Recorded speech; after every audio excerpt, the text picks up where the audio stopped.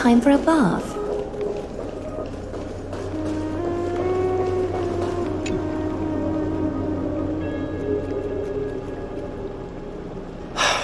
Aglaya, with all due respect, this trial's taking far too long.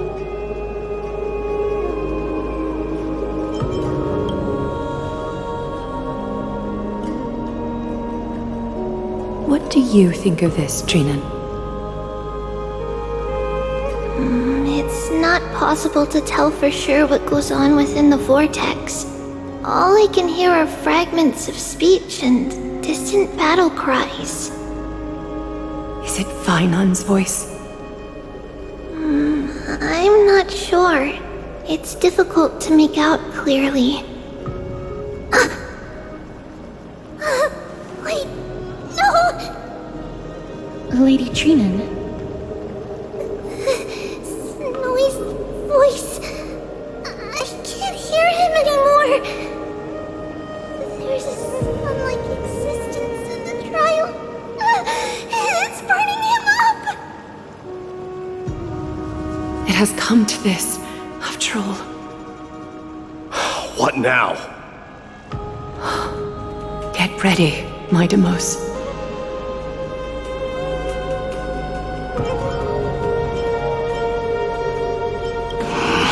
Time for Plan B. As I promised you, Aglaya, I will intervene in the trial this time to bring your deliverer out to safety.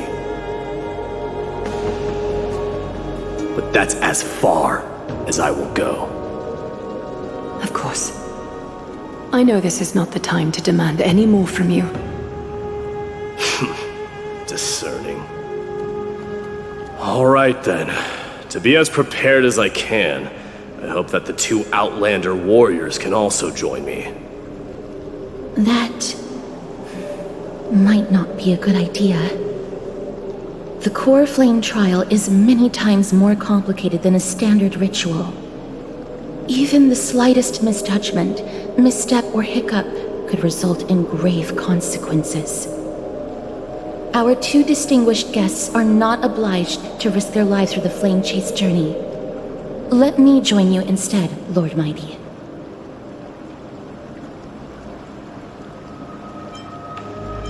No. Someone should stay outside in case we need help.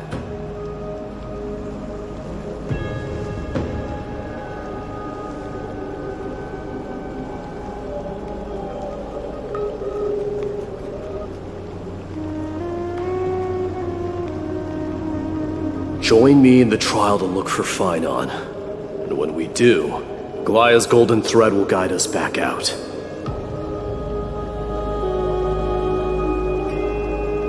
Assuming we survive Nikador's wrath.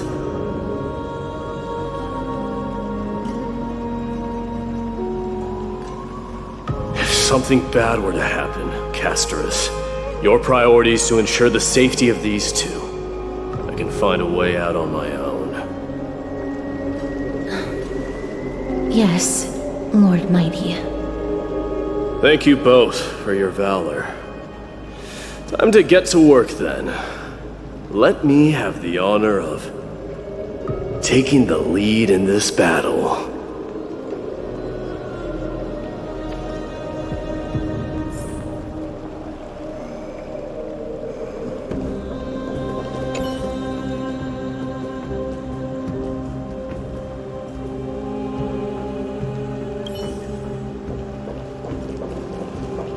Please, stay safe.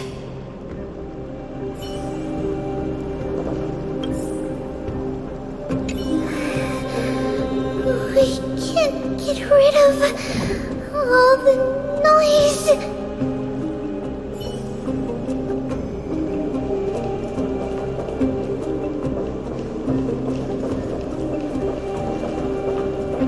May that warrior be safe from harm.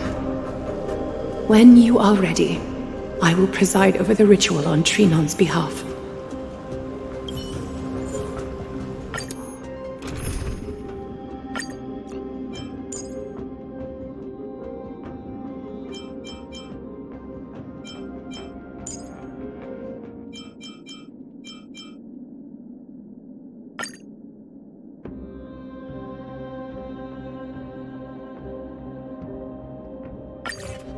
Our reinforcements from beyond the sky. Warriors of high esteem.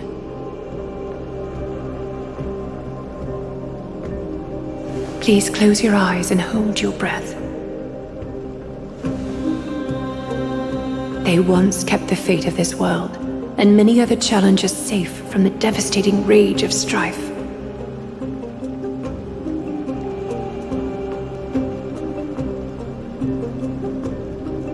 They now seek to venture deep into the trial of divinity and prove their will to destroy our enemies, as foretold by the prophecy.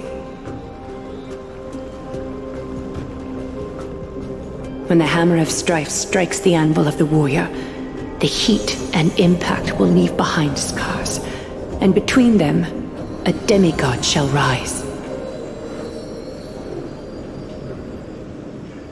Very well. Come forth then. Souls foreign to this realm, and warriors in the making.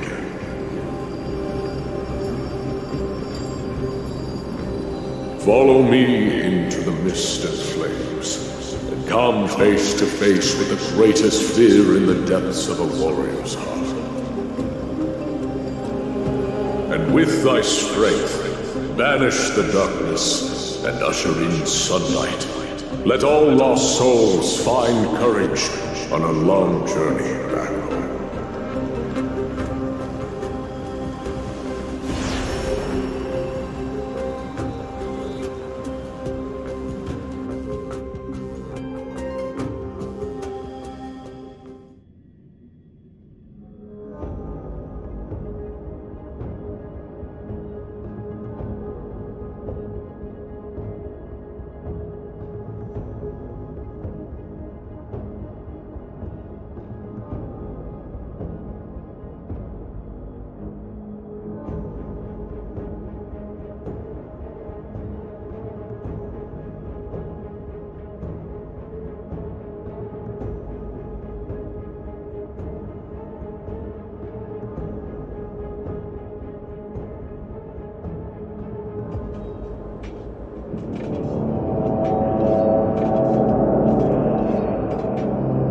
What's the matter? Surprised? Where there's strife, there's carnage.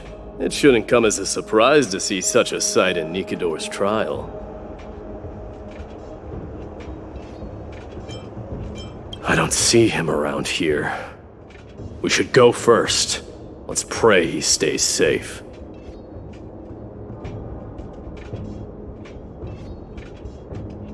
Huh. The greatest fear in the depths of a warrior's heart, huh? So, this is what he fears the most. There's no place for you in Amphoreus! A disaster for Akama. There's no place for you in Amphoreus! So much for the king of those disaster. outlanders.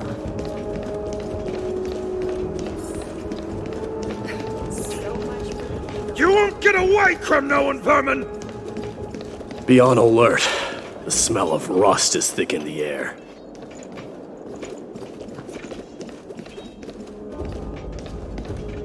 Tell me your name, brute. Your demise shall be a tale I boast about at the feast table.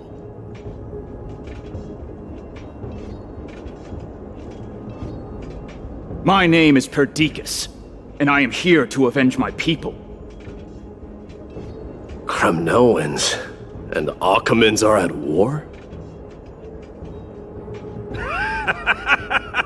Perdiccas?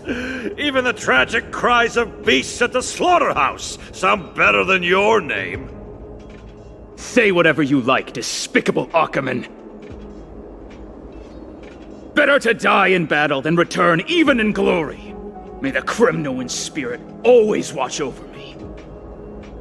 Foolish brute.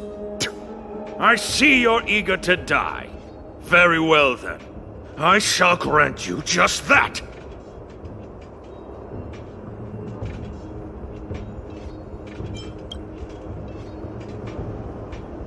Huh? Die, you swine!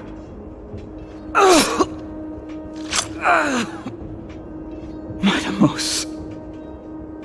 My king. Why? Why did you leave us to the mercy of these foreigners?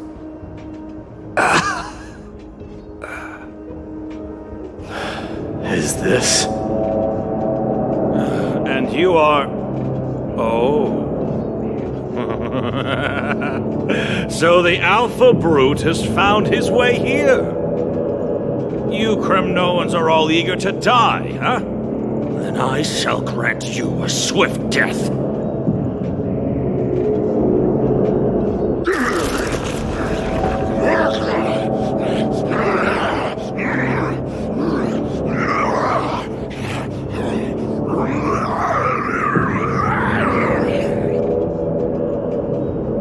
Face your death, cowardly king!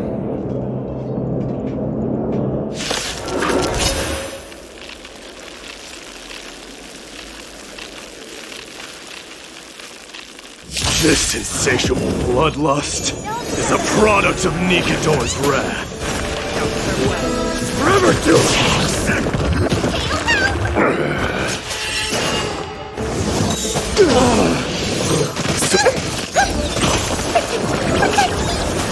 Serenity is before me. I watch over you and guide you on your path. Burn it up! Through my blood! Now accept your punishment! Burn it all!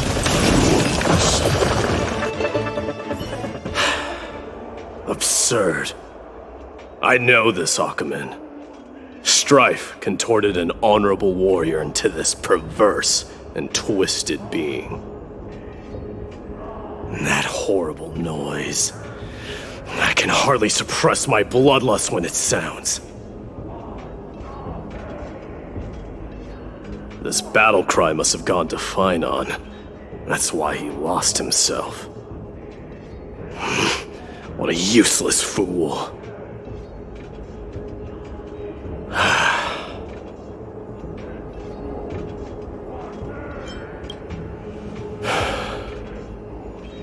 It's nothing.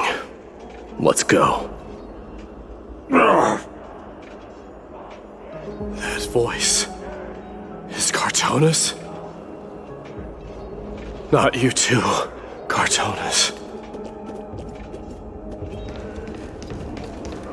Mighty Mouse you are. Destroyed all the wicked king. Here to take my life finally.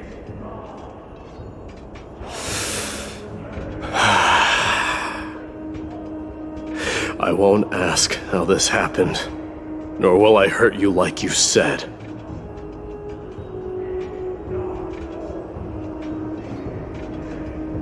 I just need you to tell me where Finon is. All of this you know very well. Leave our city, cursed son of Gorgo!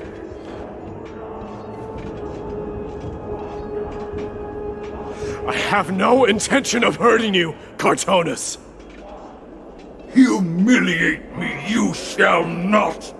Leave! Get out of Okima! Get out! Symbol of your sovereignty, take it! Signet of Kremnos, bask in blood-soaked glory, your kind alone! This is... Mother's signet? It's here again. I knew it. Ha! Finally gone mad, despicable vermin have. With your mad king, perish together in that maelstrom of battle! Enough! Be quiet! You were not at all, Cartonis! Look out!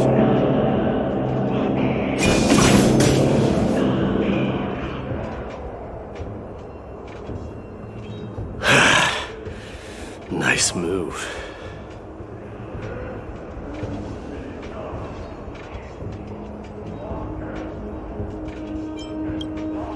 Wait. He seems calm and composed, unlike the rest.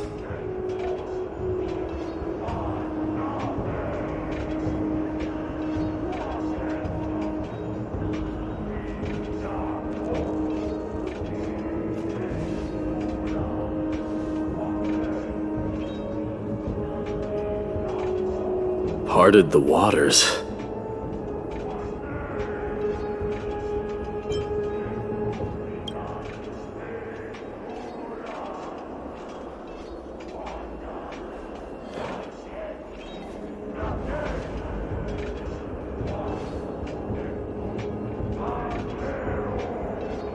So, you are Dan Heng.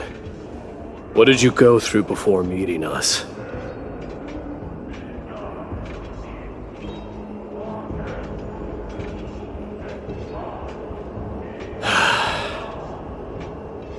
You mean you saw your past too?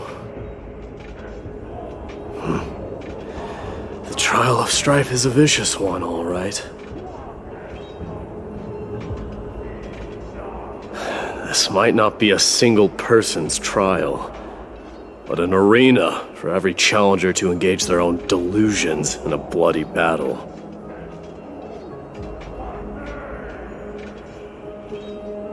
I saw someone from my past a while ago. Someone Finon has never met.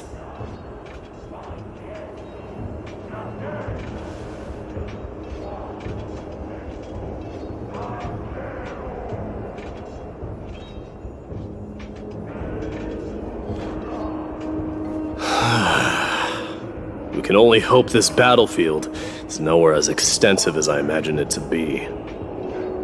Let's first follow the sounds of battle to their source.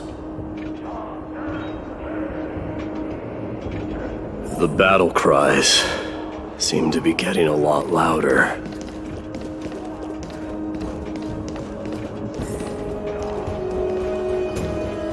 This will be the end of you Outlanders! I agree. Go find your friends and hound! Cursing. Just as I thought. This is where the battle cries were coming from. The true entrance to Nikador's trial.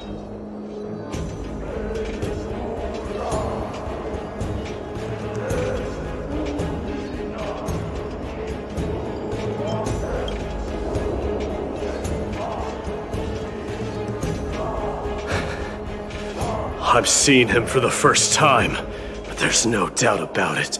What I'm sensing can only be Strife's bloodlust. The one manipulating this battlefield is Nikador themselves. My demise. You are a keen warrior indeed. You know me? The blasphemous prince. Of course I know you. And I happen to know that you're here for the soul of that white-haired warrior. Great. Let's cut to the chase then. Hand over that poor excuse for a sword master, so we can be done with this farce. No.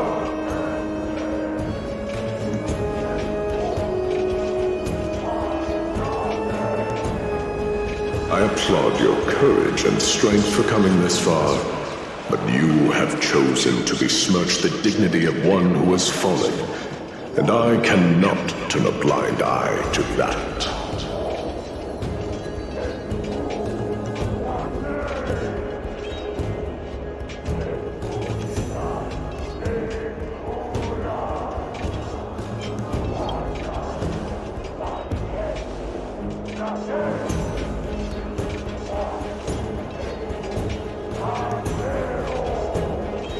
He faced the greatest fear in the depths of his heart, and fought with exceptional valor, though he eventually succumbed to the brutal onslaughts.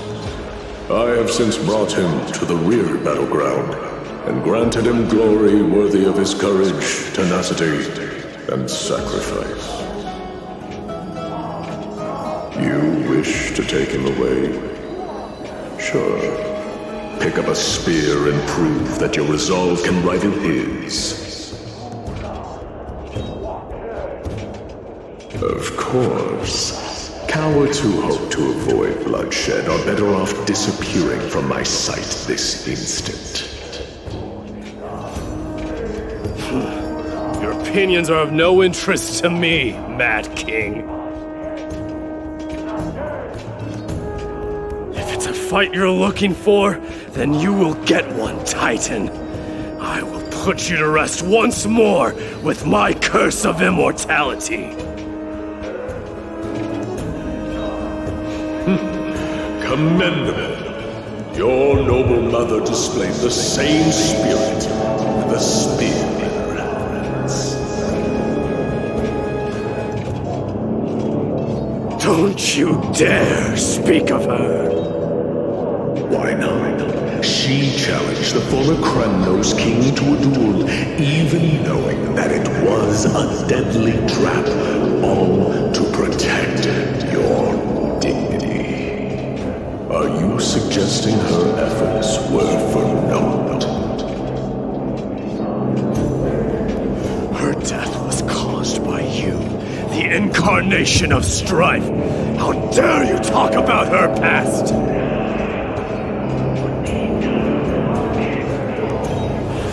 Enough of this nonsense. You should be wielding your weapon at the god of strife. Battle me and put a swift end to this!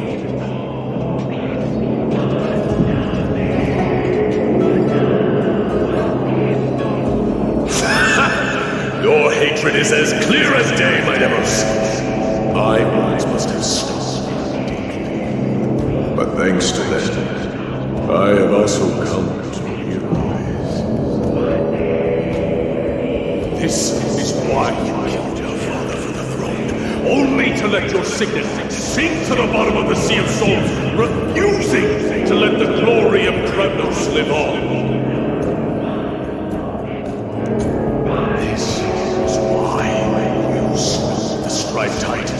Only to reject the core flame, letting strife continue instead.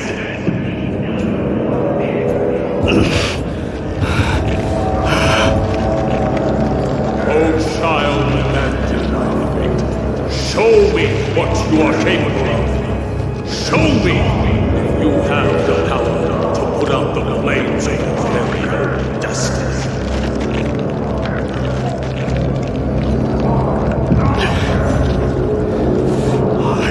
Rip your chest apart, Titan. In the same way I ripped apart that former king. I see you wish to repeat this. Come at me then.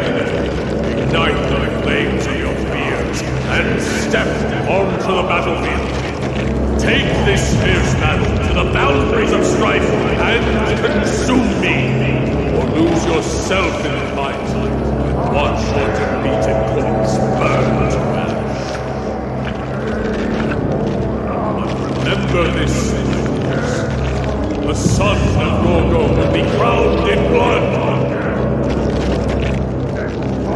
The very breach of conscious moment, essential to you, the successor of Kremnos.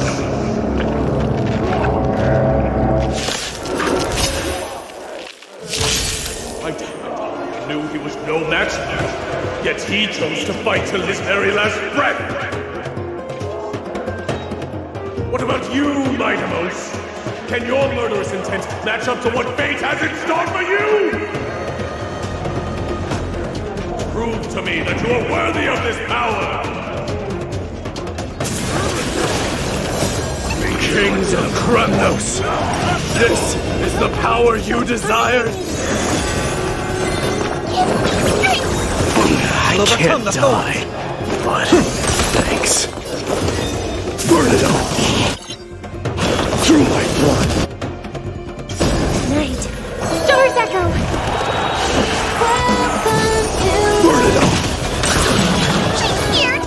foot! Get there! I heard the call. Serenity is before me. Forever you! In the name of Ceres, I cleanse you the blood of strife. This raging power, I can hardly contain it. Watch over you and guide you on your path.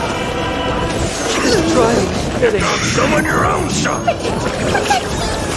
Wanted to doubt farewell. Forever you! So feeble. Conquer all land.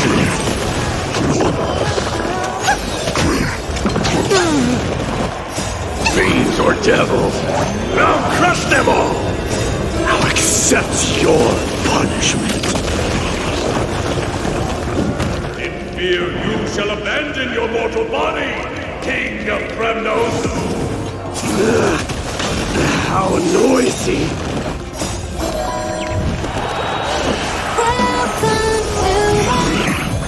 Get them! Serenity is before me. Watch over you and guide you on your path. Forever you!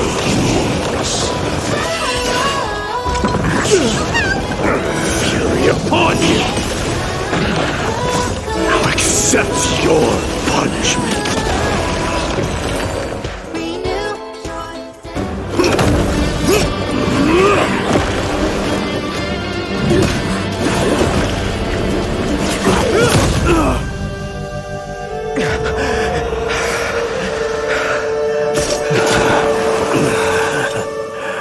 Found you.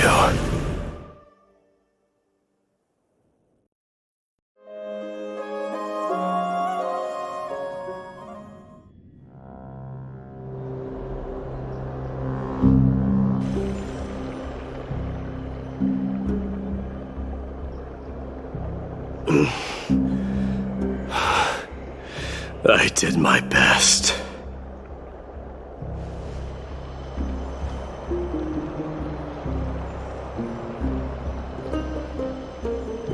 There's no need to worry. His soul is in a stable condition. With ample rest for both body and mind, he'll be up and about in no time. The greatest fear in the depths of his heart. Lord Finon must have been forced to relive his past during the trial, and revisit his homeland that had fallen to the black tide. In all likelihood.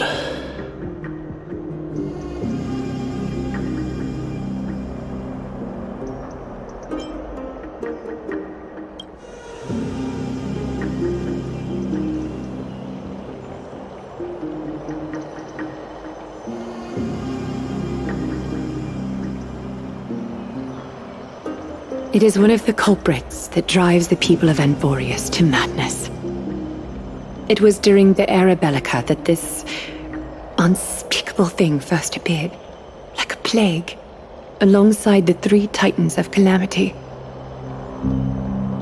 Nobody knows where it came from or how it came to be. What we do know, however, is that it is steadily encroaching upon what little remains of this tranquil land, much like a rising sea closing in on an island from all sides. It is for this very reason that it became known as the Black Tide. Those who succumb to it lose their reason and humanity, becoming vicious, mindless monsters. Mortals are not the only ones susceptible to its influence. Even gods and titans cannot escape from it.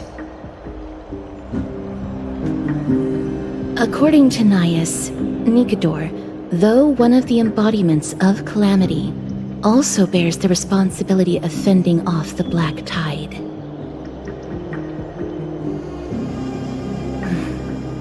Perhaps that is also why Lord Finon threw himself into the trial of strife so readily. But now, we must look for alternative means of igniting the flames of strife. So, Aglaya, what should we do now? You know very well the decision doesn't lie with me. As the successor to Kremnos, mighty, You know better than anyone that if it was simply about emerging triumphant on the battlefield of strife, you and your people could manage it with ease. But ultimately, the heavy burden of divinity can only be borne by one. It is foolhardiness and indecision, not the unclaimed seed of divinity, that pushes this world into the deathly fog.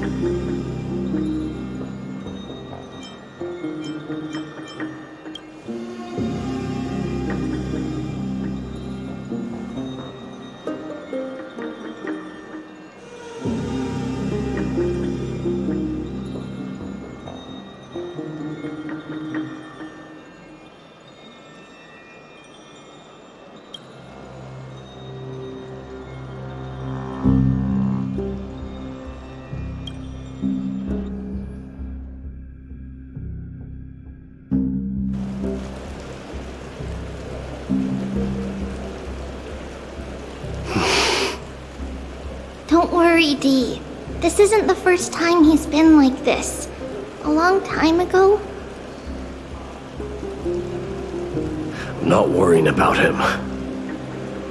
Oh, alright. You're a little quiet, though. I'm sorry. That was rude of me. What I meant was, I know that man can pull through for sure. It's alright. Being straightforward suits you better. Actually, Dee, there's something we're curious about. What did you see in Nikador's trial? Something that terrifies me. Isn't that ironic? There shouldn't even be a word for fear in the Kremnoan language. Do you think you stand a chance against that thing that terrifies you? Is this also part of your grand scheme? What do you mean? Aglaya knew that Phinon might fall. And she expected me to take his place. That was the plan all along, wasn't it? Yes. Looks like you know everything. I have no intention of condemning you for it. The Flame Chase journey is not a game, and I have long understood this. With the downfall of strife, and the ever-growing threat that the Black Tide poses, if Cersei's and Ornyx are also impacted, ramifications will be dire. They are the only two Titans who are still lucid and willing to coexist with humanity. Regrettably, I do not hold the key to completing the trial. If I wish to conquer that fear, I need the assistance of my fellow Kremnoans. Give me some time to speak with my people. It won't take long, I promise. I see. There is strength in numbers, but you must know that the trial to become a demigod is ultimately meant for only one individual. Your people. They have been eagerly awaiting a new king all this time, haven't they? If you take on the divine role, they will have no reservations about following your lead. After all, you're the hero of Castrum Kremnos. I once was. Lady Trevios. Therein lies my deepest fear. We'll talk again later. I'll be back. Dee? Regardless of what happens, we will always be there for you. Thank you. The person I'm looking for is probably in the hot bath. I should go take a look. The billowing steam always brings back memories of the furnaces in our homeland. We shape fate and weave anew. Regardless of what happens, we will always be there for you. Thank you.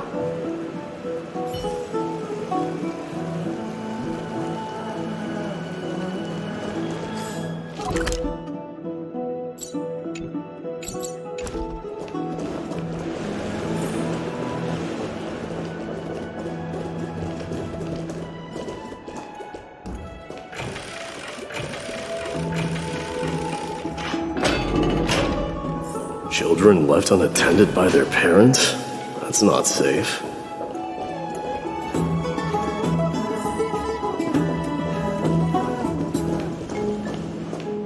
You shouldn't run around in here, kids.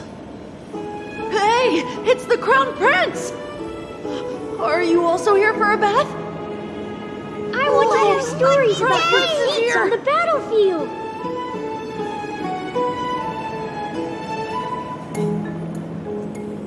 The Crown Prince. Are you Kremnoans? Yeah, we are! The grown-ups said we used to live next to the arena! Well, next to the parts next to it anyway!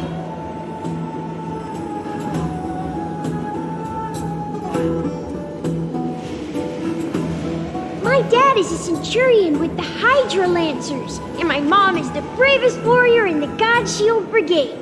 We used to get tons of silver coins from Mr. Crateros. My parents are serving in the Holy City garrison now.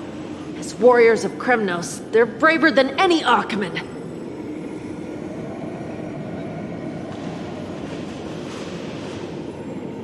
Why are you kids here alone? Where are the grown-ups? Mom and Dad were asleep, so we snuck out to play hide and seek with Mr. Crateros.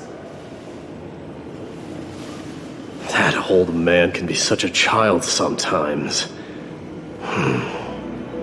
You know where Crateros is?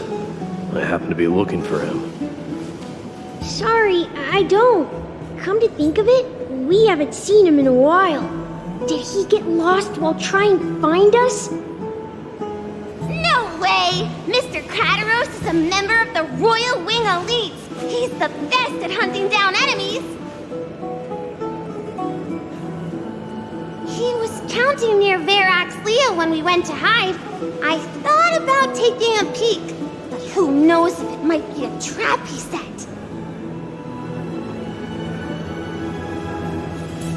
It was prudent of you to be cautious. So, which Verax Leo was he with? It's, just take a few turns after you go out from here. It's close to the backs. Alright, I'll go look for him. You should consider the game over and head home for now. And don't play around the hot baths again. Wait, Your Highness! Is there something else? I heard you retrieved Nicodor's core flame. Does that mean we get to go back home soon? Have you ever been to Castrum Kremnos? You were all born in the Holy City, and are living lives no different from the Achaemenids. Everything you know about our people comes only from the tales of others.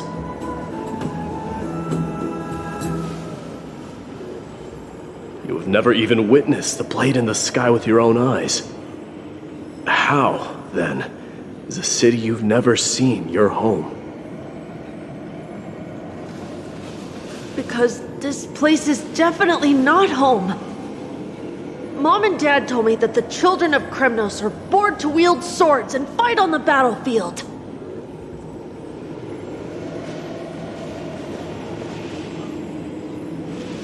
They also said that the Kremnoan detachment led by the Crown Prince is the bravest army across all of Amphoreus. No one can defeat them. The kids in the Holy City don't play with us. The moment they find out that our parents are Kremnoans, they shun us.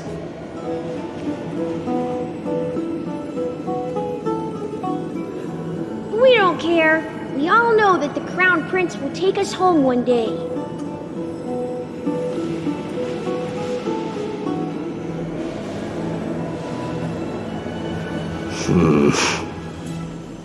That time has not yet arrived. But, young men of Kremnos, heed my command.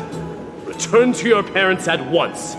From here on, you are to dedicate yourselves to rigorous training and a healthy diet. You must not neglect these two aspects if you are to become a brave warrior of Kremnos. Only by following this path can you be deemed worthy of returning home. Yes, Your Highness!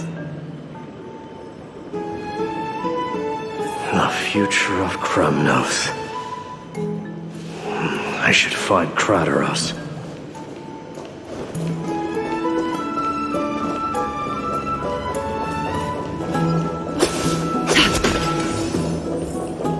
There he is. Is he engaged in a debate with that... Rat! Oh, it's the Crown Prince of Castrum Kremnos.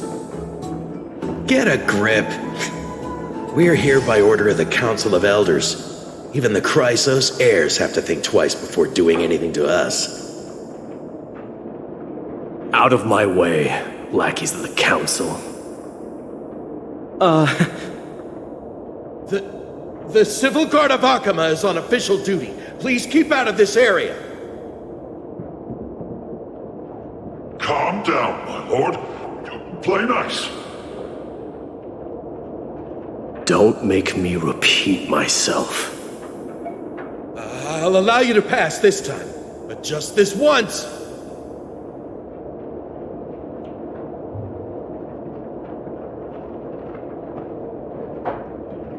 So, you think yourself knowledgeable?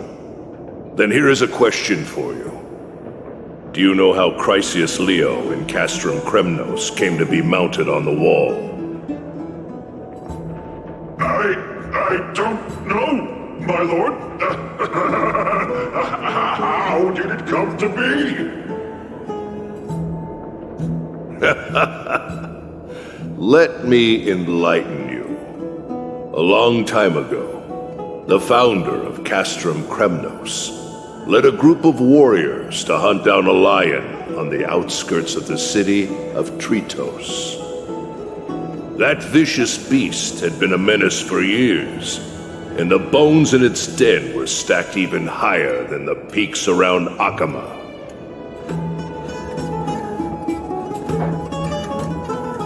But do you know what happened?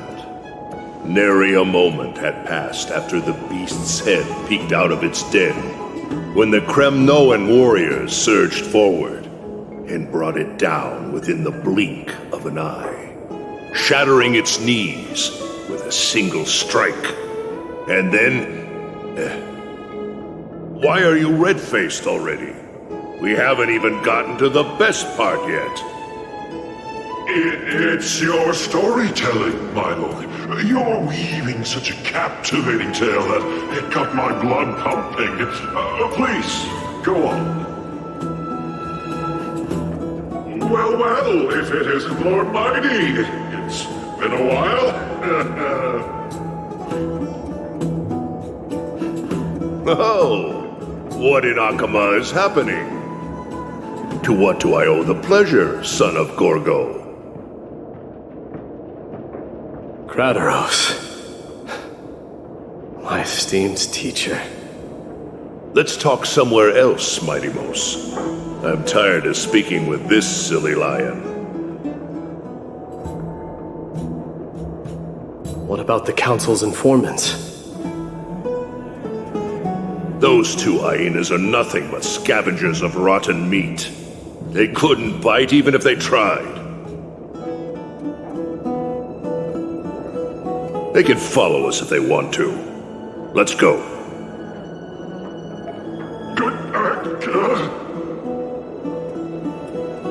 Wait, so how in the world did Chrysia's Leo get mounted on the wall? Keep up with us, you hyena. Oh, sorry. I meant officers. Hey, old man, how dare you? Calm down. Calm down.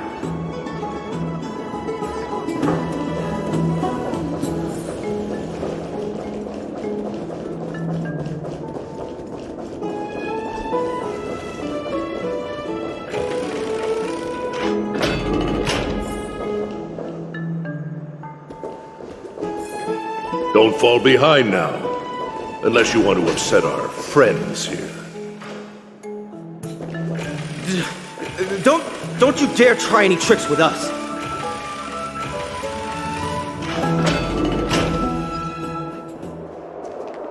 We're almost there.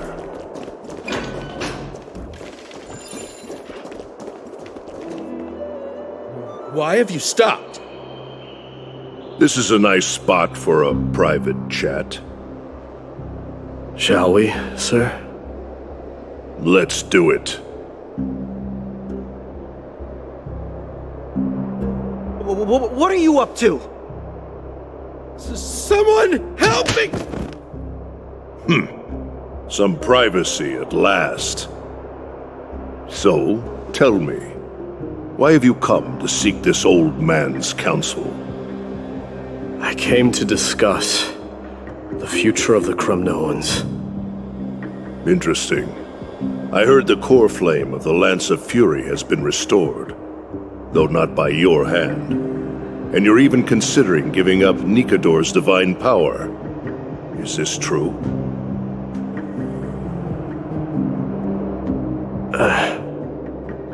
Those rumors are not entirely groundless. In other words, you did entertain the thought of giving up the throne of Kremnos and forsaking your people. The divine power is not equivalent to the throne. The path of strife is also not our people's only way.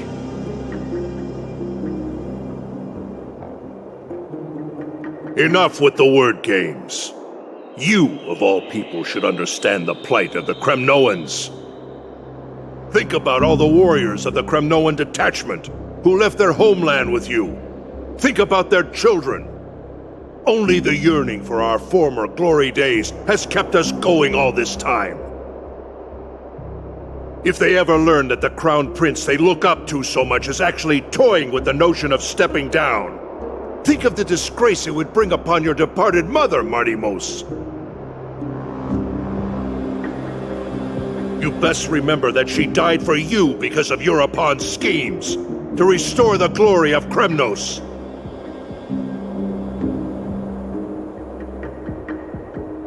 Since you've brought that up, tell me, who is responsible for my father's death? Are you trying to shame me, Martimos? I may be old, but I haven't become so decrepit that I've forgotten it all. Of course I remember that Europon died when the Kremnoan detachment surrounded him. You drove the spear into his chest with your very own hands. That was merely the final outcome. Do you still not see it? What led my parents and our people to their downfall is none other than the strife we speak of.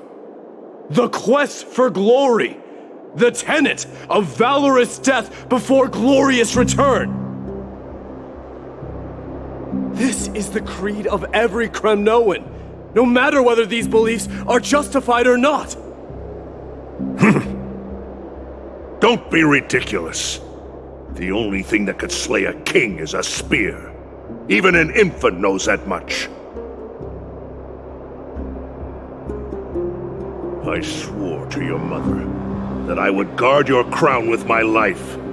I never foresaw that the son of Gorgo himself would be the first to turn his back on the Kremnoan spirit. Gorgo. Your mother bore that name. The name of the great founder of Castrum Kremnos. And she upheld that name with honor. If you choose to turn your back on her legacy, like a wretched deserter, do not fault me for withholding my loyalty, Martimos. I came to discuss the future of our people with you. But it appears this is not the right time yet. Go, mighty. Ha! That's what those Chrysos heirs call you, isn't it? Go down the path you have deemed correct. Deep down, you have always been one to do as you please, and I am well aware that no one could deter you once you've made up your mind. But don't you ever dream of renouncing the traditions of Kremnos. We may reside in Akama now, but we remain eternally bound to strife by blood. Bloodlines no longer hold any significance in this era of destruction. My young lord, always bear this in mind. Never reveal your vulnerabilities to anyone. A lion should never dwell amidst its prey, especially when it wields power enough to dominate the entire hunting ground. Europon, the boy did nothing wrong! This is murder! Do not sully the noble name of Kremnos with the blood of an innocent child! You mustn't reveal your weaknesses to the enemy!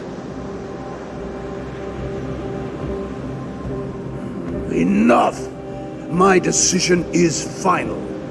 We must use this child's life to preserve the soul of the great Nikador. We must save Castrum Kremnos. Don't be absurd! Those tiny hands lack the strength to even lift a spear. Do you truly believe him a threat to Castrum Kremnos? You'll be ending the bloodline of Kremnos if you do this. Our millennia-old glory will become nothing more than a joke.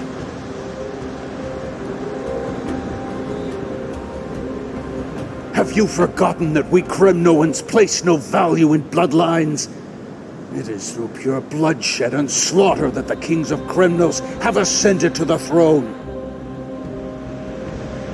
As for our millennia-old glory, it has always been a joke in my eyes. Glorify it all you want, but it will not alter the nature of slaughter. Those who revel in it are but murderers.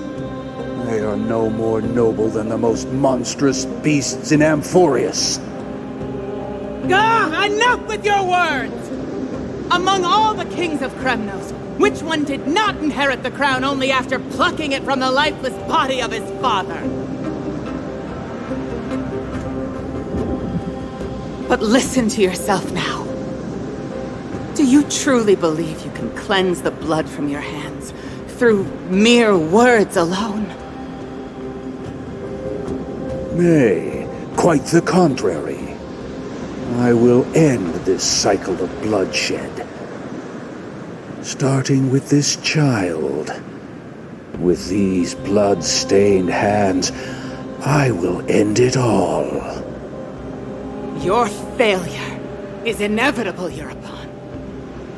You are just a coward who can only raise his blade against his own child! A beast that murders his own kin. Royal Wing elites and Emperors of Kremnos! You cannot sit idly by and watch this atrocity unfold. If you consider yourselves the honorable sons and daughters of Gorgo, then take up your spears and join me in putting an end to this bloody charade! Does anyone else have any objections? If so, come forward with your spear and prove your mettle. Understood. 5, 4, 3. No one dare stand by my side. Cowards! Has that crown stripped you of your courage?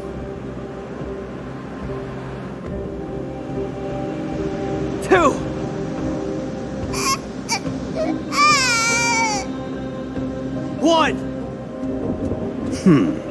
It appears there are no objections. Then, in accordance with the Kremnoan Council's principle of tacit consent, the decision is final. With all present as witnesses, this child shall descend into the Sea of Souls, where he will nourish the Lance of Fury and join the fallen heroes. May fate and the gods await your arrival. My son, my Deimos.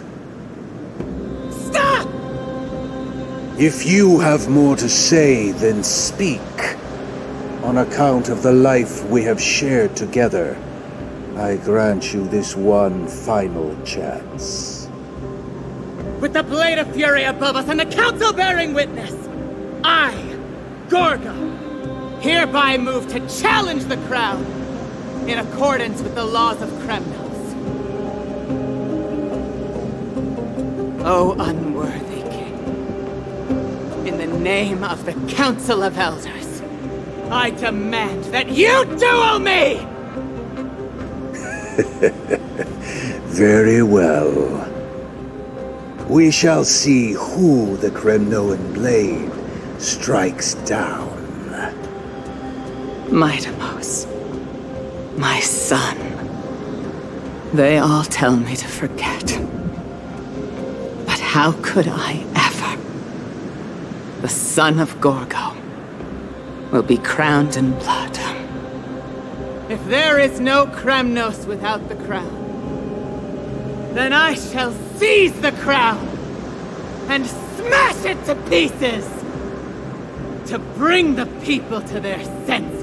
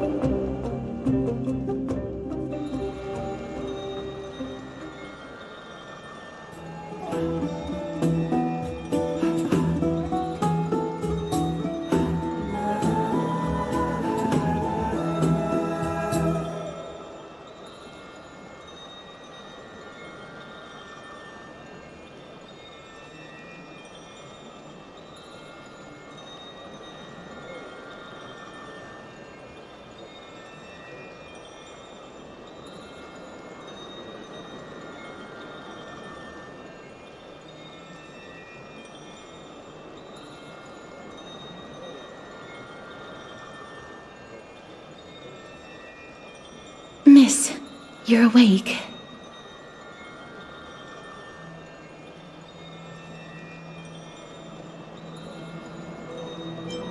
That's a complicated question. I'm not sure I can answer that. I apologize for arriving uninvited. I saw that you were still asleep, so I took the liberty of waiting nearby. I bring a message from Lady Aglaya. She has prepared a gift for you and Dan Hong, and wishes to present it to you in person.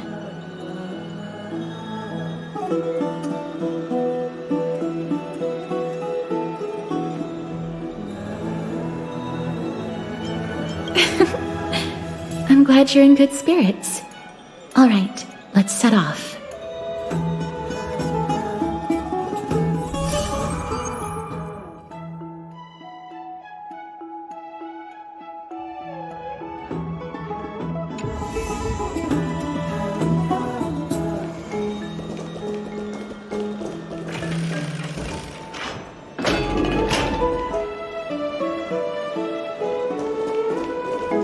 Are bustling. Now that Nikador has fallen, the soldiers in the city can finally catch a break. Have you heard?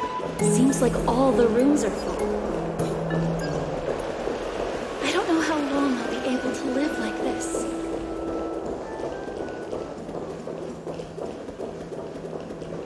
Is that Lady Treby and Lady Trianne?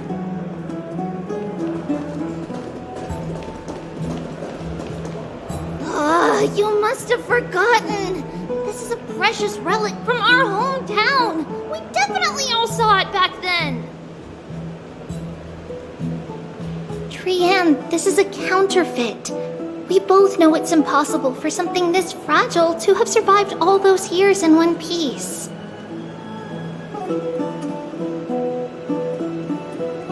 Nothing is impossible! We are fragile too, but we still got through those sad times. Ugh, look at that color and how it glitters in the light. It's exactly as we remember it. Why won't you buy it? If someone else gets to it before us, we'll miss our chance forever.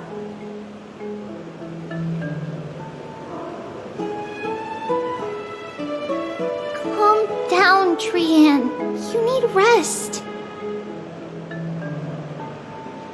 Please, there's no need to fret. If you need more time to make a decision, I can put this aside for you until tomorrow. Or until you're ready? No, it's alright. Trianne is just... She'll come to her senses tomorrow. We'll be off first. Trianne is just... what? Trianne is super mad, that's what! You've forgotten all about Mama! Mama gave us something just like this before! Trianne...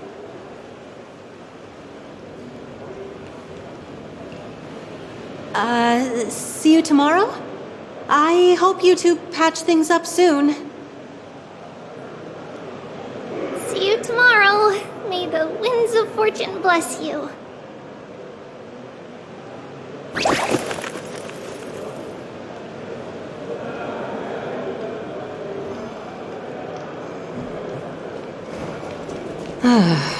It's so hard to understand what they're thinking sometimes. Excuse me, if you don't mind, could you tell me what Lady Treby and Lady Trianne were discussing just now? Oh, it's Miss Castorus. It's been a while. Well, honestly, I'm not quite sure myself. See, I have a little hobby of collecting handicrafts. Some time ago, I found this trinket being sold at the Marmorial Market and bought it to use as decoration at my stall. When Lady Treby and Lady Trianne walked by earlier, Lady Trianne happened to catch sight of it and promptly insisted that it was a precious memento from her hometown. But the Lady Treby believed it to be a counterfeit. She said it couldn't possibly be from Yanisopolis. The likelihood of such fragile glassware surviving the Chrysos War is simply too low. For some reason, Lady Trianne became awfully upset after hearing that. I see. Madam, would you mind selling this trinket to me?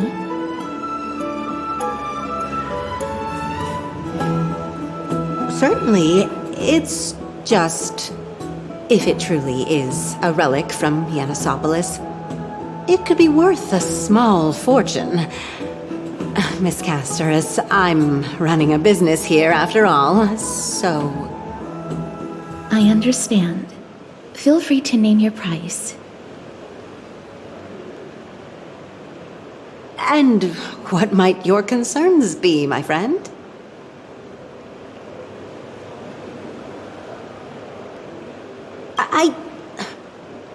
Fine.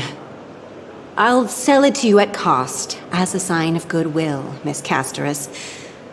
Just promise to support my business in the future. Much appreciated. Thanks for helping me out.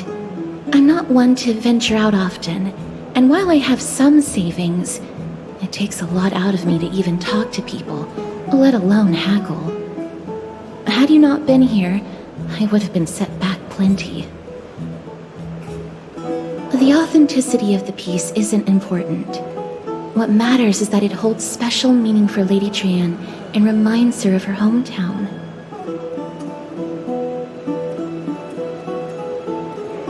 I've long wished to show my gratitude for Lady Trianne's care, but I haven't been able to come up with any ideas for a suitable gift. This chance encounter today feels like divine intervention. Perhaps this is the gift I've been searching for. Still, this trinket is admittedly rather fragile. I will have to make some adjustments and stitch it onto wool felt to protect it. That way, no matter how much Lady Trianne runs around, it won't break easily. All right. Back to business after that little detour. Let's keep moving. Don't stray far now. We've already kept Lady Aglaia waiting long enough.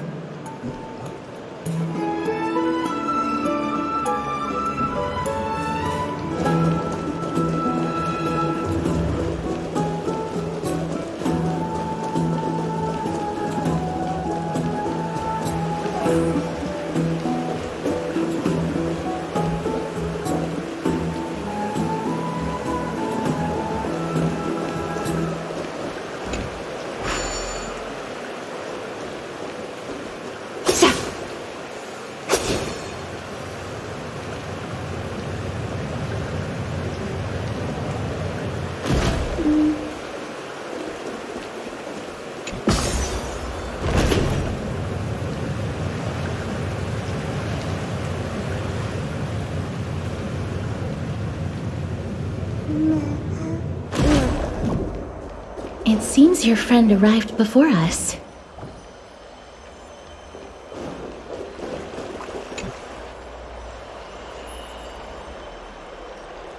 Welcome, Cass.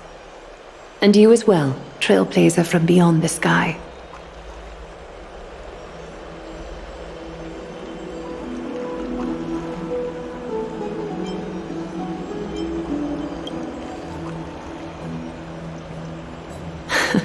Not at all.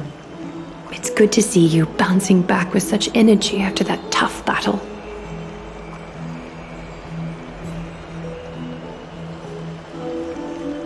For all that has happened, it was never our intention to drag you two into the battle against Nikador and jeopardize your safety. To express our gratitude for your kind trailblazing endeavors, we would like to present you with the highest honor of Akema. This is the dew of divine blood, brewed from crops nourished by the blood of the Titans. It is said that only 12 bottles existed. The last 3 bottles are now being kept in the treasure vault of Akima. Back in the days of prosperity, cities fortunate enough to acquire it regarded it as one of the greatest treasures ever. Unsealing it during a ceremony held in honor of 2 cities' diplomatic ties was the highest form of respect one could show the other. And now, in keeping with tradition, Akima dedicates this drink to our esteemed guests from beyond the sky in appreciation of what you have done for us.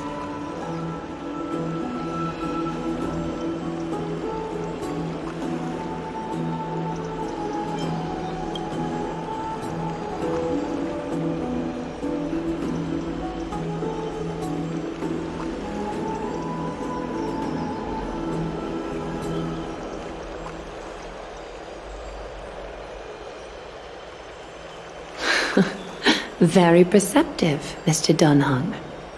Your heroic deeds have proven that you come in good faith. With the dew of divine blood as testament, we wish to forge an alliance with the Trailblazers.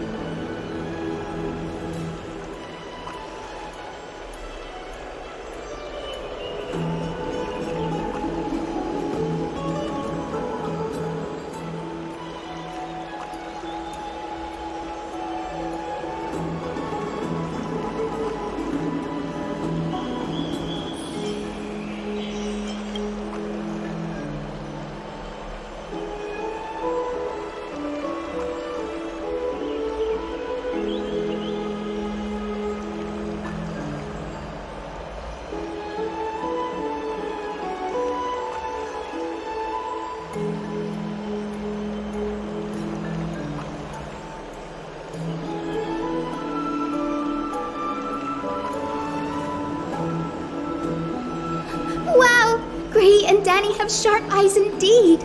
You'd make outstanding members of the Twilight Courtyard.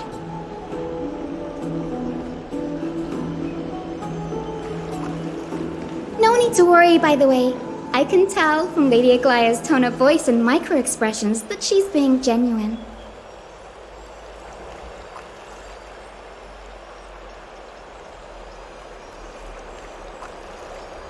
Not only are you guests from beyond the sky, but you've also done so much for Akima. You're practically heroes to us all. Lady Aglaya would never subject you to Aquila's judgment.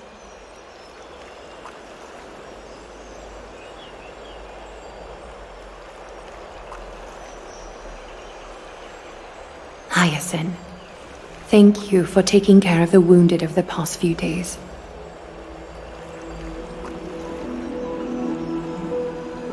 Oh, it's no trouble at all. The patients are very cooperative when we attend to them. I'm just thrilled to see them all going home healthy again.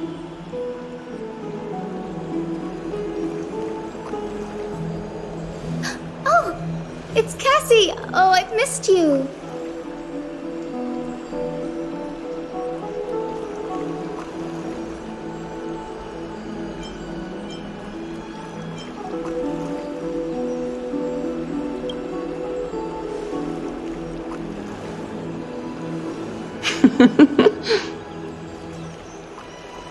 Miss!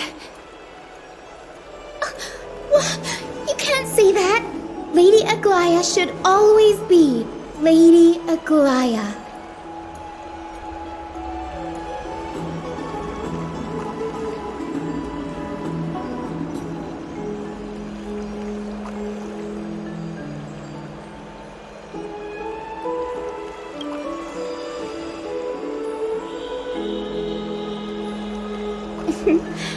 As an acolyte of Aquila, I'm here to bring healing light to the world.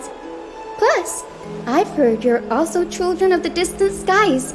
Fate must have brought us together.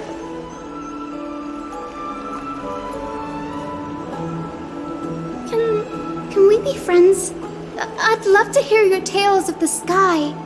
And oh, it's a rare occasion that Akama presents such an invaluable gift to guests. Lady Aglaya, may I have the honor of tasting it too? Of course you may. Esteemed guests of Akama, please believe me when I say that this gift carries no hidden agendas. As for the matter of the Alliance, you need not give me an answer here and now.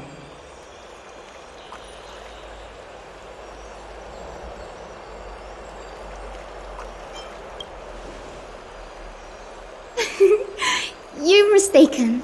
The capable Lady Aglaya doesn't need my help with things like this.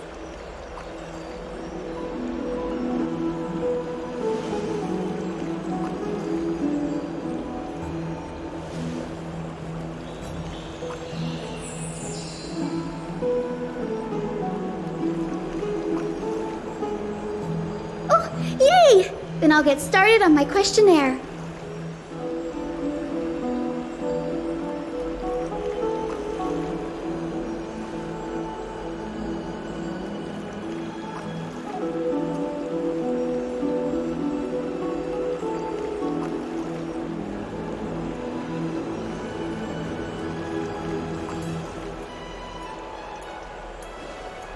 Allow me to do the honors. This young lady is Hyacinth, assistant lecturer of the Newsporists at the Grove of Epiphany and head nurse at the medical institution known as the Twilight Courtyard. Many of the Chrysos heirs suffered injuries during Nikador's attack on Akama, so the Grove sent Lady Hyacinth to treat the wounded in Akama.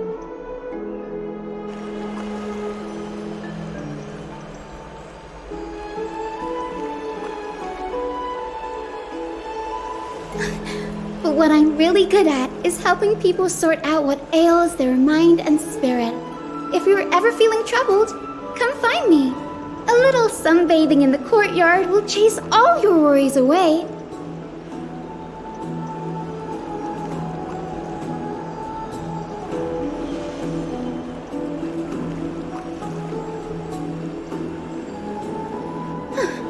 Well, it looks like everything's sorted out now.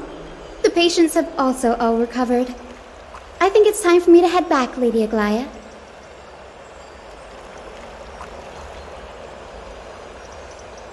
I would love to keep you in Akama for a few more days, but I would hate to provoke the ire of the Grove.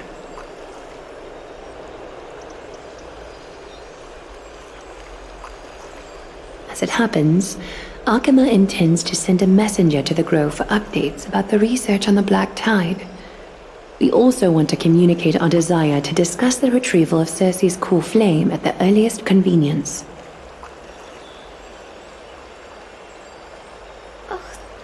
Sounds pretty serious. Lady Aglaya, you can't be asking me to... No need to fret. We won't put you on the spot. Trianne will be going there as the diplomatic messenger of Akama, and Castorus will be accompanying her.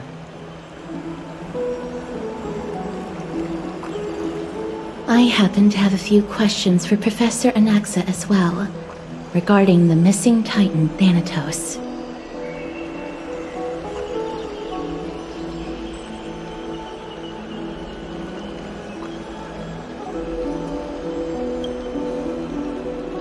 If you're not keen on just sitting around, Miss Trailblazer, why not go with him? The Grove is a picturesque place, perfect for sightseeing.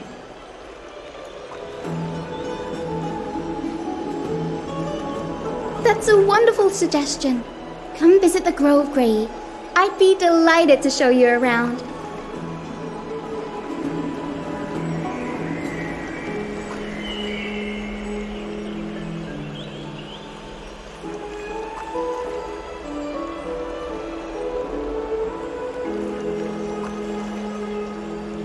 In that case, do bring this spindle along with you.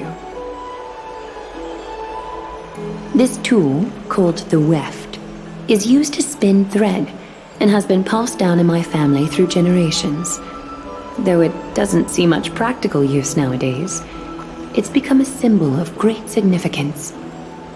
In this respect, it is the perfect token to represent my will. If you encounter trouble at the Grove, just take this out and show it to them. While you're in the Grove, the golden thread of the weft can also render all things around you visible, regardless of whether they're corporeal or not, allowing you to see things as I would. Castrus knows this too. Make good use of it. Trian is already waiting for you at the outskirts of Okima, so I won't keep you any longer. May your journey be smooth.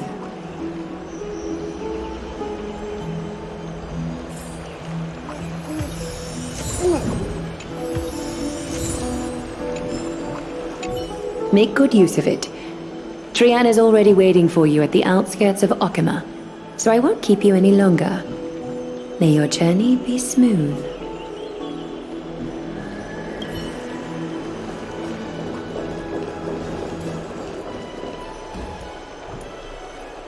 I'm glad to be in your company again, miss.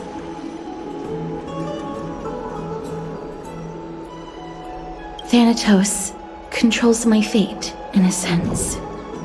The curse I bear came from them. And they have something of mine. Something of great importance that I must get back from them. When I was studying at the Grove alongside Phainon and the others, Professor Anaxa was responsible for teaching us about the Chrysos heirs and the Titans. That's also when I met Miss Hyacinth. She was Anaxa's teaching assistant then. The Grove of Epiphany is Akima's partner academy. They look after the core flame of Circes and are the organization at the forefront of researching phenomena such as the Black Tide and the Titans. They also provide academic research support for the Flame Chase journey. Several Chrysos heirs are based in the Grove, including Miss Hyacinth and Professor Anaxa. Oh, I came here with a colleague from the Twilight Courtyard. I've asked her to pack her luggage in advance, so she's already waiting for us by the city gates. Let's go meet up with her.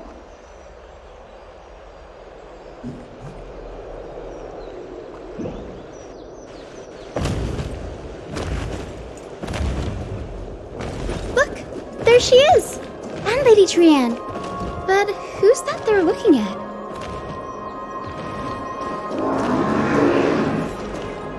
Did something happen, Clementine?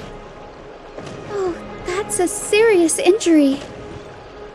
Miss Hyacinth, this man was discovered by Trian! Trian was in a bad mood this morning, so we went to the outskirts of Okima for some fresh air. But then we found him collapsed on the roadside. Trian knows the city has good doctors, so Trian brought our new friend into the city to look for a doctor.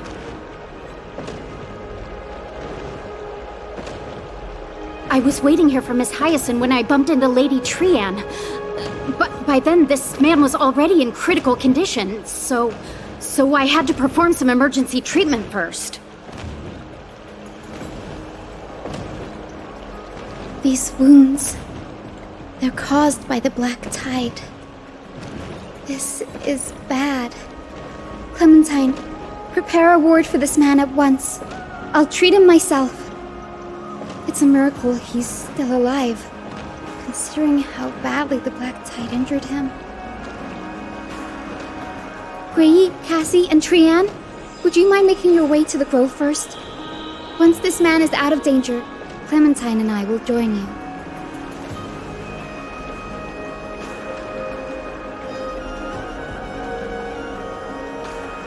As a healer, I cannot ignore those in need of medical attention.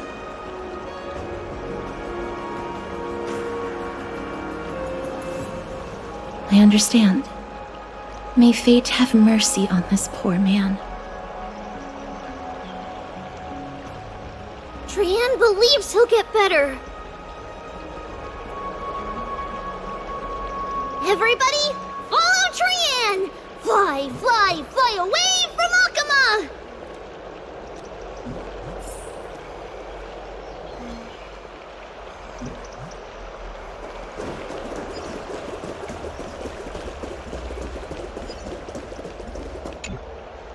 Down this road we go, to the skies we fly, leaving Akuma behind!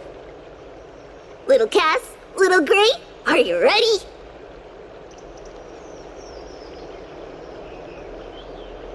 You might not be aware of this, but using the sentry gate takes a significant toll on Lady Trian.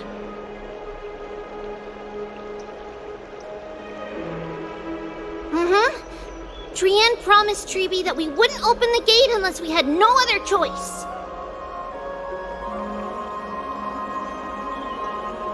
I'm ready, too. Okie dokie! Everybody, let's hold hands. To the grove we go!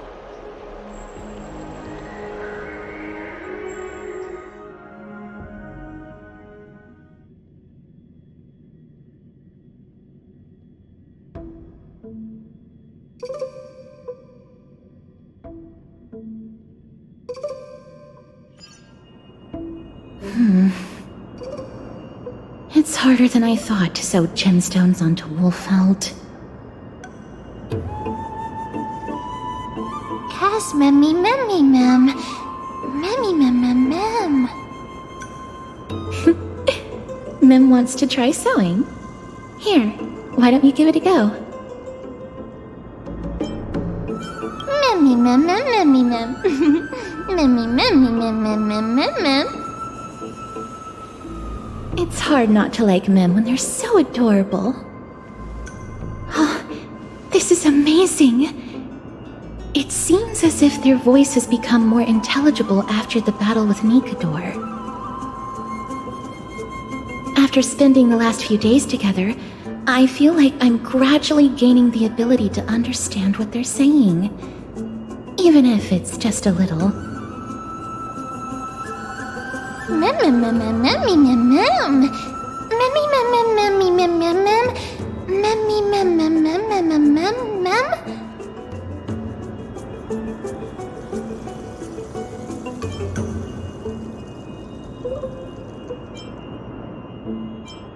Memmy, mem. Memmy, mem, mem, mem, mem, mem.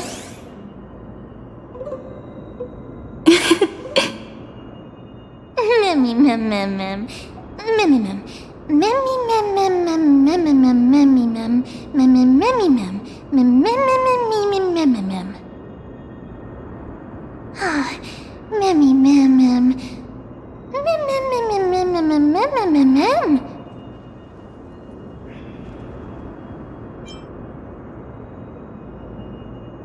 Memmy, mem, mem, mem, memmy, mem, mem. Mem, mem, mem, memmy, mem, mem, mem. Mem, mem, mem, mem.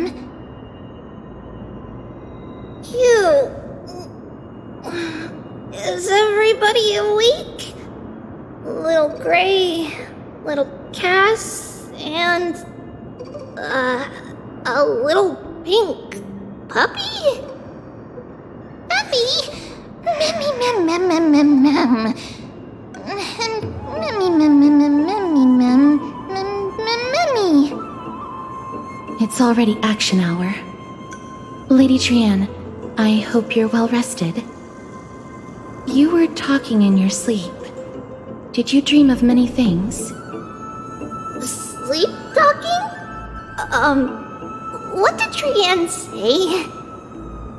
Something like, Mommy, doll with sword, let's fight together.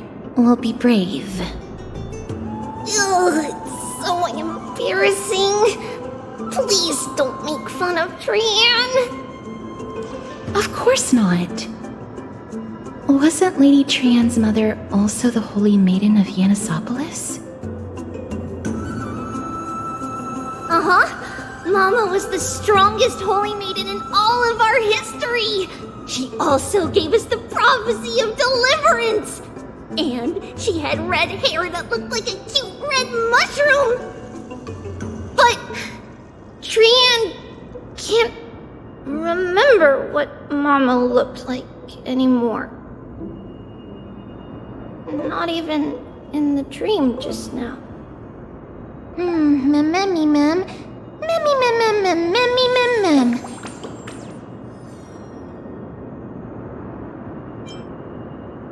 Memmy, mem, mem, mem. Mammy, mammy, mammy, mammy, mammy, mammy, mammy, mammy, mammy, mam, mammy, mammy, mam.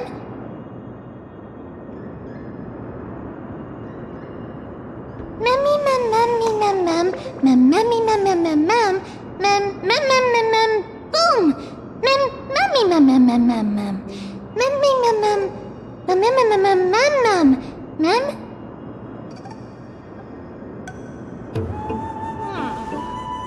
Trian thinks that's a great idea! Can the pink puppy help Trian out? Mammy, mam, mam, mam, mam, mam, mam, mam.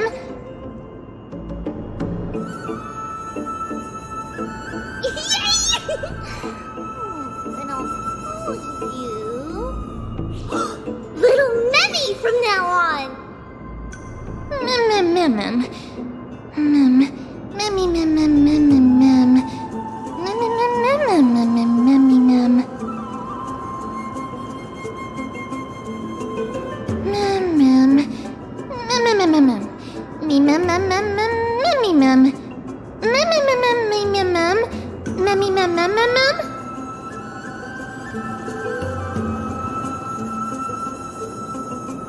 Okie dokie!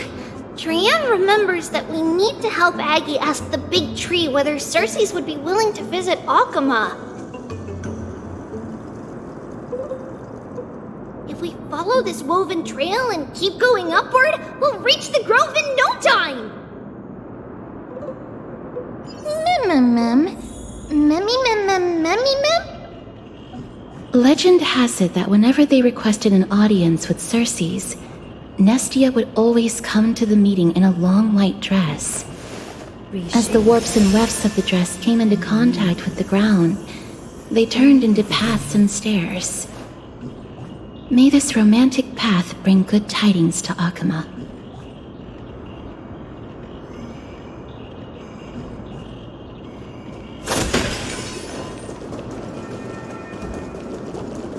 Look! A huge tree! It's huge!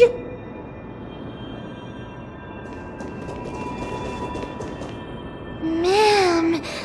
Mammy, ma'am, ma'am, ma'am. Ma'am, ma'am, ma'am, ma'am, ma'am, ma'am, ma'am, ma'am.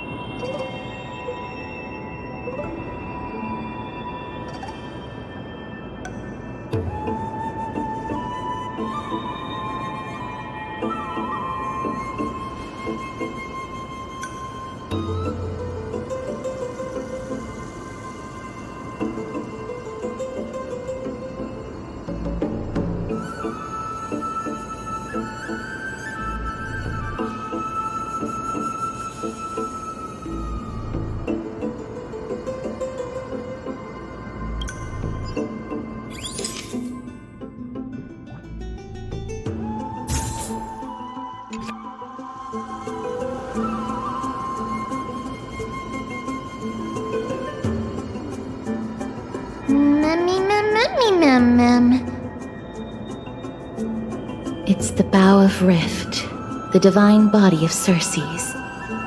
Flora began to grow where they planted their roots, and this flatland basin upon which we stand gradually became a large, verdant forest.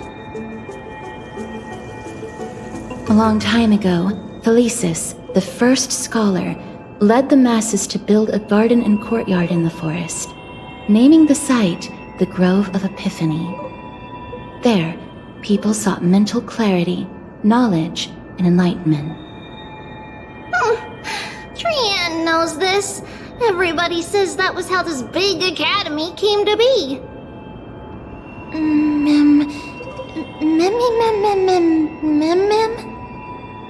Something feels off. The Grove has always welcomed scholars. So too would Cersei's give us her delicate leaves and extend her branches in greeting.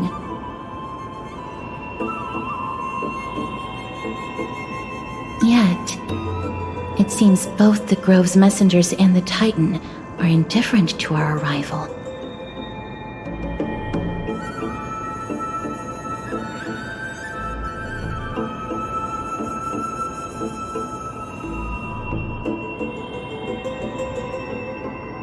There should still be a way in.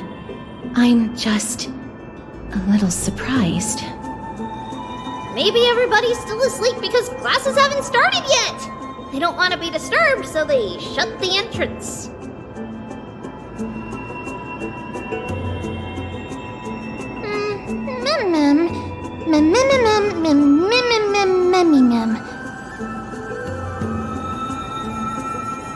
This place is too quiet.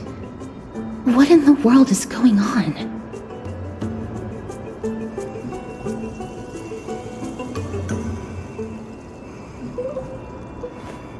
Oh! Trian found it!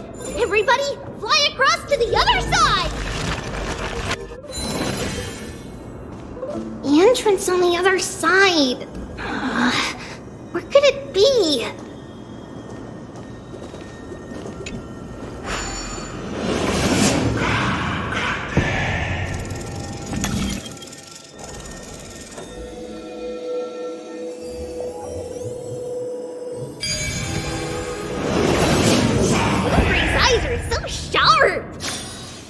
I knew you would find it.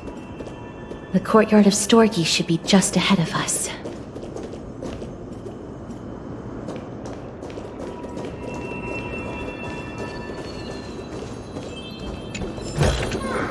An abundant fragrance, worthy of recognition.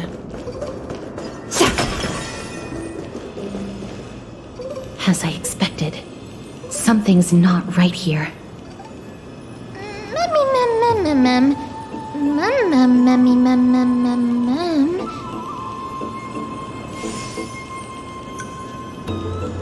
Not to mention that this whole place is also eerily quiet.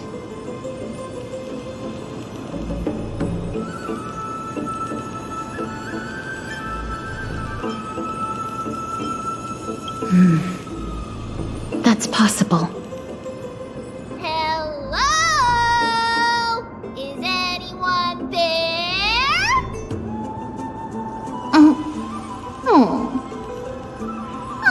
No one's here.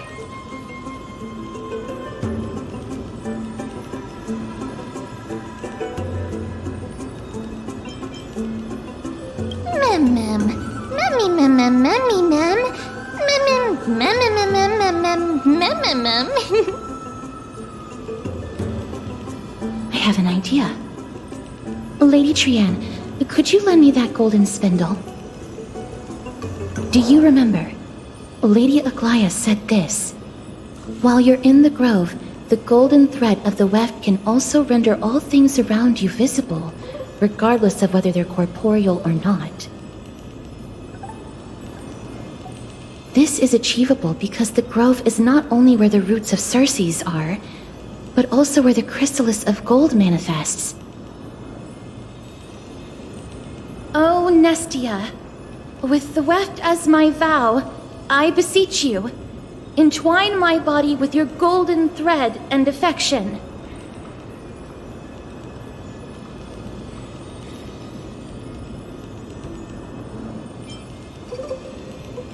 Well, these lines are documented in the Handbook of Nestia's Priests.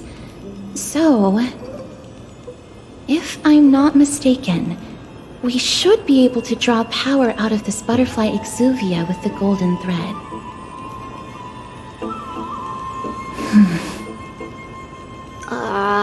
There isn't a reaction. Did it not work? But that shouldn't be.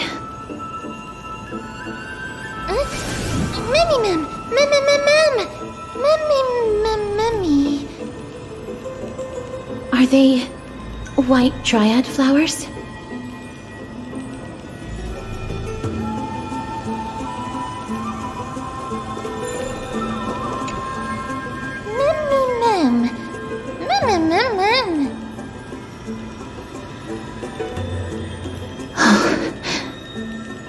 No, these aren't white dryads. These are shadows of dead white dryads. Dead, Mim? Shadow? Strictly speaking, these white dryads are still plants. They only gained sentience as a result of Circe's blessing of equality. But their sentience is minimal when compared to that of humans. These flowers have already died. What you see here are just faint afterimages of their souls. However, this also means that the golden thread has definitely connected with the Titan's presence.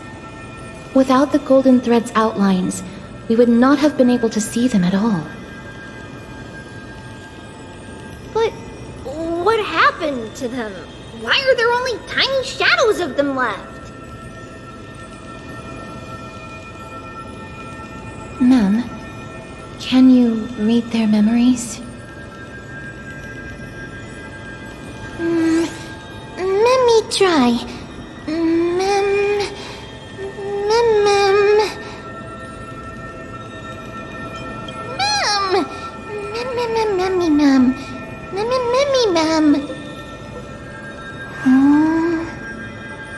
Black cloak, sword towards the great tree.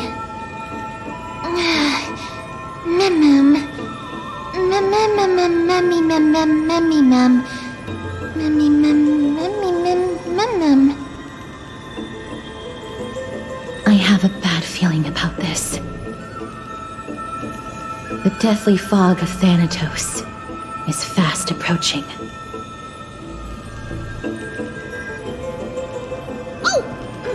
Trianne will be on high alert!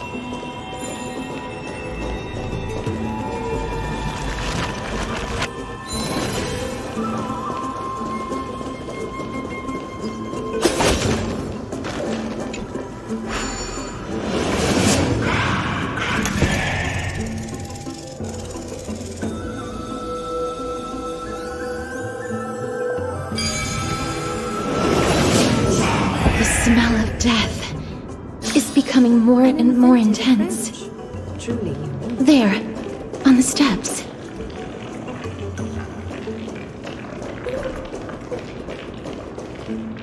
This looks really scary.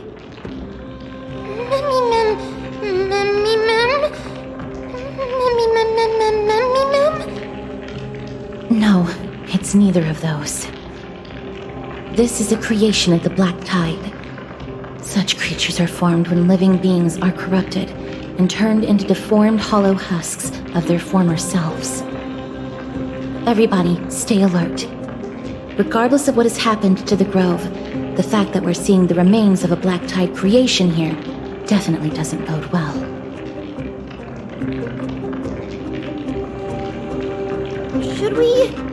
Should we inform Aggie about this?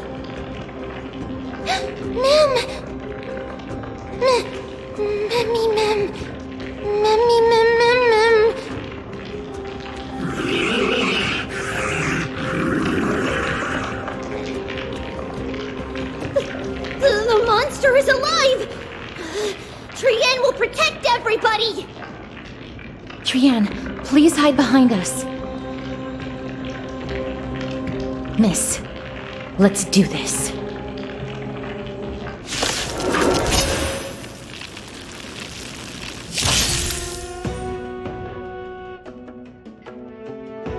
As expected, the words black, sword, and cloak. They're talking about the Black Tide. Ha!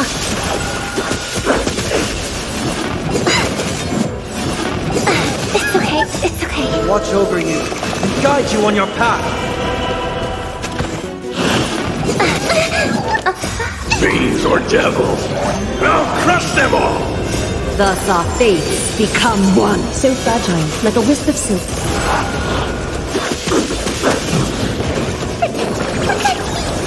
Moment in doubt, farewell. All lies shall be revealed.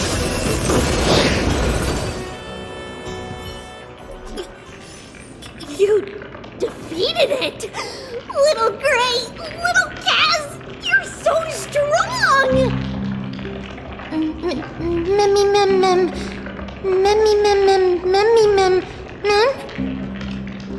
To think the Black Tide has spread this quickly to the Grove despite its remote location.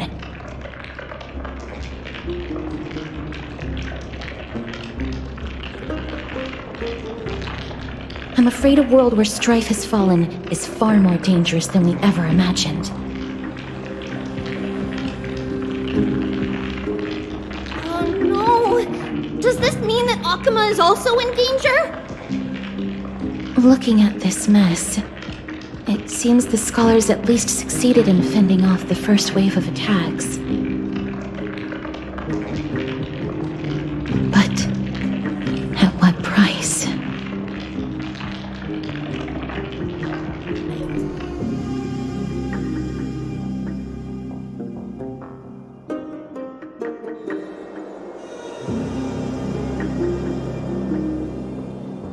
Lady Aglaya, after a few days of surgeries, both major and minor, we were able to save the life of that patient found on the outskirts of Akuma.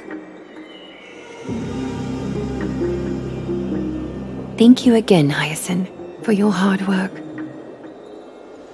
The scarring of his organs was especially severe, a result of the Black Tide's corruption. It's a miracle he's even survived. I can't say for sure when he'll regain consciousness. Don't stress yourself out over this. You've already done everything in your power to save him. There's no need to hurry to the Grove either. You deserve a good rest now. Tribi, I have some things to tell you as well. There's something strange about where that patient came from. He is not Akuman. The way the stitches on his clothes are hidden is quite unique. Such craftsmanship is undeniably from the Grove. The Grove? You mean... Now that I think about it, Castrus and the rest should have arrived at the Grove by now. Trian just got in contact! The Black Tide has invaded the Grove!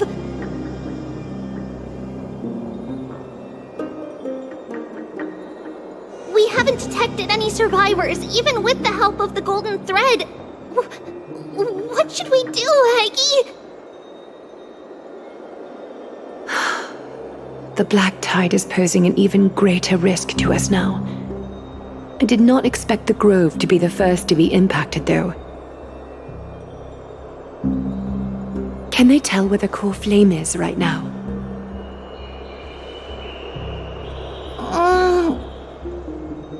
We see it. The core flame is still there, but... But... what? But they can't say for sure whether the Titan has also been corrupted by the Black Tide.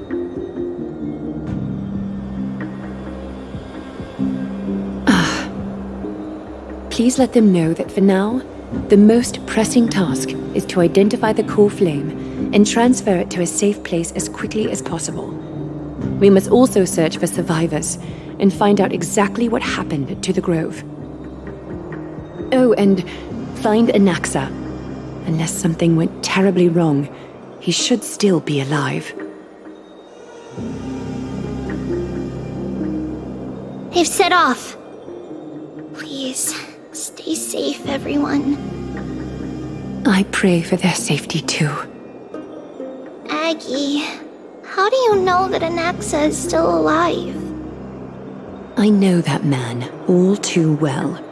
If that blasphemous performer knew that he was not long for this world, he would most certainly try to seize the core flame and drag the Titan down with him.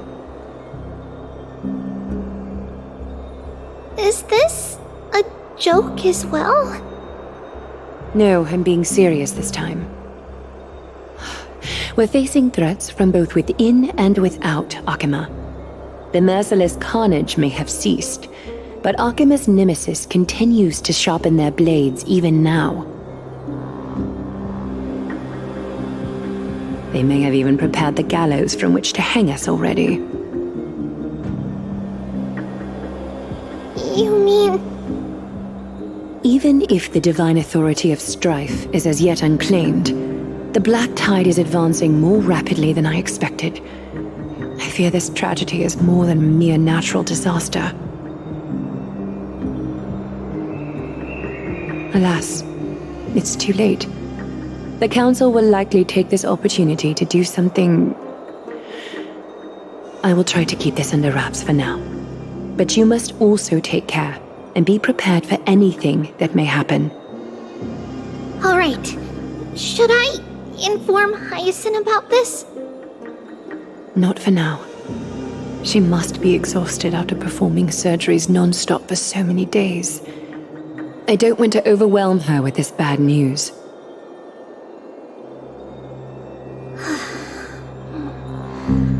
We can only hope that the Grove weathers this crisis with as many survivors as possible.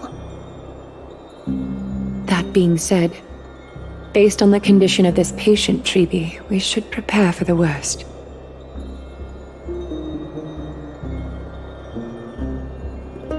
It's likely he is the only one who managed to escape from the Grove against all odds.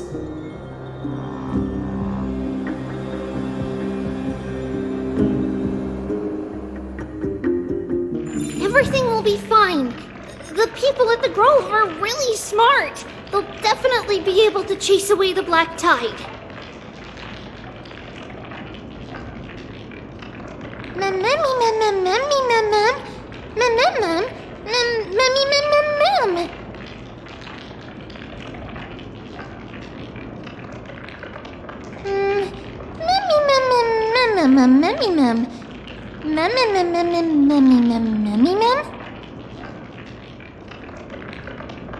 How should I put it?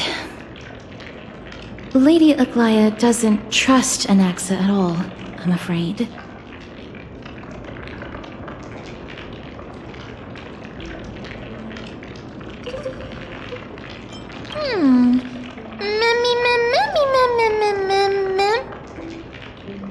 Believe me, she is far nicer to the two of you than she is to Anaxa. Despite being a Chrysosaur, Anaxa resolutely believes that titans and prophecies are a load of nonsense.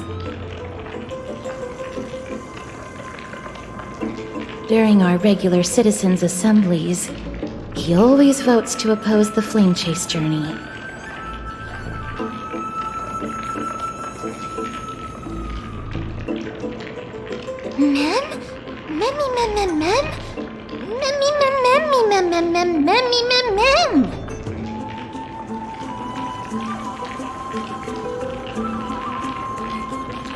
Trian knows the answer to that. Everybody says that Circes, who symbolizes reason, is the most tolerant of novel ideas. Apart from Kefali, they're the Titan who treats us the best.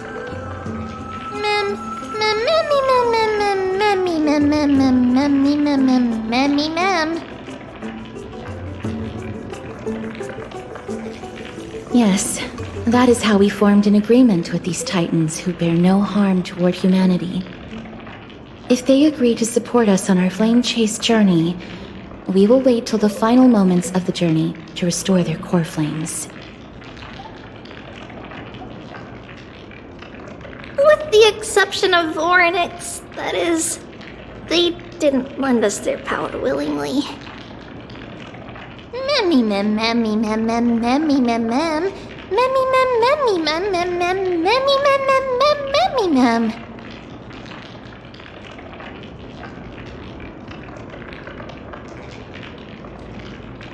That is true.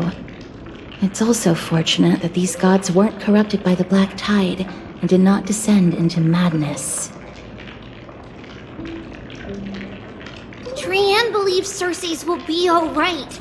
After all, everybody says that the people of the Grove are really smart. So, Little Gray and Little Cass, just leave the task of finding Anaxa and everyone else to Trian. It's easy for Trian to look for people because we can fly. Good idea. In that case, please bring the weft along with you, Lady Trian. The golden thread will be much more effective from up above. Please promise us that you'll take care of yourself. Okie doke. If Trian gets in trouble, we'll look for all of you. In return, if you get in trouble, remember to call for Trian, okay? We'll come right over and open the gate for you. That's the other thing I wish to mention. Do not open the gate unless you have no other choice, Lady Trian. Your body is not in good shape at the moment. Okay. We will keep that in mind. Trian was just trying to help. Of course, we know that. After all, Lady Trian is a demigod, the most powerful among all of us here. Remember all those brave heroes in the tales you've heard. They would always save their strength until the very last moment. That way, they could ensure that nothing went wrong with their plans. Isn't that right? Mm-hmm. In that case, brave Trian shall clear the way for all of you.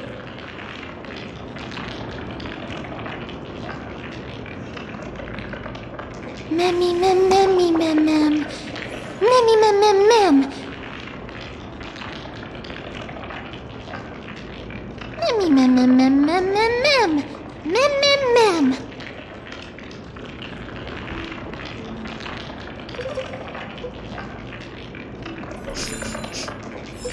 Memmy mem mem mem. So many monsters. Memmy mem mem memmy mem.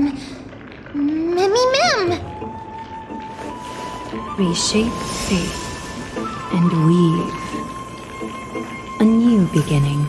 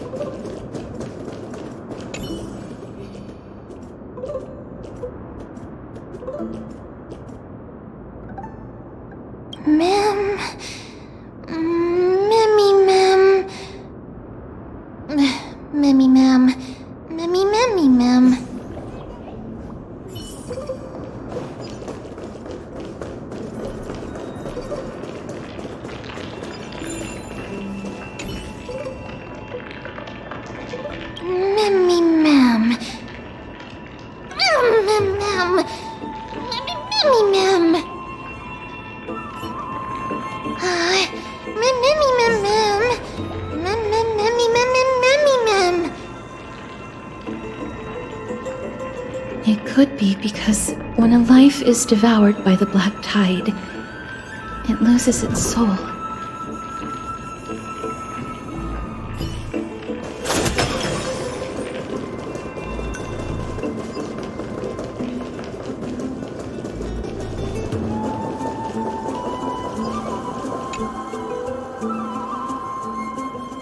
I can't open it. It was probably sealed in order to ward off the black tide.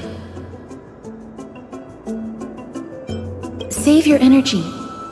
Yanis's power is far stronger than we could ever imagine.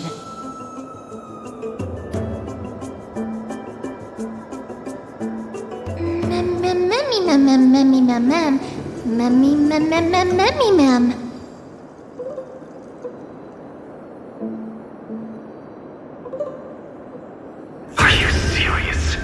Just a mere door, and your first instinct is to call on the gods? Me! Before you try unlocking the door, perhaps you should first find a way to clear the fog that clouds your vision.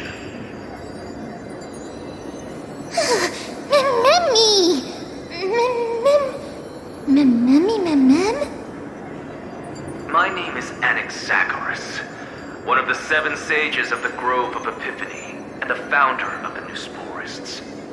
Before we go any further, rule number 1, do not call me Anaxa.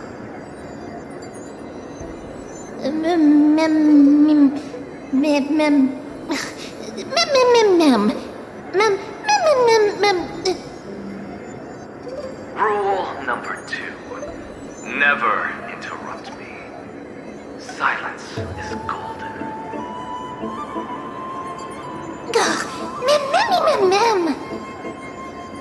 The person standing here and conversing with you right now isn't the vestiges of a memory. Rather, it is the culmination of the greatness of science and the pure, irrefutable, and undeniable exalted truth.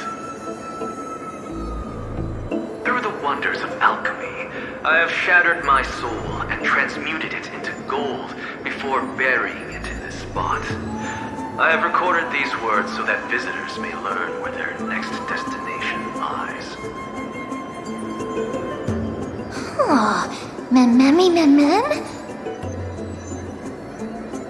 Nothing is impossible. Having said that, alchemy is not omnipotent. Each time you hear from me, an equivalent part of my soul is being consumed as the price. In other words, this voice isn't created out of thin air.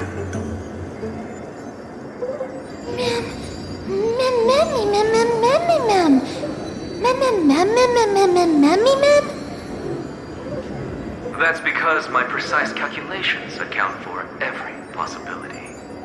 I also know that you have already discovered the cause of the calamity at the Grove, the Black Tide, and that you mistakenly believe that the scholars have been wiped. But that is where you're wrong. While the Black Tide was still approaching the Grove, the sages found a way to evacuate the vast majority of the scholars. They are heading toward the holy city of Akama as we speak. Only a small fraction of the scholars stayed behind with me to defend the Grove. If all goes well, Circe's core flame will reach Akama before long. But since you have accessed this message, something unforeseen must have occurred. For now, you should continue onward to the Luminary Throne, where you may retrieve the core flame. And our mortal remains. And now, the objective is complete. That is all.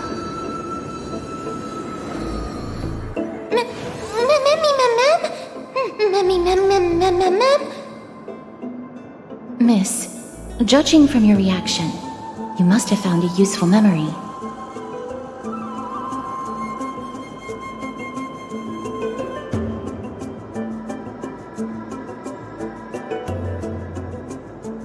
Professor Anaxa? That's a lot to digest at once. I'm sorry. Please give me some time. You don't have to take that too seriously. For some reason, he's especially particular about his full name. Professor Anaxa theorizes that all beings originate from the same source and have a similar composition, which in this case refers to the soul. He calls this theory Newsporism. It is an extremely complicated theory.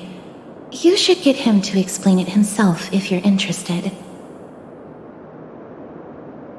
Provided that he is still alive.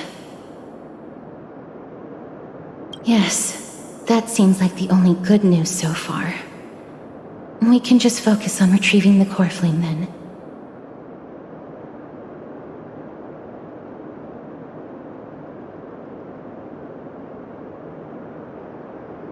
I do not wish to consider this possibility. Perhaps they were just unable to transfer the core flame, but managed to escape.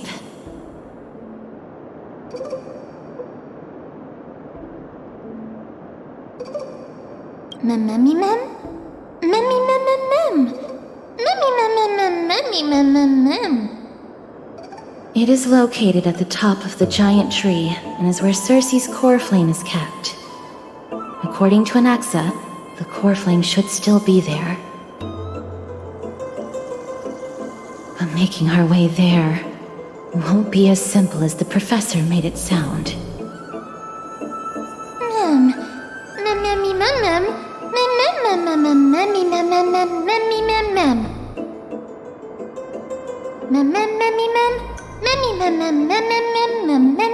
All right. Right. Let's see whether he left any similar directions for us along the way.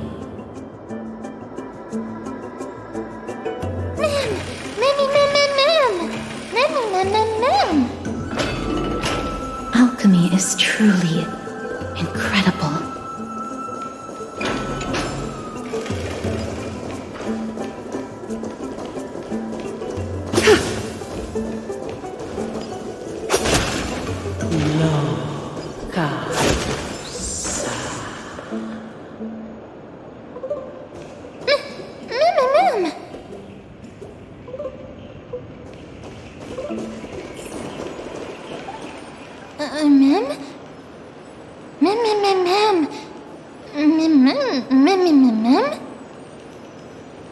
No, you didn't imagine it. I heard it as well. I'm afraid that someone's probably nearby, as we are unable to ascertain whether they are friend or foe. We better remain cautious.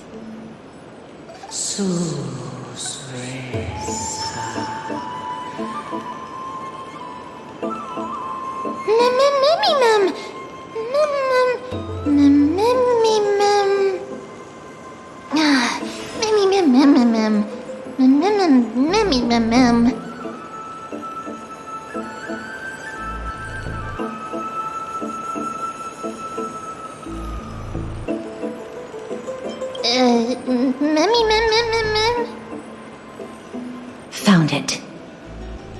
The voice is coming from over there.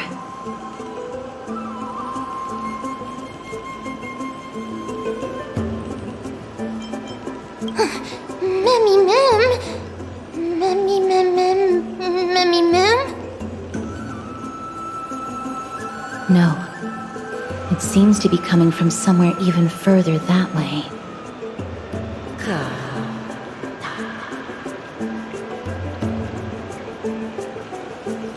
Let's go check it out.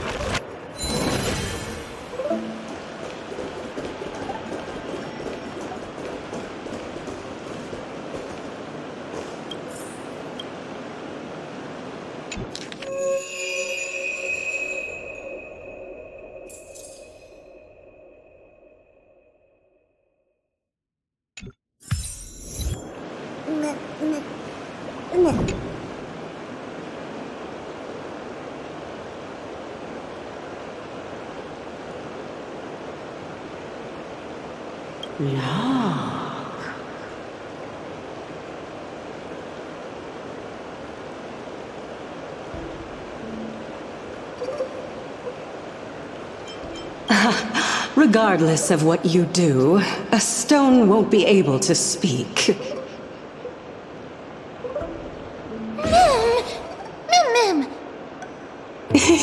Such a lively little bunny.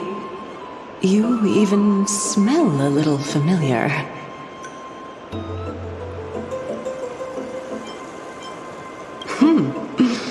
What a smooth-talking child. I'll accept your praise. Who are you?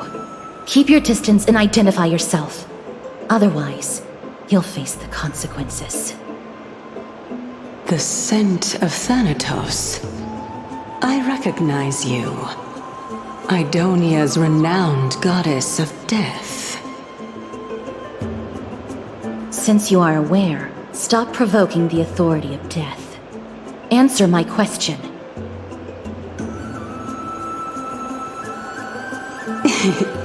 Baring your fangs at me. How cute. Just call me Calypso.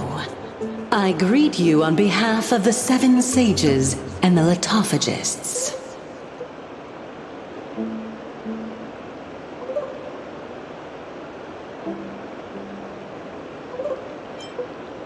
Of course not. Just ask the fair lady beside you. She'll definitely know the reason why. Be careful. Even if the head of the Lotophagus has never shown their true identity before, we shouldn't trust this person so easily. The weft could not detect her presence just now. That would be out of the ordinary if she were truly a phantom body. But if she is someone who has passed on, I should be able to tell. Let me test her. Do you mind if I join your private conversation? That would be rather inappropriate for someone who isn't even willing to reveal their real self. Forget it.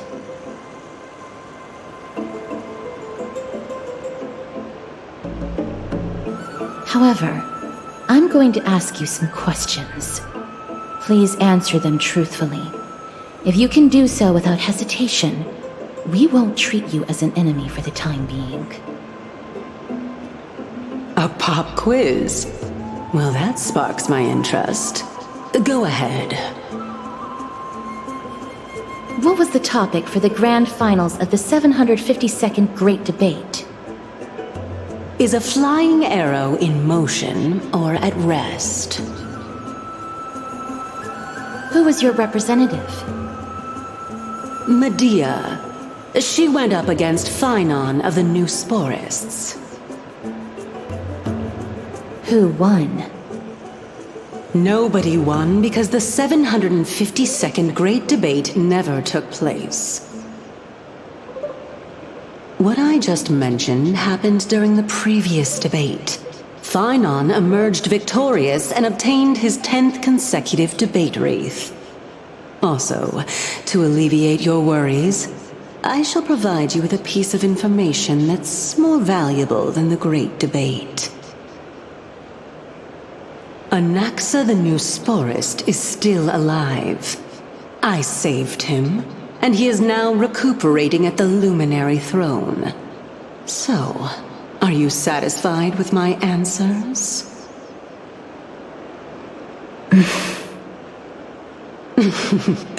This dumbfounded expression of yours is much more adorable and likable than the previous one. As the saying goes, seeing is believing. Why don't you follow me to the throne and take a look for yourself? I'll keep my eyes on you at all times.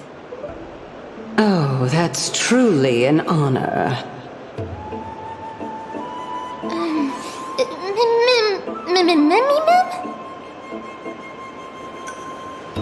As long as we can get the water wheel turning, we'll be able to use it to ascend. So, the solution is to awaken this heart.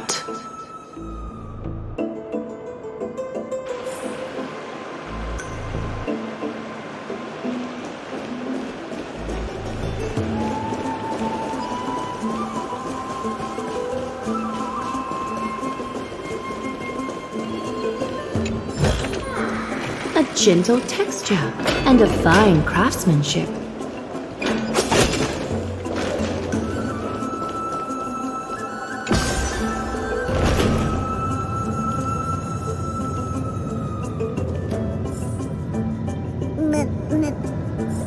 Is that the Chamber of Purifying Tears?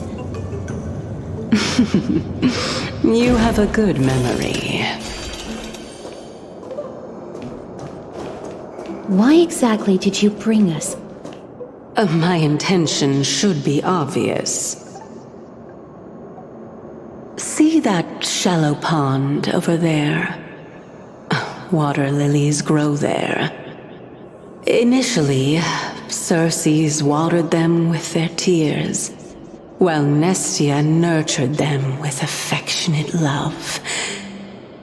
They are a token of the eternal companionship between the two gods.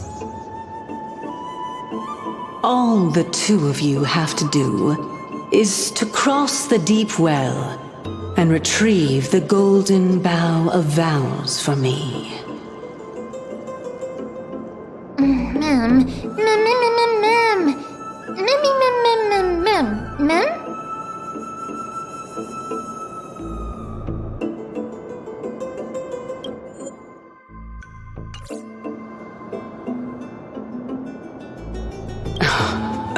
You're making it sound so ominous.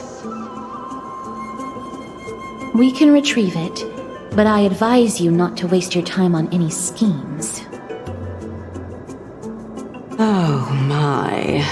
I'm helping you to eliminate your worries and obstacles, and yet I receive nothing in return. Besides, the bough is essential for awakening the heart and drawing water out of the source. If you can't find it this time, we can just remain trapped here for the rest of eternity.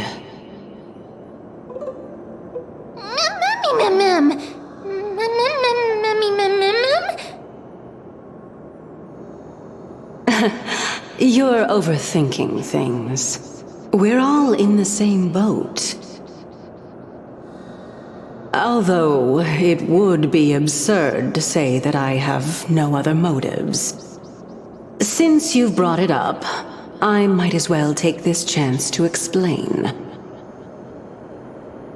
I'm simply making use of this opportunity to see what you two are made of. So, is that truthful enough for you?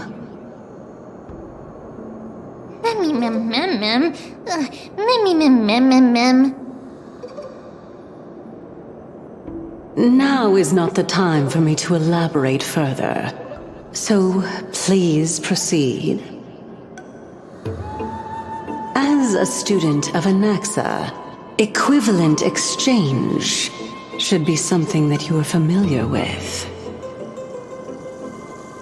I cannot deny that. Miss, since our interests are aligned right now, it's better for us to do as she says. Besides, she knows about my past. Even though I'm not able to elaborate much, I can tell you that she has reasons to fear me. If you unfortunately turn out to be her ultimate target, please don't worry. I will promptly intervene.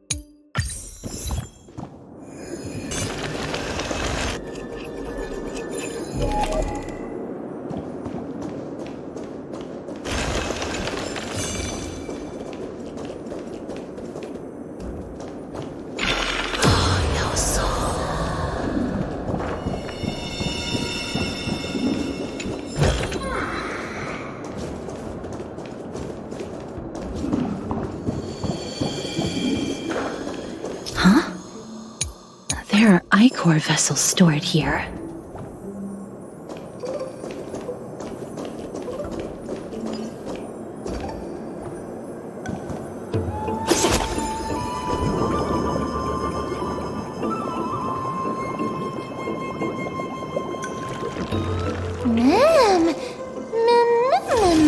flowers, ma'am.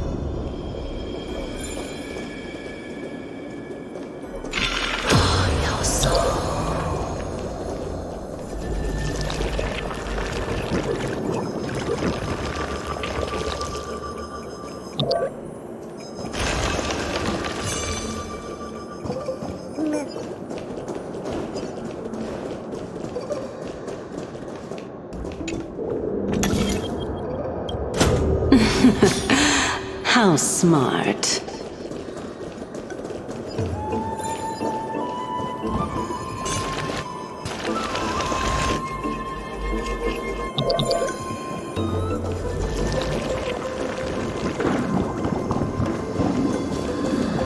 Let's hope that this is not a trap set by her.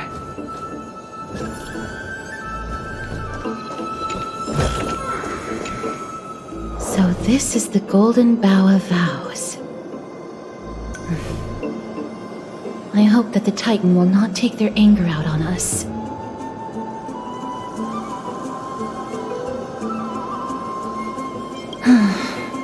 If only they could interfere in the affairs of the Titans.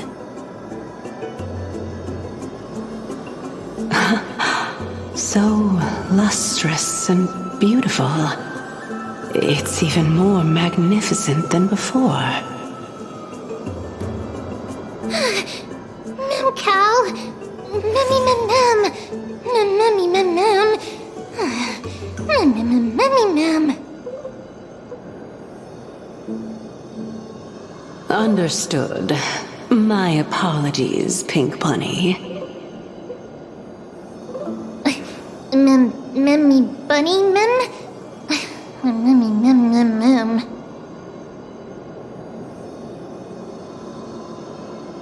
Is this the legendary Golden Bough of Vows? We'll know once we test it. There's a secret passageway behind the pond. It's faster if we take that path. How do you know this place so well? Well, I'm one of the 7 sages after all.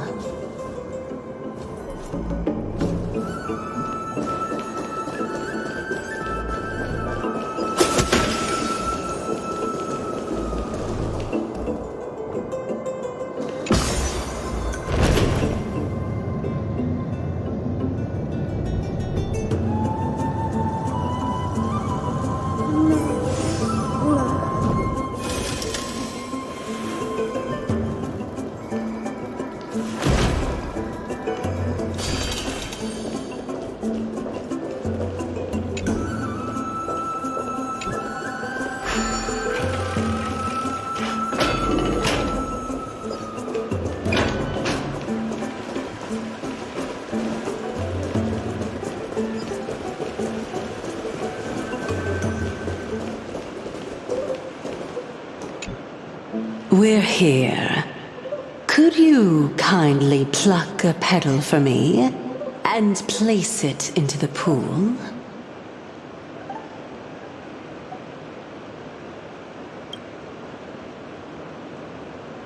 Now, can our little goddess perform that again? Huh? That being the oath of Nestia's priests. Right. Got it. O Nestia, with the weft as my vow, I beseech you, entwine my body with your golden thread and affection. Ma'am! Mammy lit up.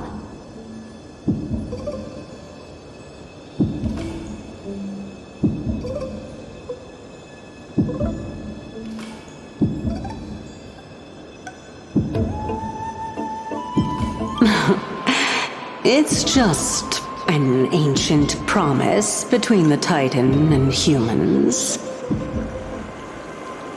So, what do you think? It really is the Golden Bough of Vows, and I did not set any traps for you, right? That is indeed true. You look like a sad, lost puppy. Even if this is indeed a scheme to get you to lower your guard, you don't have any other choice but to play along, do you? Therefore, why don't we just put everything aside and work together? We can always determine who's right and who's wrong once we overcome this. Yes, I agree. Great. Then, let's ride the water wheel. However, giving us half-truths is not the right attitude for cooperation. Furthermore, according to the principle of equivalent exchange, since we have passed your so-called trial, isn't it time for you to make your intentions clear to us? I really can't bear to look at your sad expressions. Although you only cleared a simple trial, I'm willing to make an exception and treat you with sincerity. I'll allow each of you to ask a question. But not the little bunny. So, ask away.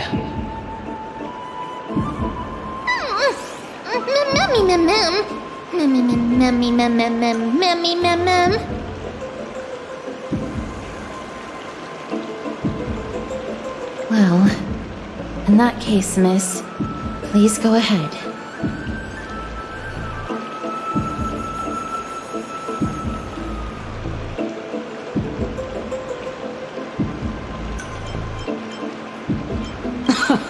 That's no good. You asked 2 questions. Let's not get into a game of semantics, Lady Calypso. Miss, I will observe her reaction based on your question to determine whether she is being truthful.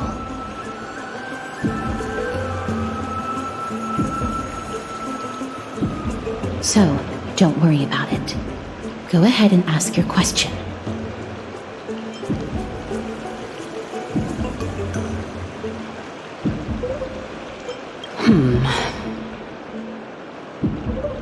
As I've previously mentioned, I'm one of the 7 sages of the Grove of Epiphany. If you think that this answer is insufficient, then I'll add to it. I'm the leader of the 7 sages. Well, it's your turn now, little goddess of death.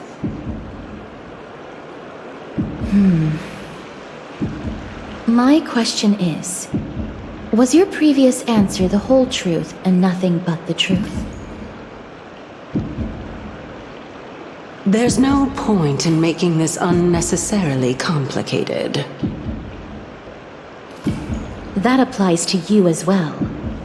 However, we do not harbor any hostility.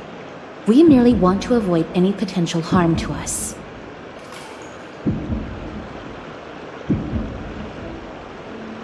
Lady Calypso, if you want us to work together more effectively, I advise you to answer my question honestly.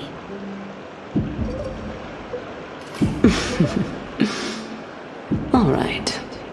I was completely truthful in my response just now.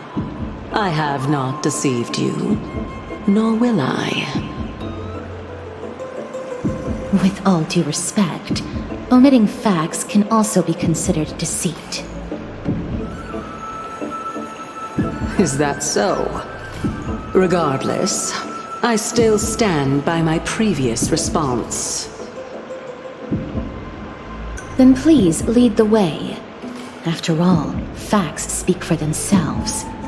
The truth will come to light once we arrive at the Luminary Throne.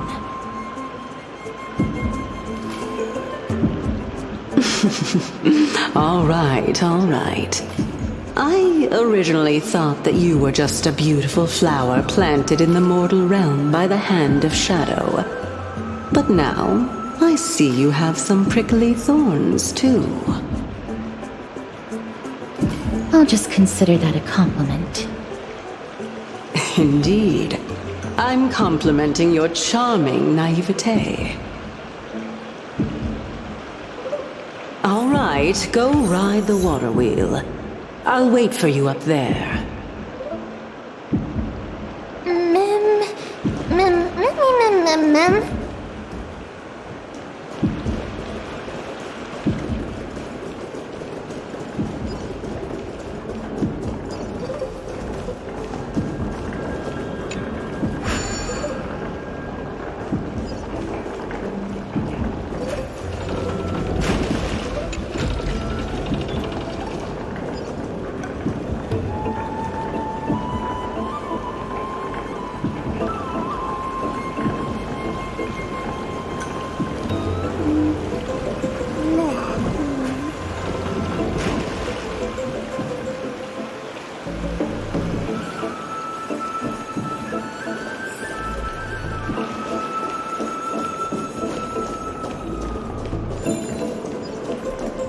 Speaking of which, don't you also have a red-haired companion? Mem.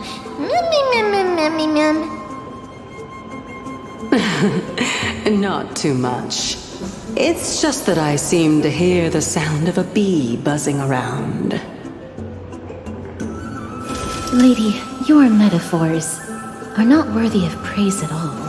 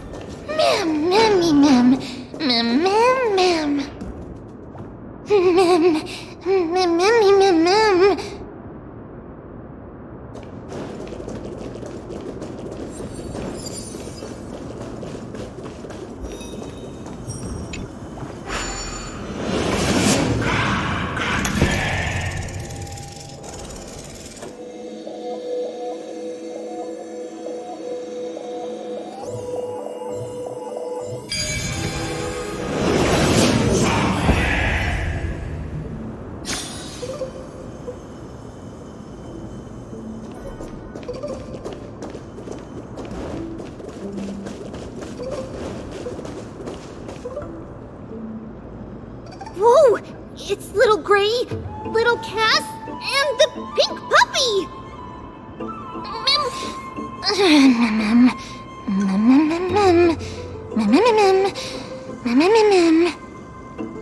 Lady Trianne, are you all right? Were you hurt? No, Trianne flew high up into the air so the monsters couldn't reach us.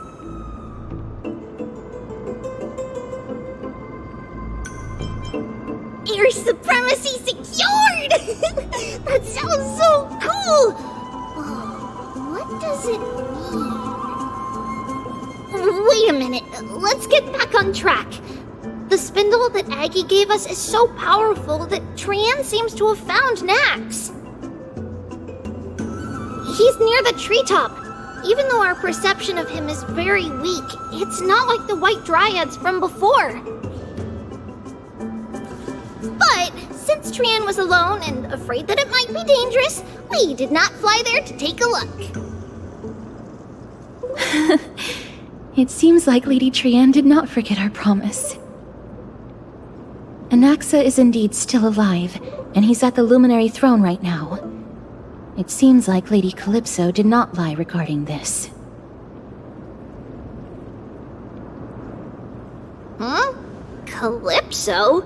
Who's that?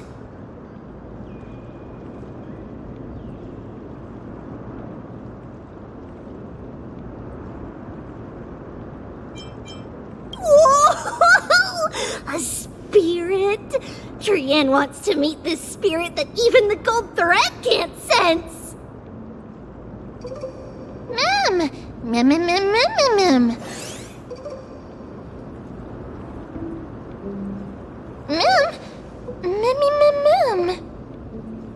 Coming and going without a trace.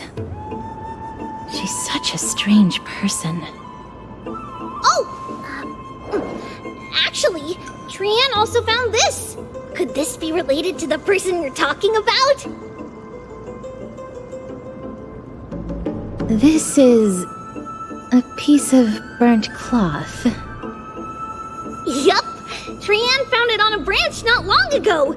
Trian even used the golden thread to search around and found that the entire grove is giving off a similar aura.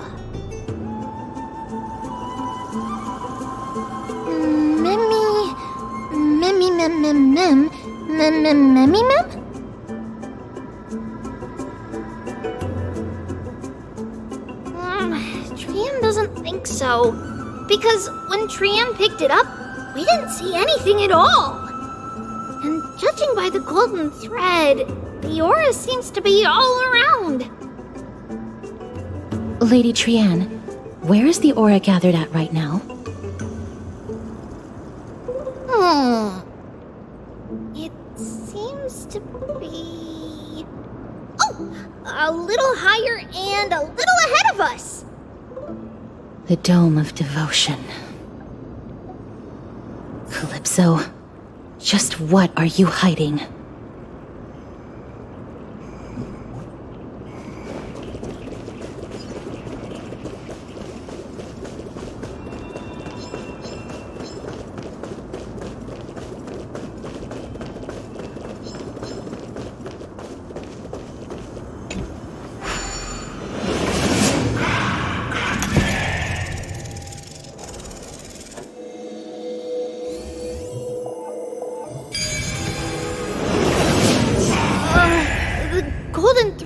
Vibrating more and more violently!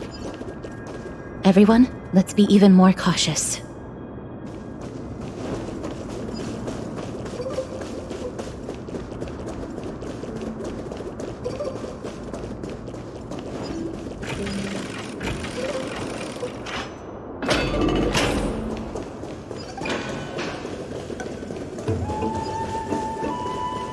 There's no one... Hold on. The butterfly of divine mind is gone?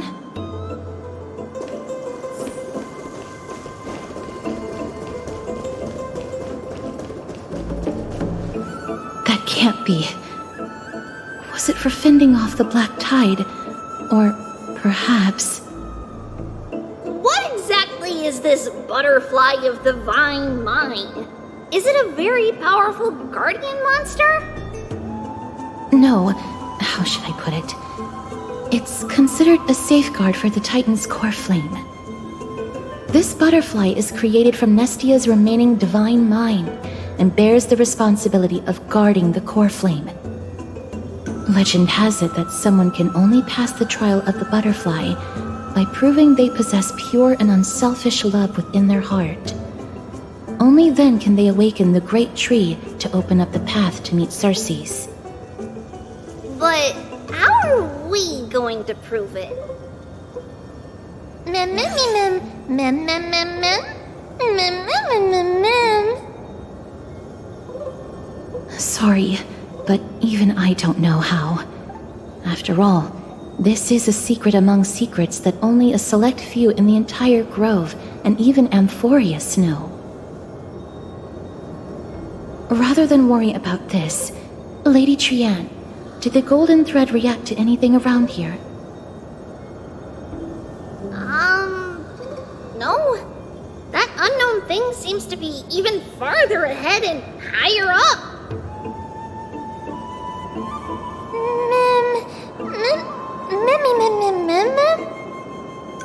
Perhaps we can try again. Let's see if the butterfly will still react to the golden bough of vows despite having dissipated. If it's indeed the token mentioned in the legends, there should be a reaction.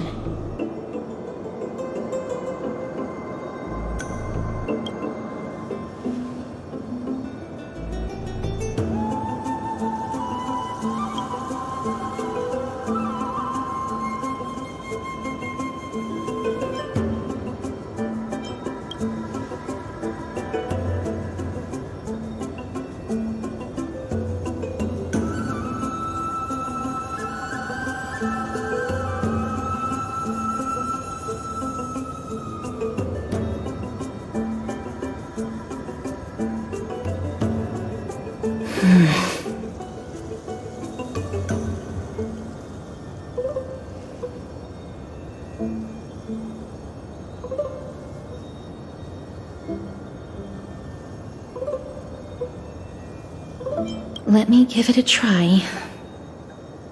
Oh, Nestia, with the weft as my vow, I beseech you, entwine my body with your golden thread and affection.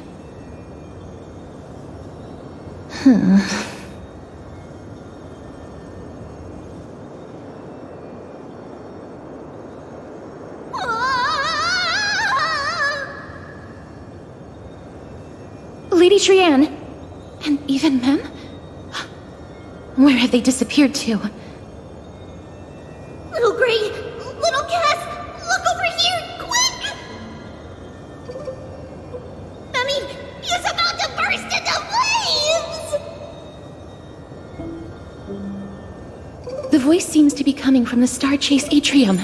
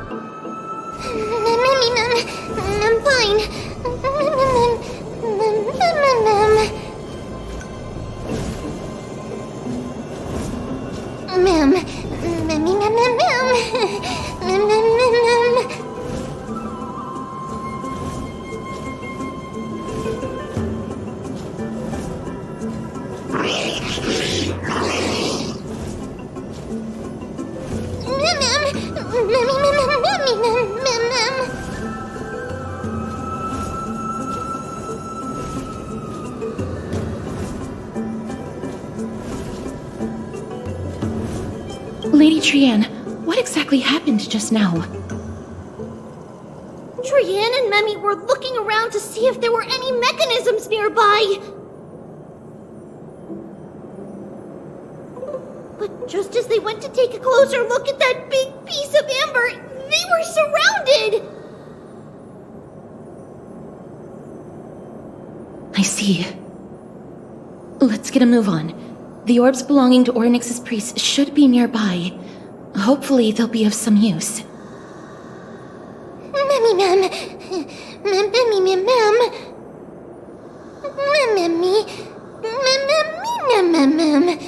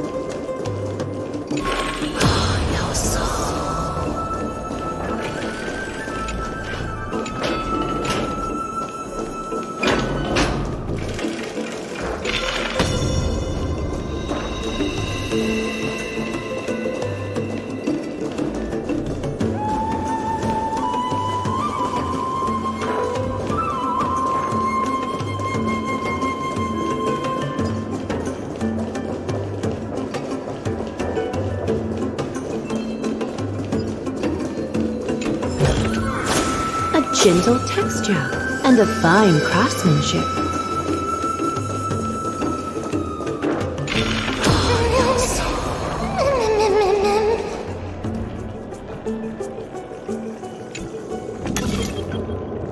It's connected! Let's hurry! Memmy is already bouncing around due to the heat!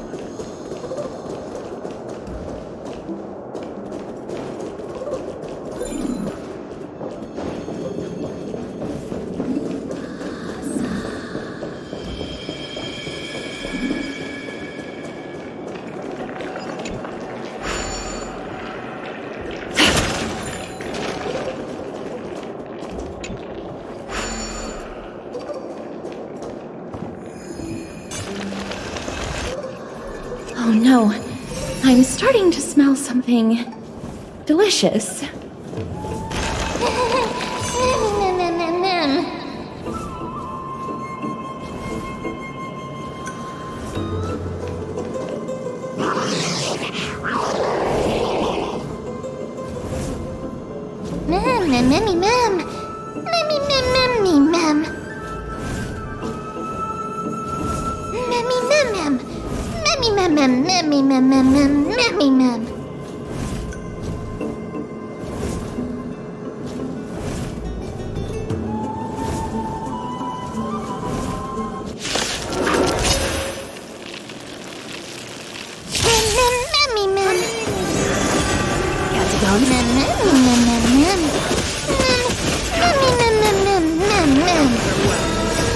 Watch over you and guide you on your path.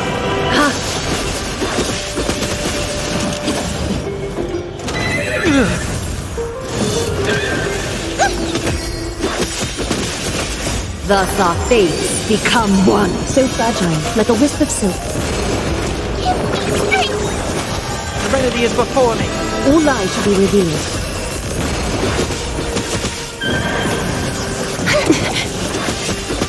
So fragile, like a wisp of silk.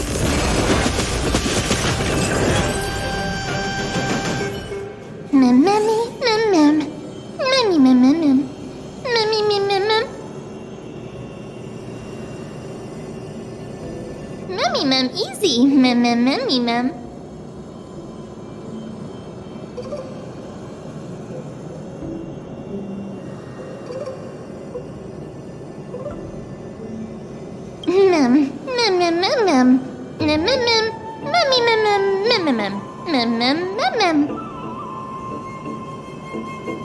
I'm glad that everyone is all right.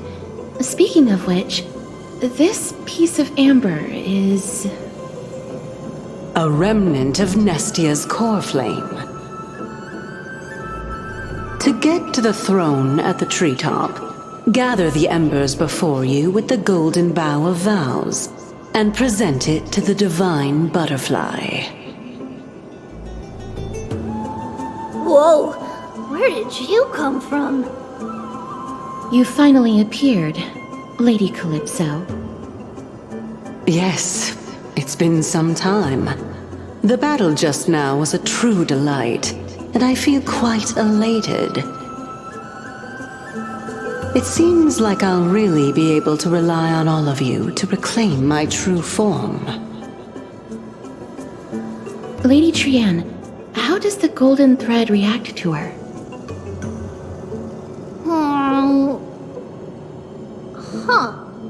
There's no reaction at all. Obviously. After all, the fragment that you picked up just now is completely unrelated to me. All right. Just do as I say. If you're able to pass the trial, I will tell you everything truthfully. Another trial.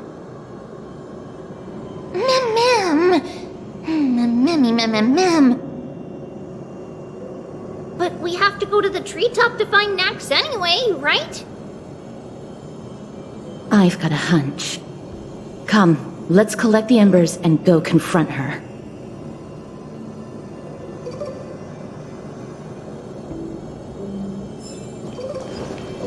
According to Calypso, we just have to gather the embers before us with the golden bough of vows.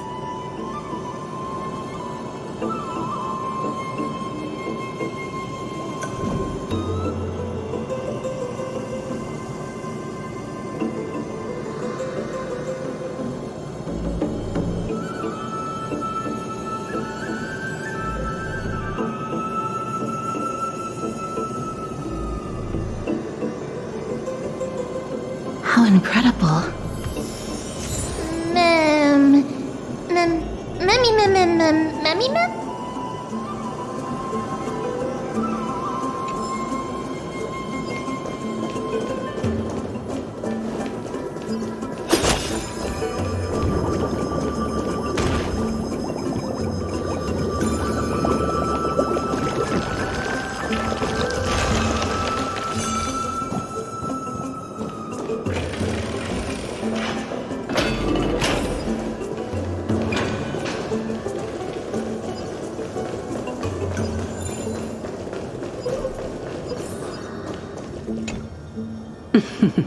It seems like you managed to gather the embers. In that case, just offer it to the divine butterfly. It'll be fine. Let's just do as she says.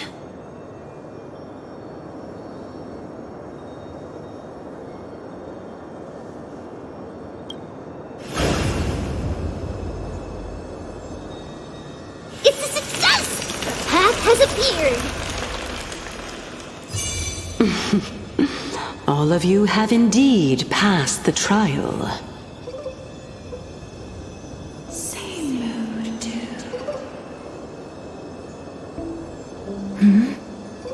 The sound of a butterfly's wings.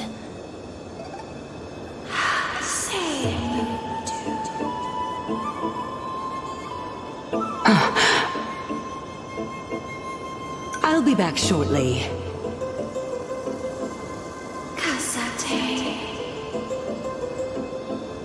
Of course, our promise still stands. But now, it's time for me to sacrifice myself.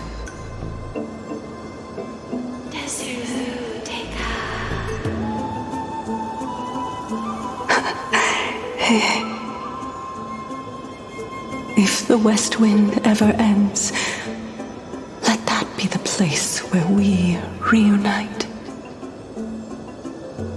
Farewell, my love. Lady Calypso, this is...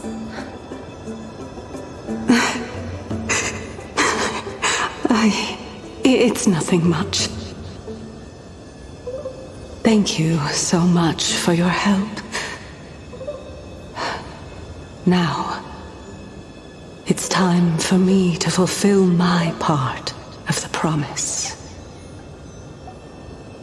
Well, in that case, I can start.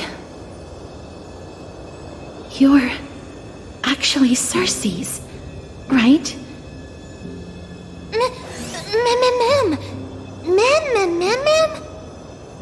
Oh my. The children of humanity have passed the final trial at last. I was wondering when you were planning to expose me. How did you know?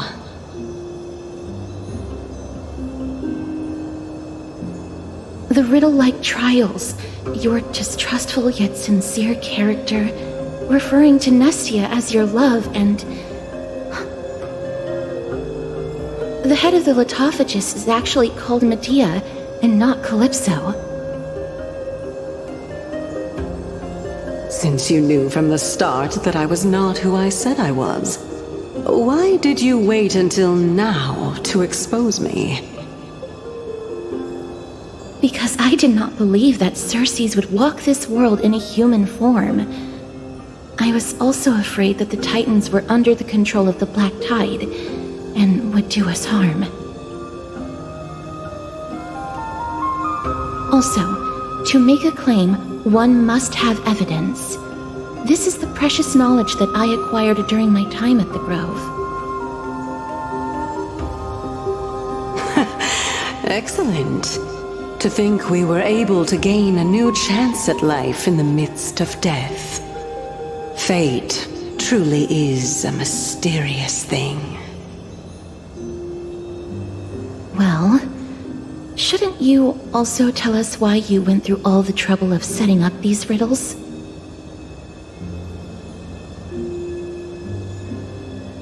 Oh, the reason's quite simple. I needed your help, and just like how you were wary of me, I had to ensure that you were not villains who were trying to get their hands on the core flame. I also had to ascertain that you were capable of dealing with the threat at hand. Is this threat related to the Black Tide? Indeed, and it's even more related to that lost item from before. Its owner is a quiet and paranoid hunter who seems to have been reborn from the Black Tide and is attacking along with it. As I could not do anything about him, I split my body up and escaped to avoid harm. I bided my time for a chance to seek assistance. Unfortunately, this was not a sustainable long-term plan. What you mean is that you hid your own core flame? Indeed. I split it into 3. I hid one within the golden bough of vows, and sealed another in the amber, along with Nestia's remaining embers. As for the last one, it's currently in Anaxa's body, which is in dire need of repair. What? Do you mean that you're using such a method? After all, the scholars of the Grove have always been willing to lay down their lives to defend my core flame. As a respected god, it would be too embarrassing if I were to do nothing and simply watch the children of humanity give up their lives for me. Especially that heretic named Anaxa. He did not even hesitate to tear his soul apart and use it to perform a miracle. He trapped all the creations of the Black Tide within the grove, so that they would not be able to harm others. His way of thinking was so out of the ordinary that I felt it would be a waste for him to meet his demise in the Black Tide. And so, I decided to save his life. Of course, this also meant that I was able to conceal myself and remain hidden. Well, that's also an equivalent exchange, right?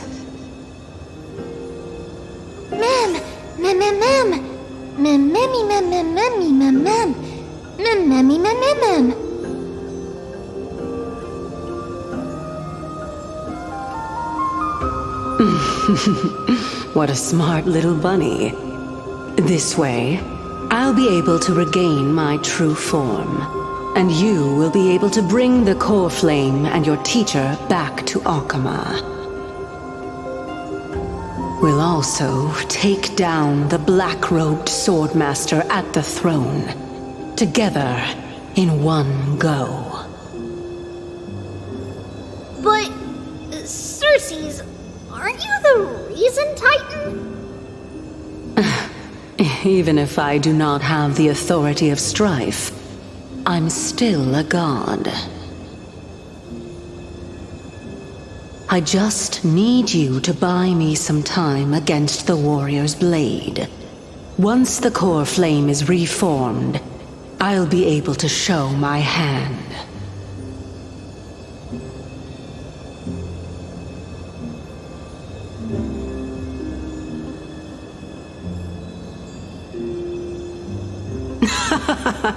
Excellent. Then just continue climbing to reach my throne. Turn the golden bough of vows into firewood to reignite the core flame of reason.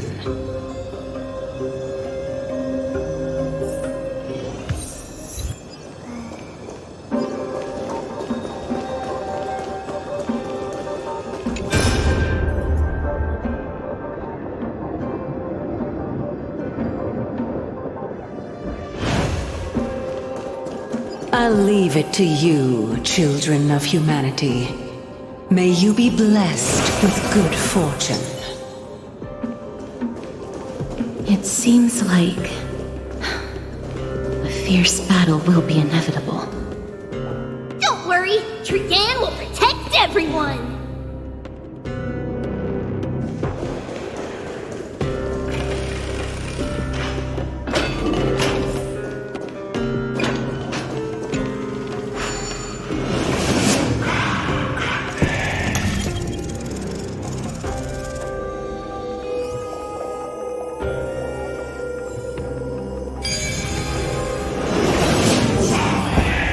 Ahead lies the luminary throne.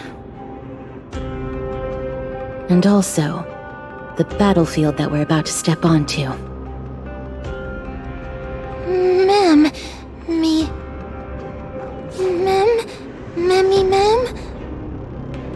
Memmy, what's wrong?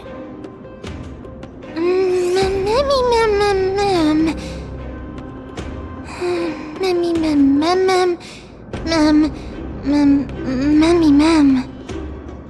Is this Professor Anaxa?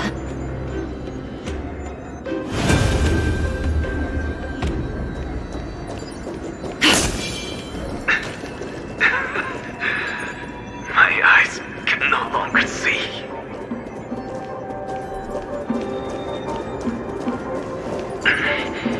No matter. All I have to do is to place this body at the core of the array.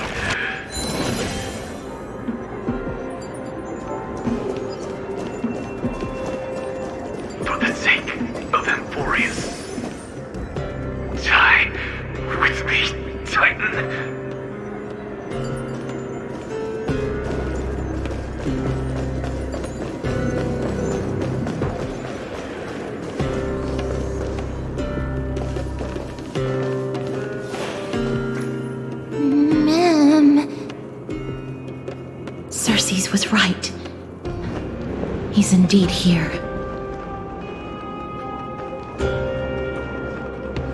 Who is this black-robed guy?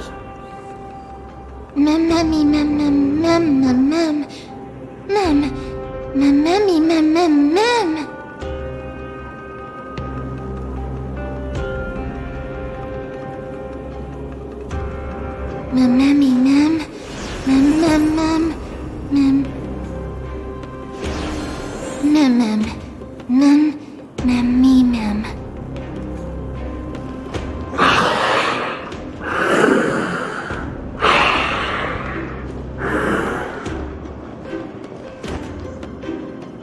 Everyone, brace yourself. This must be the hunter reborn from the black tide that Cersei's was talking about.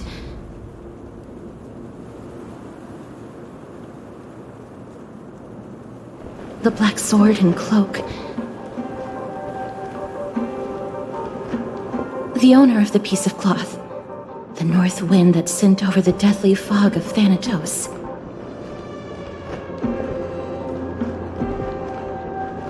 You're not demigods.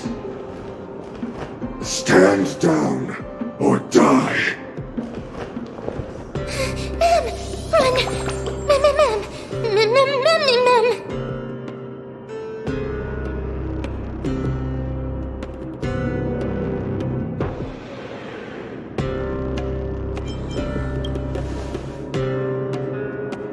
He has already discovered us. Let's do our best to buy time for Cersei's.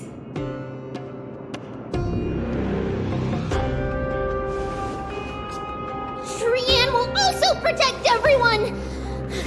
Trian is brave! Miss. Only this time, may death protect us.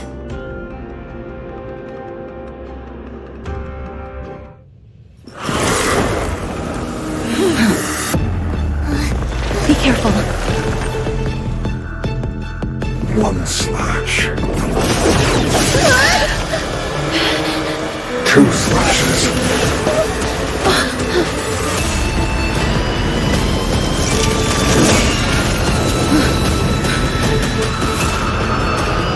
Three slashes are enough. Who exactly are you? Thoughts. Close together. Resonate once more.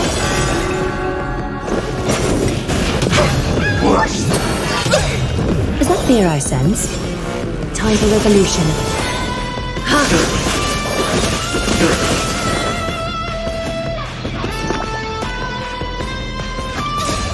Fiends or devils, I'll crush them all!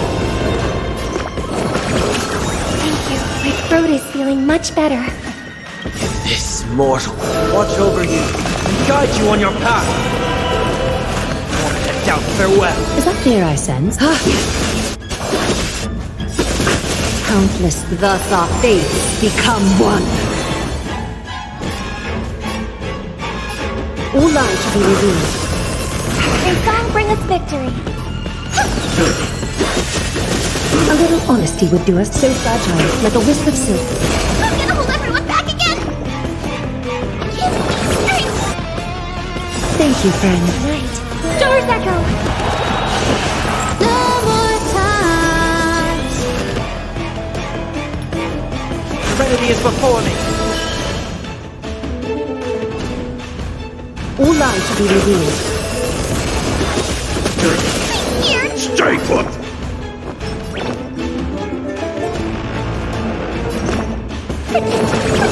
Thank you, friend. So powerful. Cersei's was right.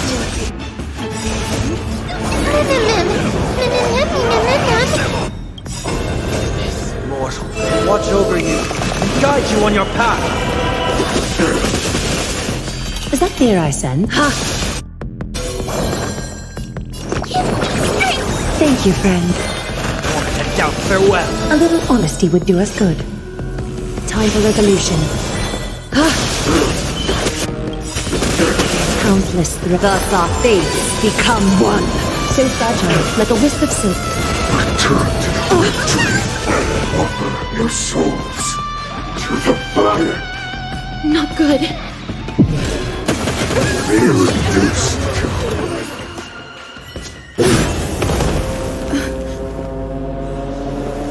In that case...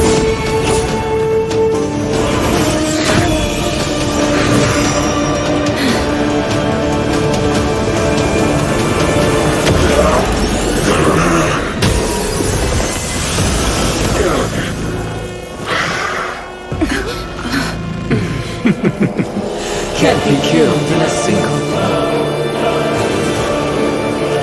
You are indeed no ordinary human.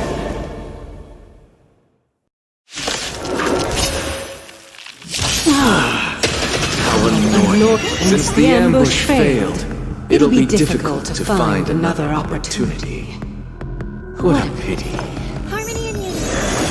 Professor Anaxa? No. It's Cersei's.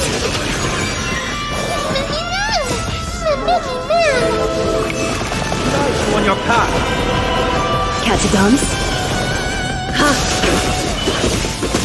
I'm gonna hold everyone back and protect me! My throat is feeling much Fiends or better. devils. Now crush them! Countless thus our fates become one. All lies shall be revealed. Serenity is before me.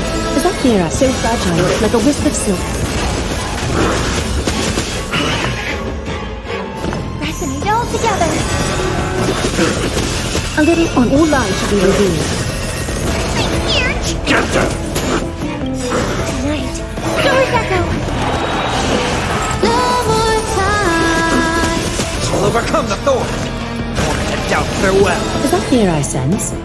This mortal watch over you and guide you on your path. So fragile, like a wisp of silk. That was tough. I'm truly exhausted. Of no great concern.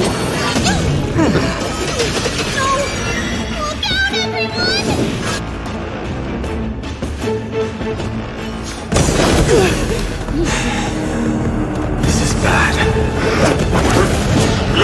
Century Gate, open!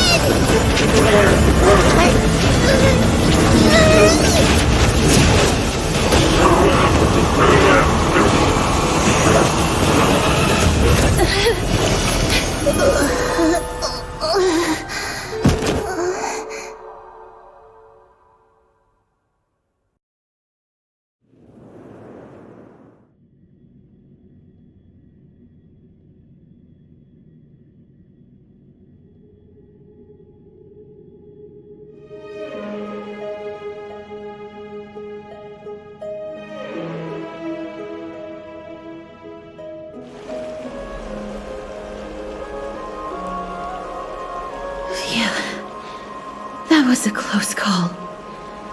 Thank goodness that we returned to Akama unharmed.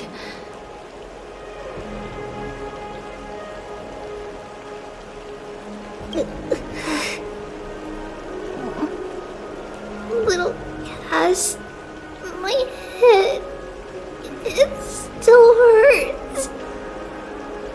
Sorry, I know you told me not to open the gate.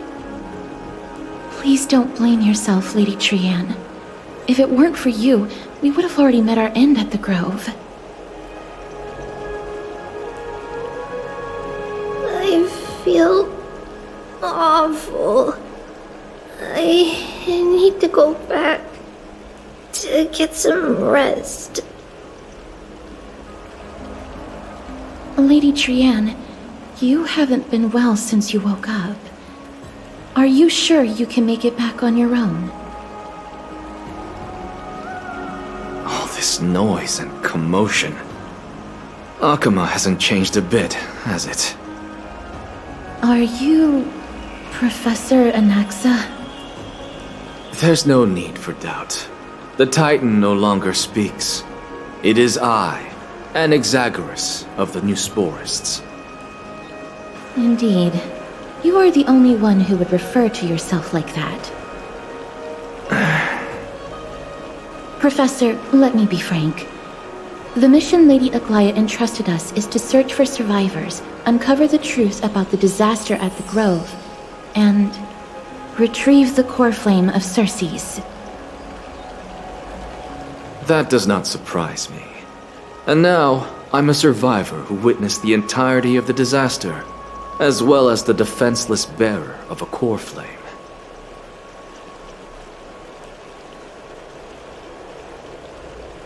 Are you going to bring me to Aglaia to fulfill your duty? That is indeed my duty, but I prefer not to present you to her as a captive or spoil of battle.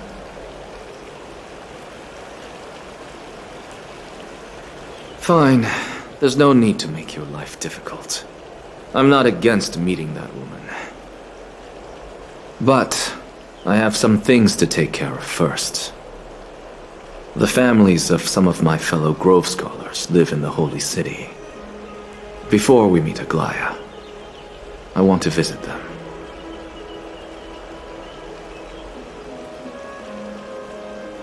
Because Lady Aglaia will probably be against it. Let me guess. That woman will not only prevent me from visiting the families of the deceased, but will also suppress any information about the Grove. She's always been that cold-hearted. My fellows at the Grove gave their lives defending the core flame and fighting the Black Tide alongside me. Their families deserve to know the truth. You intend to do it without her knowledge? Do you really think that woman would treat me well, even if I behaved and proved my loyalty? I wouldn't mind seeing a bit more anger on her face.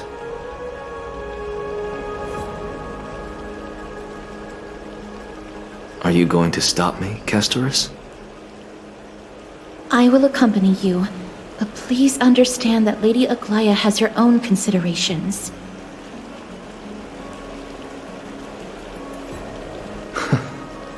You truly have the makings of a fine scholar, putting yourself in other people's shoes like that.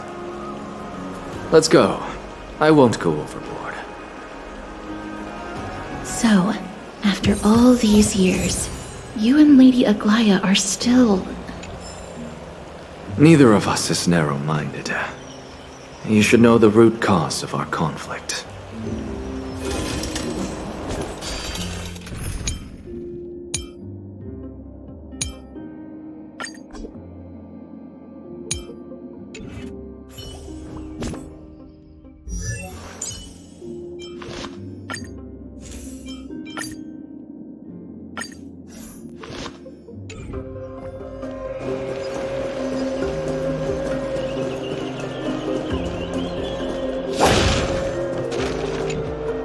Hello. And you are? Hello. If I'm not mistaken, you are Callinicus's wife, right? Yes. Oh, are you a messenger? No wonder I haven't heard any news for so long. There's been a change in personnel, hasn't there? Ma'am, Callinicus passed away a few days ago, defending the Grove against the Black Tide.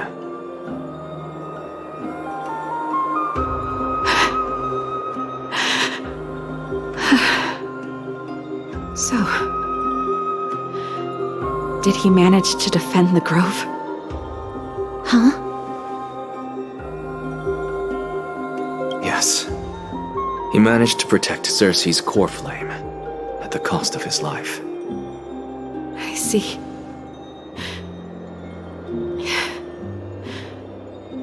I'll select some of his possessions and pick a nice resting place for him. Please let us know if you need any help, ma'am. I come from Kremnos. Death and sacrifice are things I've learned to face with composure. You know, Callinicus, even though he was a scholar, he'd always ask me to teach him how to fight whenever he came back. Isn't it funny that a Chrysos heir like him wants to learn from an ordinary person like me? I've been prepared for this for a long time.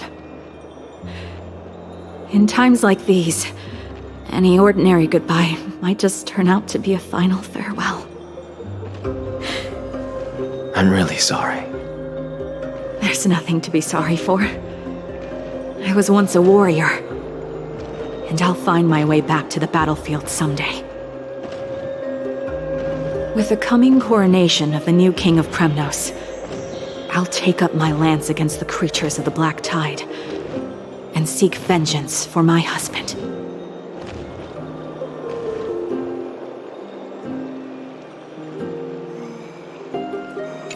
With the coming coronation of the new king of Premnos, I'll take up my lance against the creatures of the Black Tide and seek vengeance for my husband.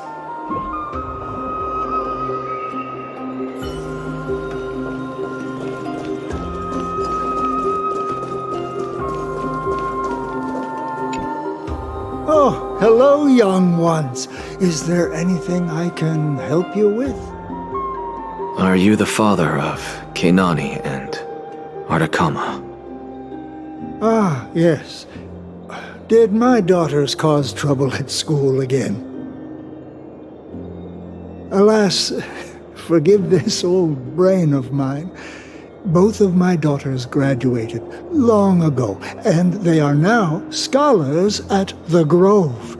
As I get older, memories from years past tend to blend together. What's the matter, young one? Why so quiet? Did my daughters really get into some trouble? If they refuse to apologize, just let me know. Their old dad can still talk some sense into them. What should we do? I really can't tell him.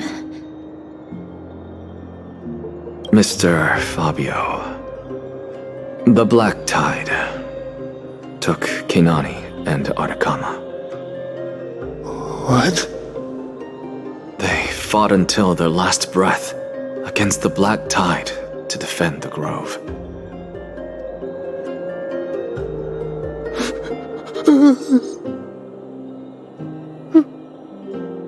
As the Chrysos heir stationed at the Grove, I failed to protect them. Mr. Fabio, if you're upset... Don't put it that way.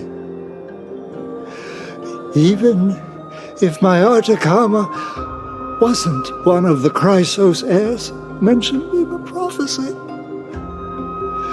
she was still a heroine, wasn't she?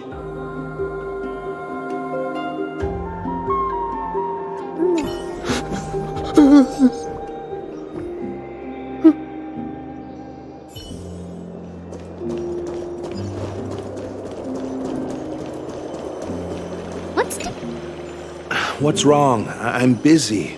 There's a lot going on in the city, and I've got my hands full.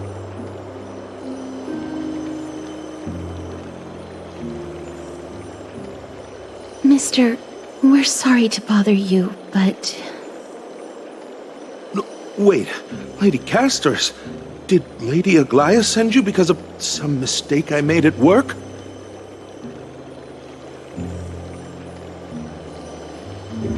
Keep your cool, Titus. I'm Anaxagoras from the Grove of Epiphany, and a colleague of your father, Old Titus. A few days ago, your father passed away. Wait, what? My old man died?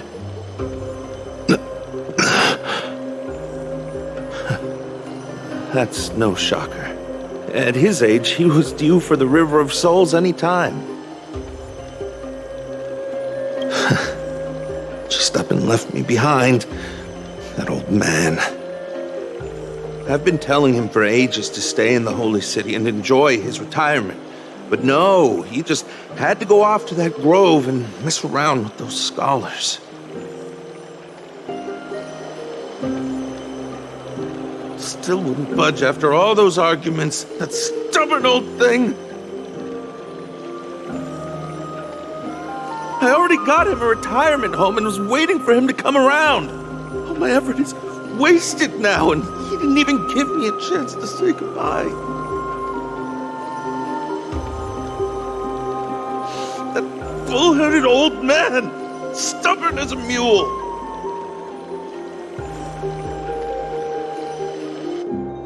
That is it. That's all the colleagues' families that I remember. Good work, Miss. And Professor Anaxa. Let's go. Take me to see Aglaya. All right. I'll lead the way.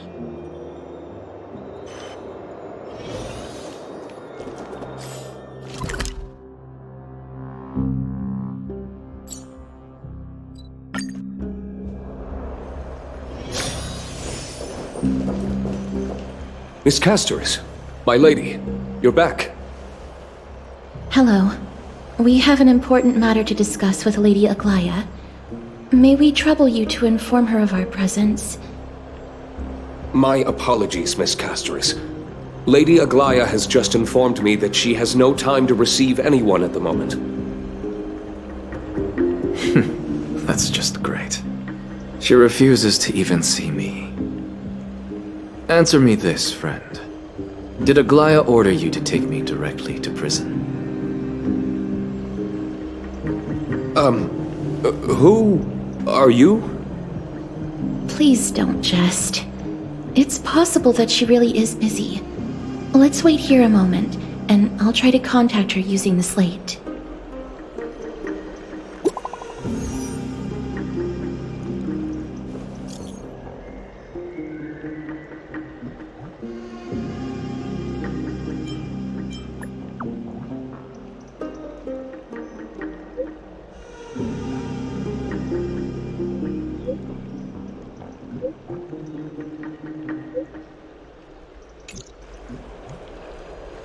It's fortunate we don't have to confront that woman while I'm hauling around this sick body. Castorus, and this friend I haven't gotten the chance to know, I'll take my leave for today. That Titan made a myriad of adjustments on their own. My head still aches from that. I don't want to stay a second longer in this noisy city if I can. Please be careful. Akama isn't the grove.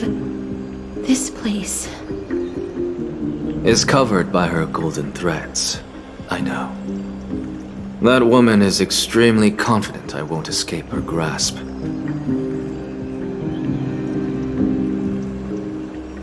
Don't worry. As I said before, I'll mind my behavior. Miss, so many unexpected things happened on our journey to the grove. We truly had no intention of putting you in danger, let alone face the Black Tide head-on.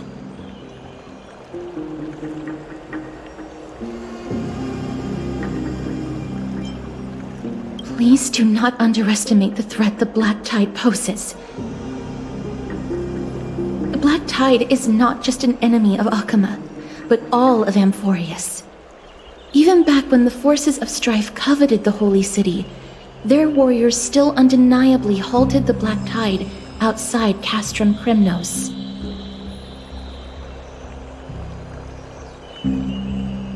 Nigador's core flame now sits vacant, and the Black Tide has returned. The Grove is an academic city with the best understanding of the Black Tide.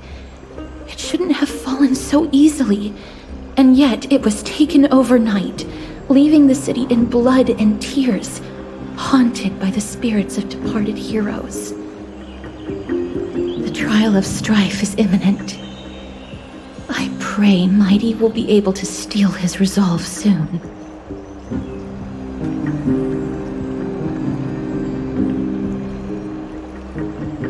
Lady Trebe once traveled across thousands of cities in Amphoreus to repel the Black Tide.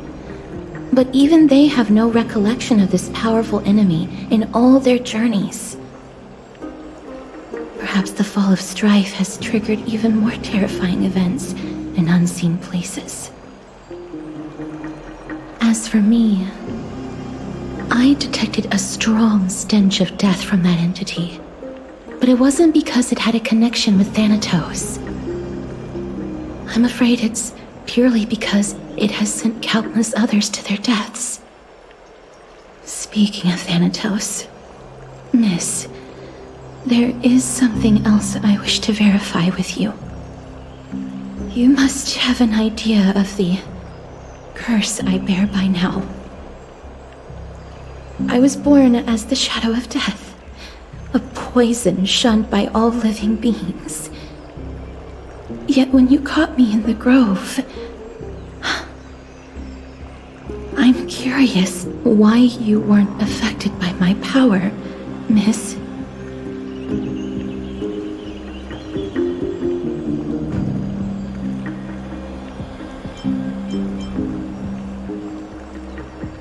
My apologies for the abrupt question. For all my life, I've always wondered, what is my connection to death? And why am I inextricably linked to Thanatos? Miss, you must be tired after being on the move these past few days. Please set aside the tragedy at the grove for now, and rest for the day.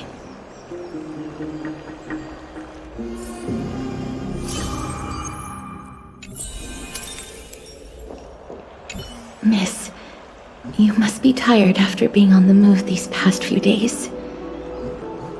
Please set aside the tragedy at the grove for now, and rest for the day.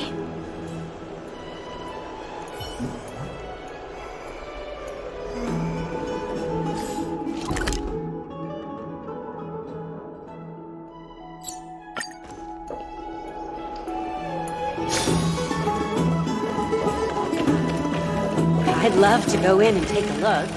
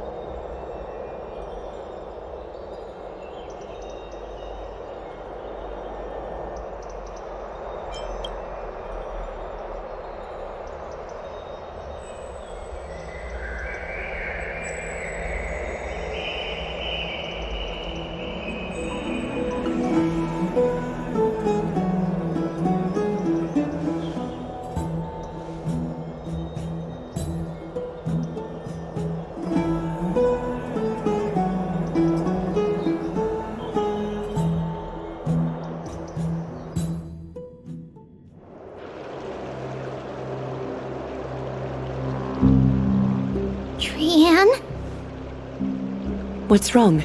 Is there trouble at the grove?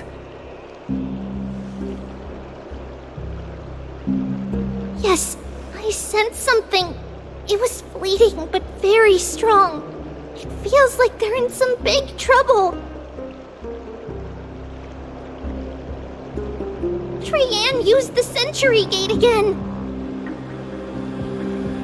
Can you see what's actually happening?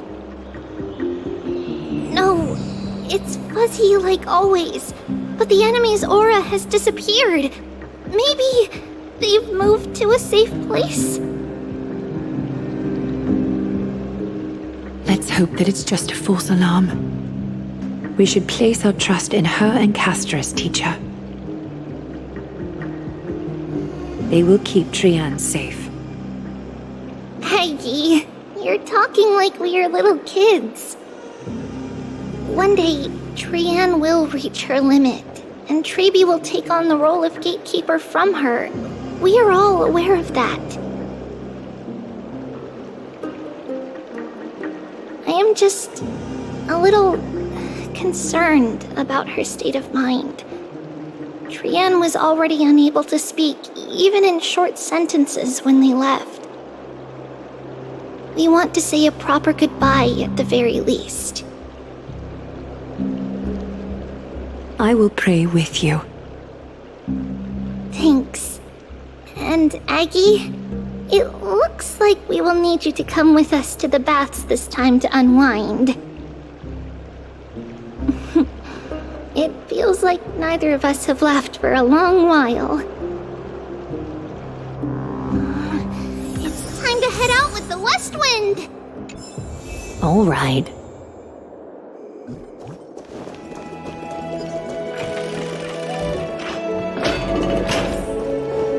Here's really hot and heavy.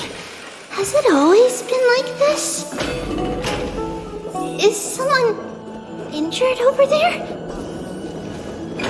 What's going on? What happened here? Watch out! Watch out for the Kremnoan! Kremnoan? This is their doing? Aggie, now's not the time to dwell on that. Let's help the injured people first. Excuse me! Coming through! Oh, you two are here as well. That's a relief. Even the Twilight Courtyard is involved? What in the world happened here? I actually just came to relax. But as soon as I got here, I saw all these people lying on the ground.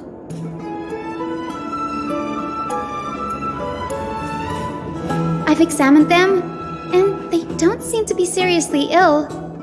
It feels like they've just spent too much time in the hot water. Multiple individuals fainting simultaneously from the hot pool steam? Where is the manager of the baths?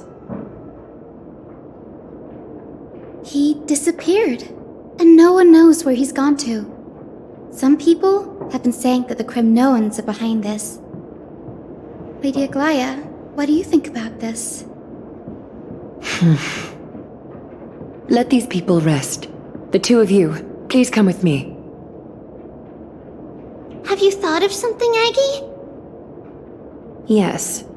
While their intentions elude me, it's time to bring this farce to a close.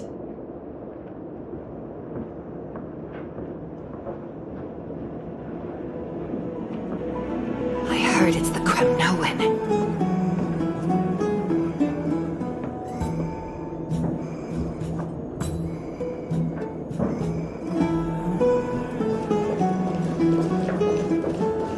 Oh, this many people? Who is... This is all you can do, huh? Pitiable deliverer.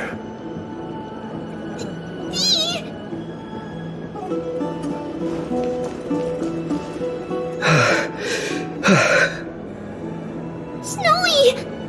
Even Snowy! The culprit is Mightimus. Oh. What did you do to everybody? It's just another duel where I claimed victory. Duel? As I expected. On the surface, these two are the mightiest warriors in the Holy City, but they're still impulsive youths at heart.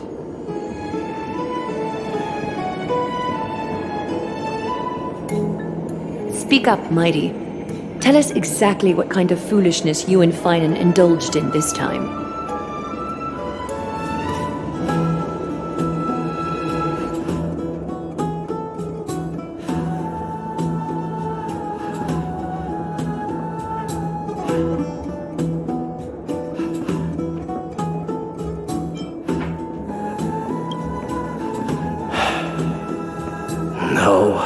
None of those sound right.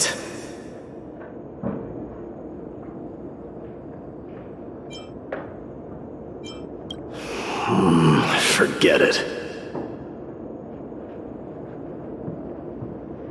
Am I seeing things?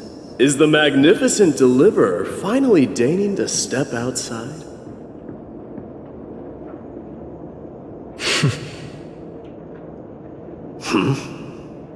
What kind of response is that?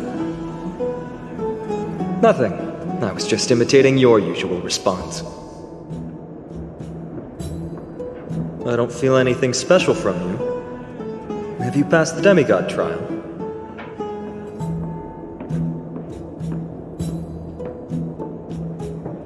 The ritual hasn't reopened yet. In case you forgot, it hasn't been that long since I pulled you out of the trial.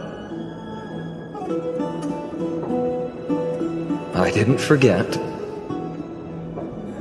Then, you're welcome. In twilight's last gleam, Makima stands bold. Her walls sturdy, tales untold. Dreaming of her fruitful gardens, pilgrims arrive from distant lands. Figs and olives, oh so grand. Yet little do they know that they will step into flames, fuel to the fire, a burning brand. What are you playing at this time? I just felt like reciting a few lines of poetry. Surely the Crown Prince of Kremnos knows how to appreciate poetry, right?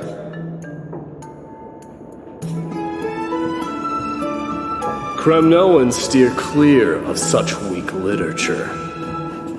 But my library doesn't lack collections of this kind. These lines express the poet's yearning for their home, just as Akama is distant from many people's homes.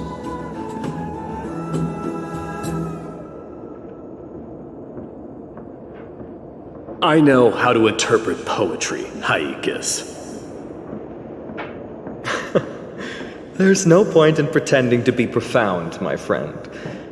Thank you for helping me out when I was in a tight spot, but it seems to me that you aren't prepared for the trial either. Don't compare your situation with mine. My people are still relying on me. I can't ascend to godhood on my own without first resolving their issues. So, are you suggesting that you, the mighty Maidemos, and the heir to the throne of Kremnos, wish to defy tradition that has endured among your people for millennia?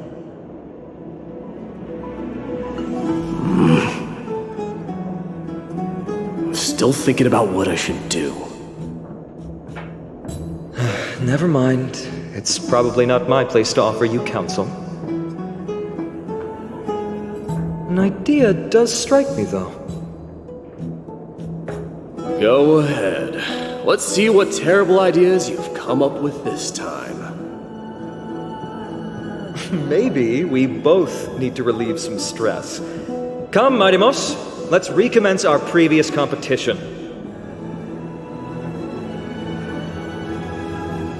This time, we'll see who can stay in the super hot bath for longer.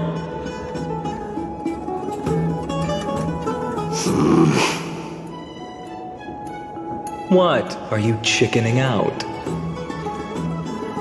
The phrase chickening out does not exist in the Kremnoan language. I just find the situation absurd, that's all.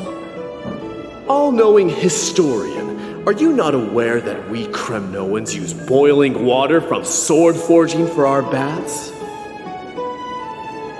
Looks like I'll have to teach you some royal etiquette today. And thus, an unprecedented sauna battle commences! With unparalleled resolve, the two warriors' determination even alters the very hue of the steam. Flames intertwine with scalding vapor, reaching toward the heavens, shrouding the sky and the sun. The spectacle is so magnificent that none dare gaze upon it directly. Since we can't see what's happening in the competition, why don't I regale you with a tale of kings to pass the time?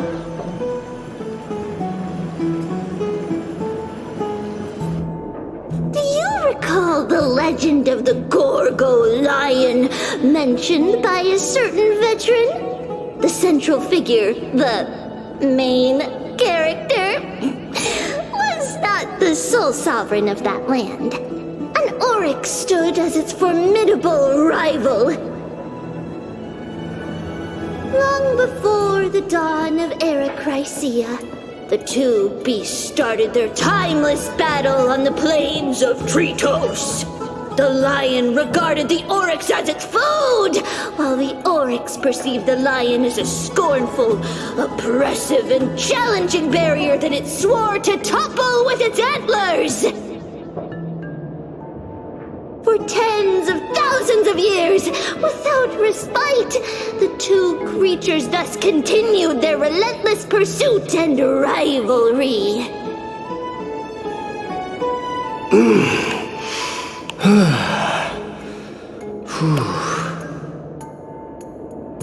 It fixated on its rival's fleeing form in the chase.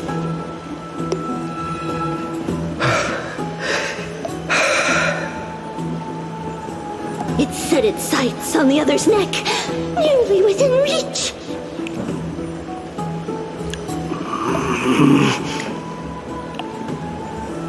It was stuck in a corner.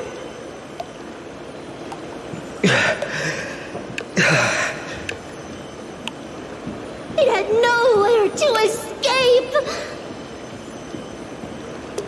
On the land of Amphoreus, some lives meet their end at dusk, some at dawn, and yet others are fated to perish under the blistering sun at noon.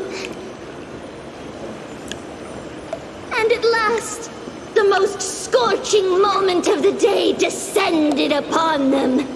The formidable hand of fate heeded their call and arrived! My lords, would you like me to reduce the temperature a little?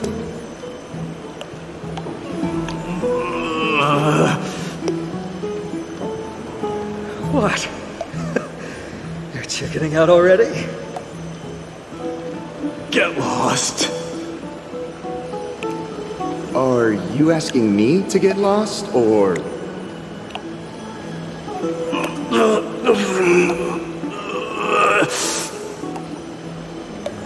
Do whatever you want. Oh, please forgive my presumptuousness, my lords.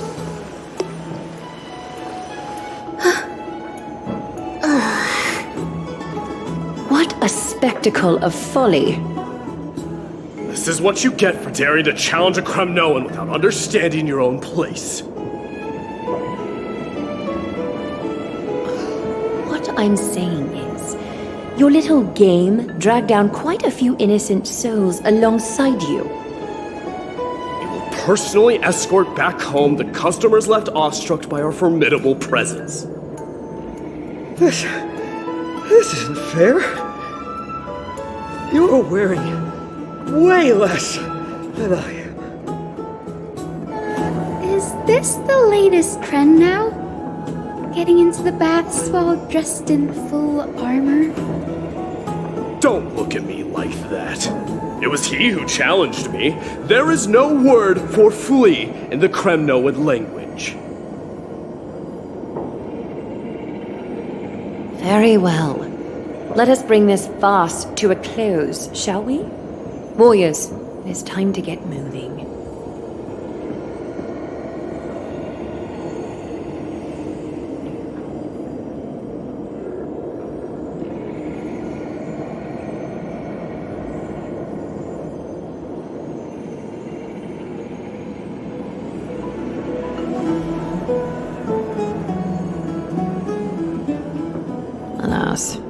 The flame chase journey is destined to be a lengthy one, replete with obstacles.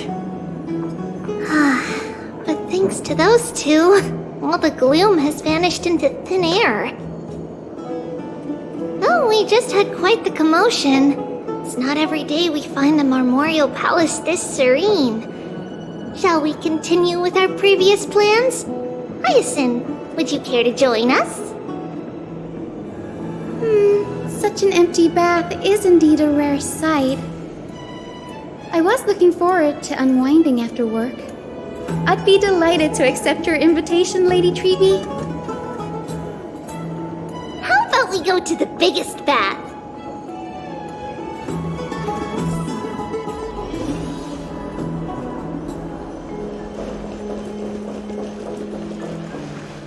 Let me check.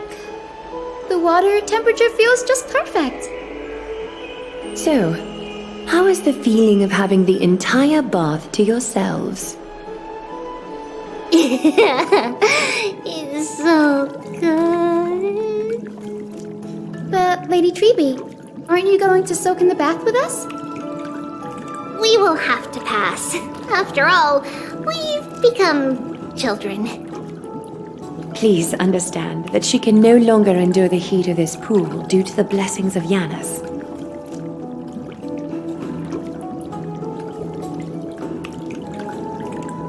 Oh. Are you curious about us, Hyacinth? I am, but something tells me that it might be better to change the topic. Don't get all nervous. It's not something we can't discuss. The truth is, a long, long time ago, we were a mature adult just like Aggie. Then, because of reasons, we inherited Janus's divinity and gained the power of passage. And in return, the price we had to pay was the splitting of our soul. Each opening of the Century Gate intensifies the strain on Treeby and the others. They are gradually regressing towards infancy, both in body and mind. We don't know what awaits us at the end either, but anyway, that's why we've turned into children.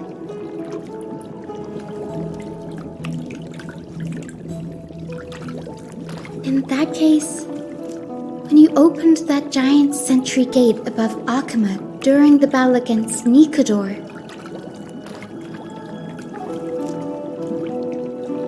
well, there's no way around it. We all know that the flame chase journey won't be a smooth ride.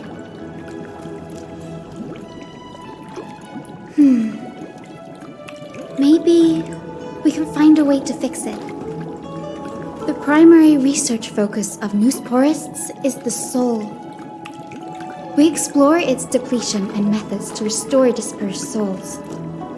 As long as research continues, there might be a breakthrough that can help. We will do everything we can. So your first reaction is in fact denial. You're indeed an Access student. I look forward to your good news, Hyacinth. Now there's another reason to look forward to tomorrow.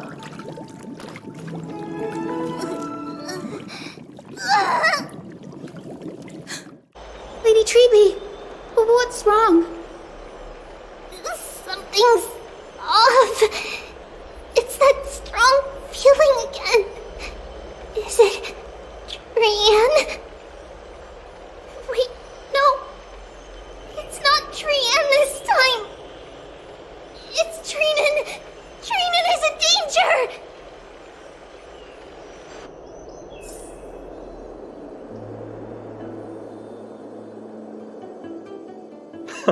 I win this round of escorting the bathers home. How does one contender alone make a valid competition? Offering a compliment or two wouldn't be the end of you, you know.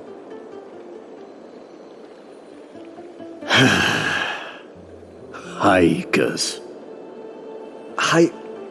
What is that word? Is that your native tongue? It means hyena. I'm likening you to a weak hyena. By the way, you emphasized the completely wrong syllable. Though we've been acquainted for some time, I have rarely heard you talk in the ancient tongue of Kremnos.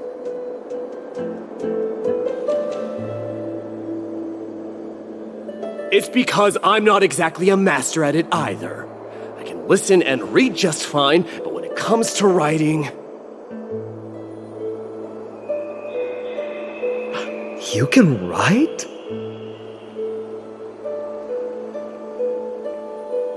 You speak as if you don't have a brain. That was in jest. I understand. After all, you spent all your childhood wandering far from home. Worry about yourself first, deliverer. You also never mention your hometown, apart from when you need to introduce yourself.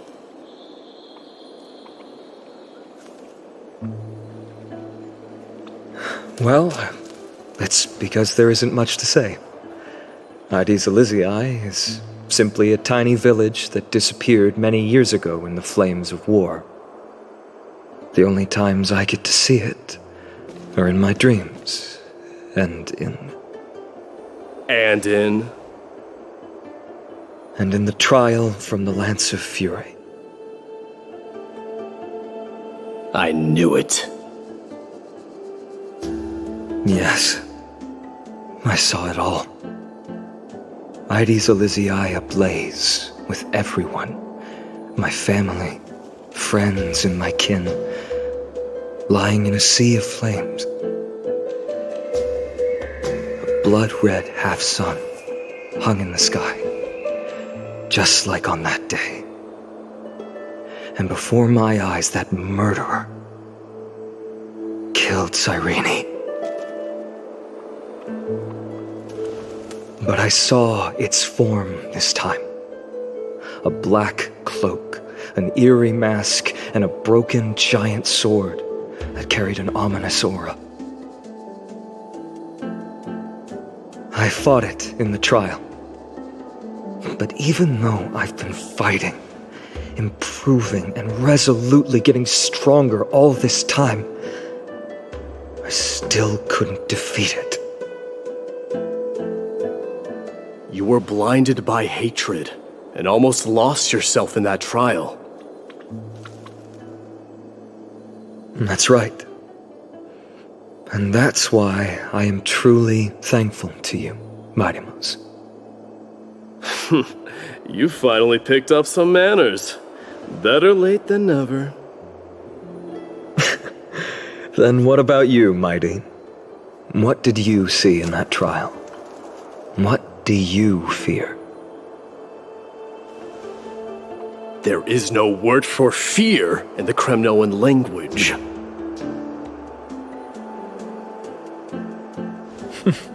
I'm getting the feeling that your language has no words at all.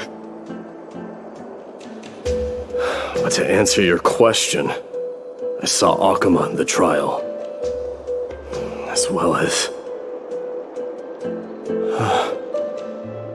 my old comrades. Hephaestion. Perdiccas. Ionius. Ptolemy. And Possesta. Ever since I returned from the Sea of Souls, these five have been by my side. We faced life and death together during our days in exile. Those 10 years were arduous, yet filled with moments worth treasuring. Each night, we would gather by the campfire, savoring honey brews and singing our hearts out. The wind in the wilds of Amphoreus smelled like rust. Hephaestion would always tease me about adding goat milk to the honey brew, claiming I ruined the blood-red color of the drink. He had a scrawny figure, but was a relentless force on the battlefield, dispatching foes without so much as a blink. Perdiccas was an expert in concocting medicines, delving into all those strange folk remedies. Ionius was a swift runner, and our most reliable messenger. Ptolemy was a real bookworm, always spouting off in chapters and verses. When we left Kremnos, he made off with a stack of ancient tomes from the Grand Library. Not like it mattered, as my family owns the library. And then there was Possesta. He was the silent type, but a truly masterful musician. This is the first time I've heard you mention these 5, and their names. They died on the battlefield before the Kremnoan detachment managed to join Akuma.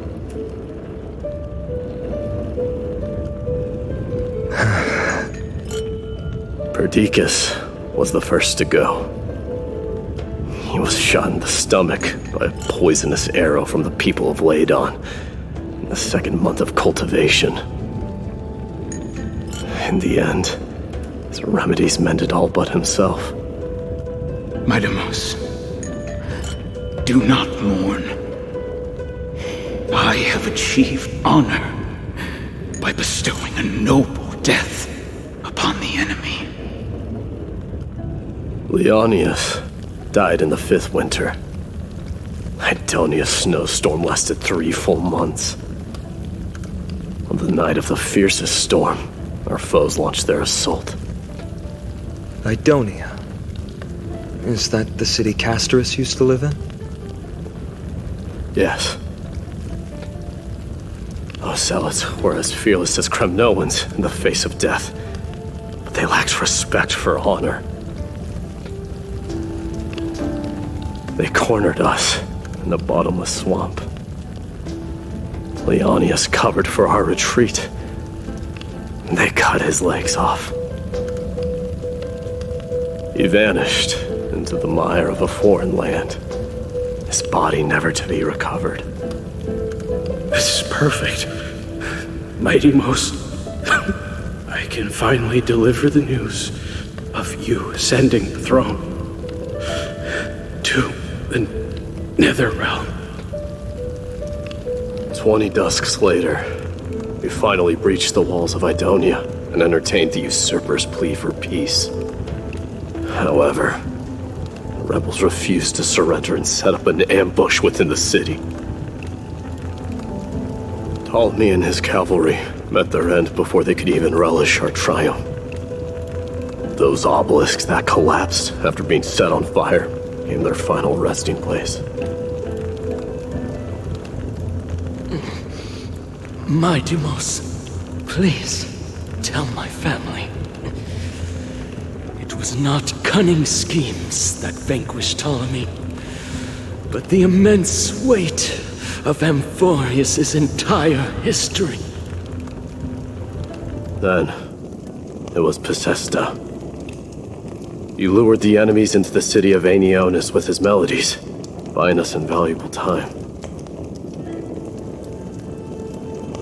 Our enemies, consumed by indignation when they discovered the trick, set the entire city and my soldiers on fire. His final words were recorded on a small clay tablet, fractured by the flames.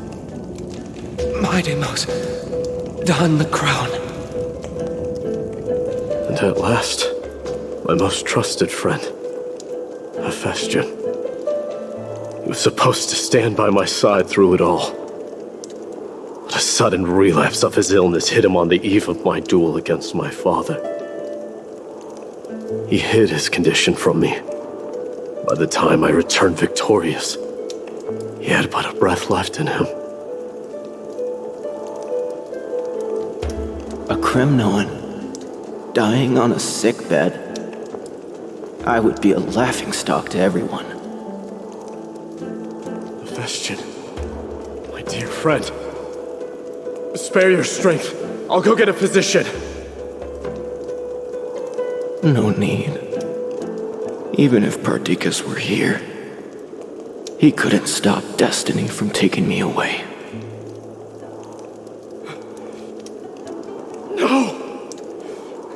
None can take you away.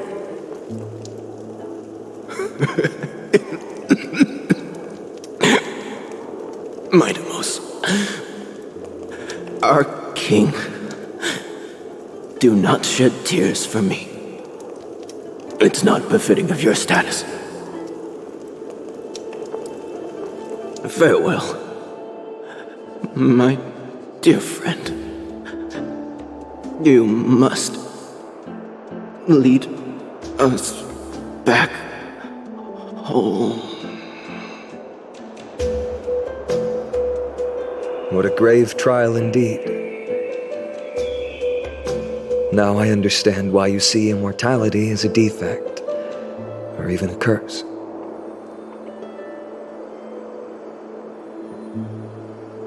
My father threw me into the sea of souls to break the wheel of karma. But little did he realize it would grant me an immortal body and summon a fated revenge on his head. Following his demise, I considered leading my people back to our homeland. Kremnos had already turned it into a wasteland. Only darkness and insanity thrived there. Against the dissent of many, Crateros included, I made the Kremnoan detachment stay in Akama. But I know that their glory will never be doused out. The instant of strife shall inevitably arrive. If you take over Nikador, then you must begin the journey back to your homeland. So, you hesitate because you think leaving your people in the Holy City is a better choice?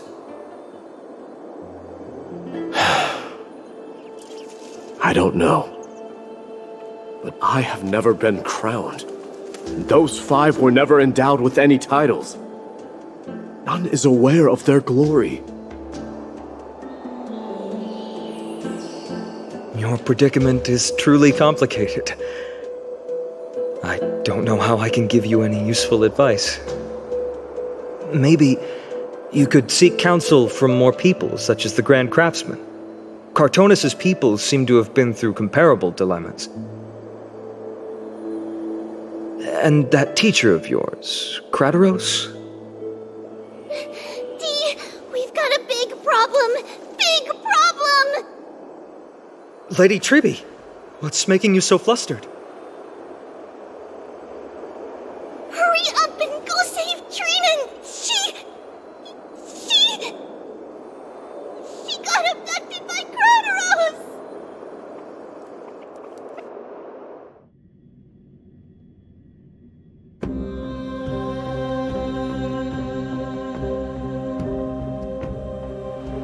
Crateros! What's going on? Mighty-Mos. It seems I was the one who exposed my vulnerabilities first. Aglaya, I demand an explanation. This man abducted Trinan by force and forced her to bring him to the vortex of Genesis.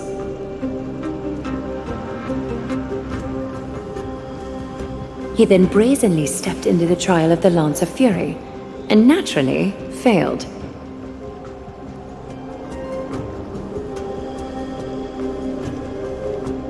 Is she telling the truth? Why did you do that? Because I don't want to wait anymore. Your hesitation made me desperate. If you want to run away from your destiny to become king, then keep running. Someone will eventually stand up and fill in the gap left by strife. Then they will lead our people home. Age has blinded you, teacher.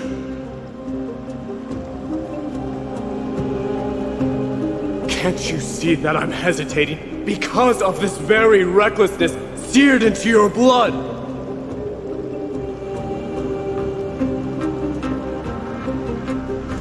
Crateros, do you truly believe you're worthy of entering the trial? To blaspheme against the prophecy? Does the mission we Chrysos heirs bear seem like child's play to you?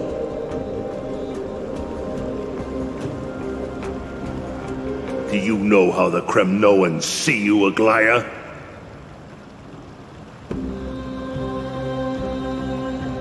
You're a hypocrite and a megalomaniac.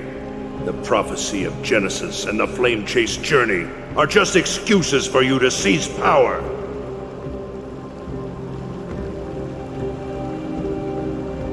Silence! Krateros! Do you even know what you're saying? Are you defending this woman, Mighty Mos? How many wars did people start because of her and her so-called prophecy? How many cities fell in the past millennium, their people massacring each other? Even if this so-called Genesis really exists, will there be a place for the Kremnoans in that new world?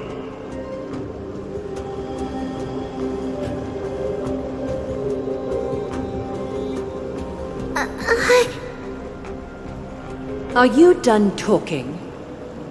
By agreement between the Chrysos heirs and the Council of Elders, those who trespass upon the vortex of Genesis need not be tried by the Council. I am allowed to pass judgment alone. Krateros, your actions are unforgivable. I hereby sentence you. Aggie, wait! We have a proposal! Someone has to resolve this conflict between the cities. Lord Krateros did not use violence to harm us. We can sense that his anxiety stems from his concern for his people's future.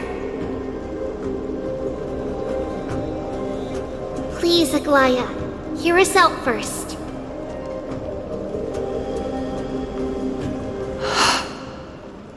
I'm listening. I'm sorry, Lord Krateros. We were so preoccupied with deciphering the fragments of prophecy that we neglected those of you not favored by its message. Your accusations were harsh, but justified. We wish to earn your trust and those of the Kremnoans. I think the best way to do that is to take you to witness the source of the prophecy for yourself. How are you going to show me something that has no form? You've heard about that Outlander, right? She has somehow made a connection with Orynyx and can completely replicate scenes from the past. We will ask for her aid. Tomorrow, at the Abyss of Fate in the Temple of Yanisopolis, we will show you everything from that distant memory, Krateros.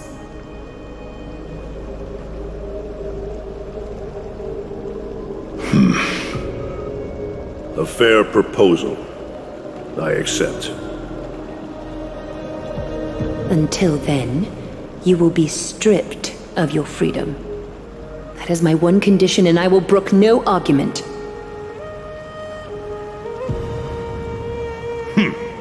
It is not the first time I've been made someone else's prisoner. Do as you please, demigod. Teacher,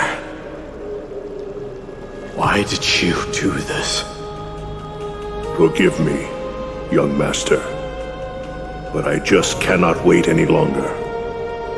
Ever since your father died, our people and I have been waiting for a day to revive Kremnos. We placed all of our hopes in you, but never received an answer.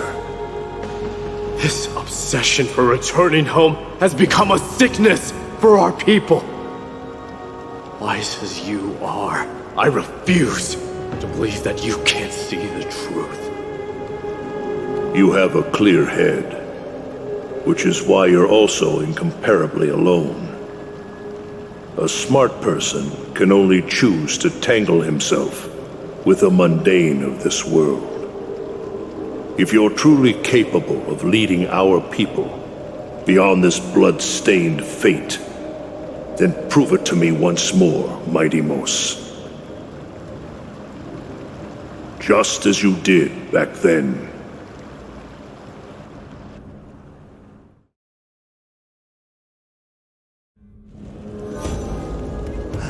A fierce fighter. I did not expect such heroism from a feeble Acheman.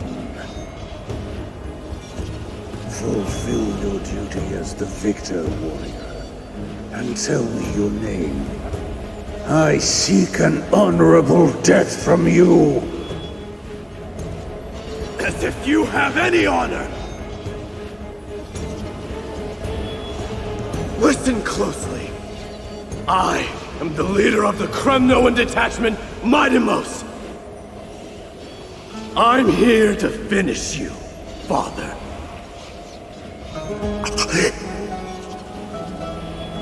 It is you, the beast spurned by all. So you did defy death. The prophecy was true. You will bring an end to my Kremnoan dynasty. Defy? You're wrong. Death fears me. It's the reason I have this body of steel. As for you, you already stand at death's door, father. You were the one who threw me into the Sea of Souls.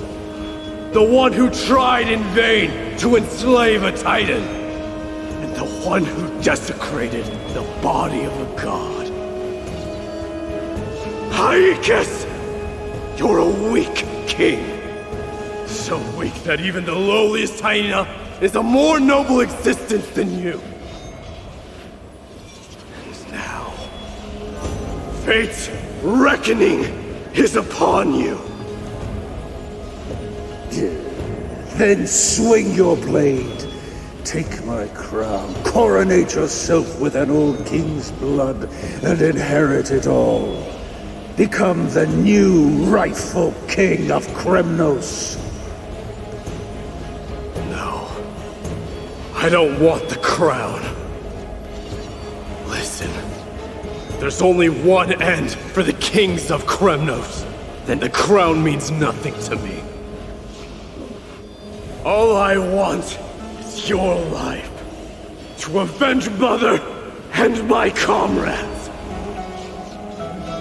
But the walls of Kremnos will not fall with me. Do you truly think you can escape fate's grasp, my son? You and I, we're both the same. We feast on strife and fear. Now, kill me! The son of Gorgo is destined to be crowned in blood!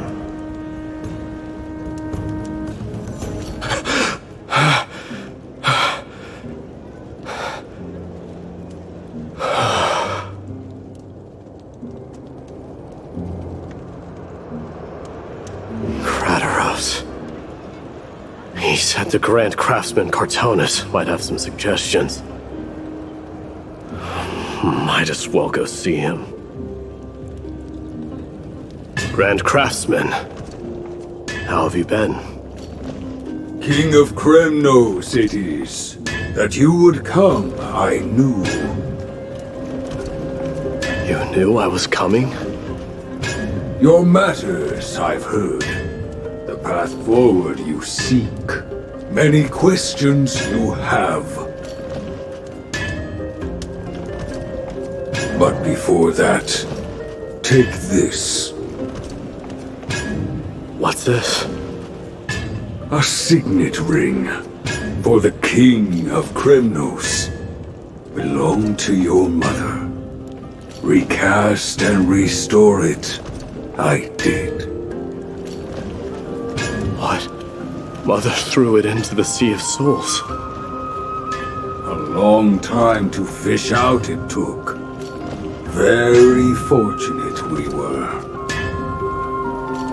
I can hardly imagine how much patience and courage it must have taken to find such a small signet ring in the Sea of Souls.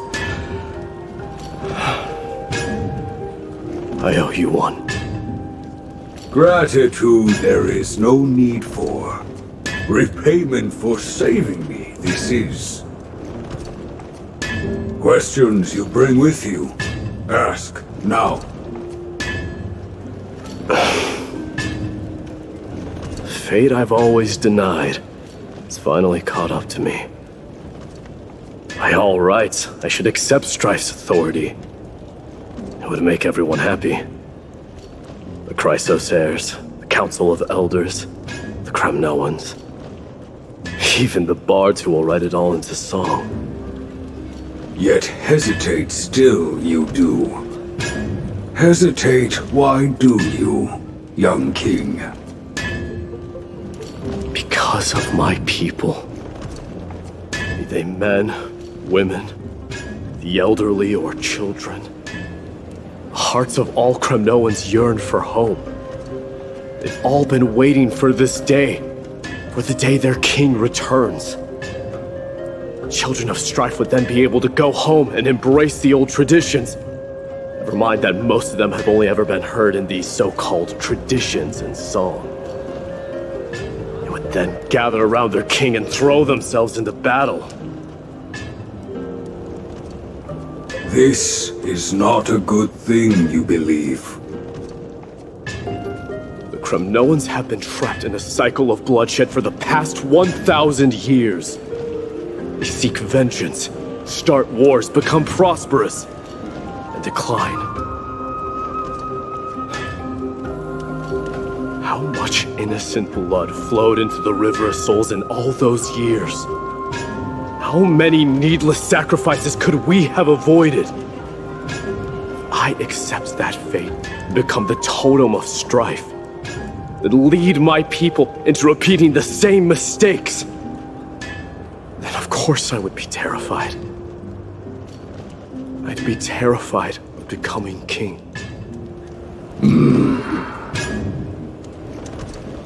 A different kind of Kremnoan you truly are.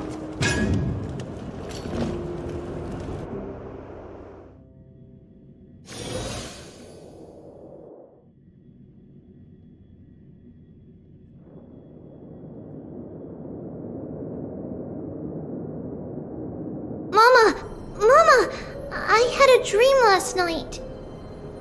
Oh. Now what did you dream about, my darling Trebios? I had a dream that I turned into many me's. Then we made the moon into a ship and made the stars into our sails. Then we floated on the ocean and let the wind blow us in any direction it wanted. Well, that sounds like a lovely dream. Yeah! The ocean and the sky were really, really dark, but there were so many of me that I wasn't scared at all, because we'd all sing together. The ocean wind blew us onto an island where the wind tasted like flowers. There were bleating sheep and chirping birds inviting us to be their guests.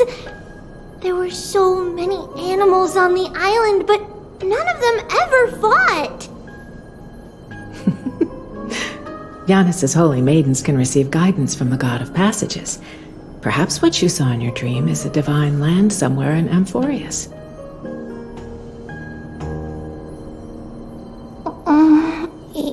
You think so? What's wrong, Trebios? You look unhappy. Because on that same island, I saw a dark mountain on the other side of the ocean. And it was very, very tall. The mountain looked alive, and it kept getting closer to the island.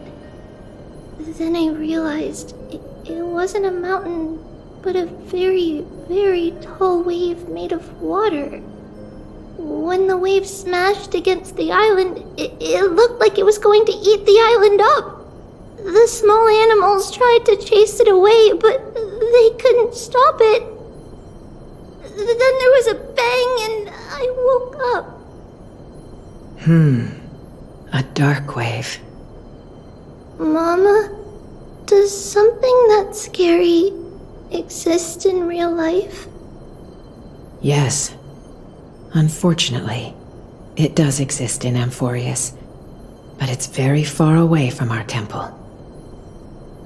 We call it the Black Tide, though it has nothing to do with water.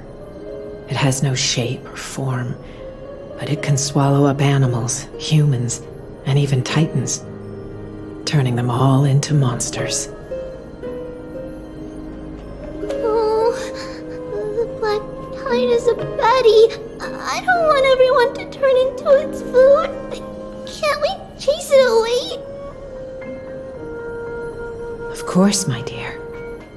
You only need to behave well and listen to what the adults tell you.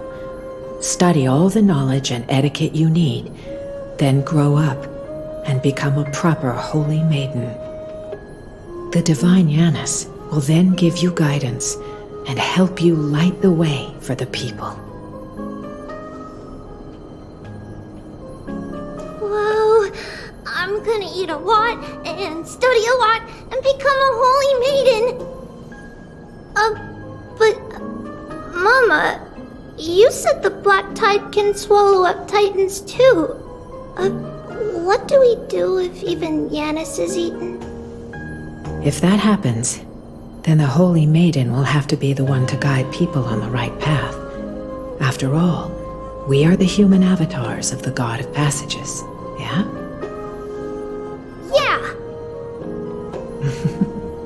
But one person alone is not enough. Once you're older, you'll make a lot of friends. You must do your best to unite them, because that's also our duty as priests. Friends? Are they also like me and Mama with pretty red hair?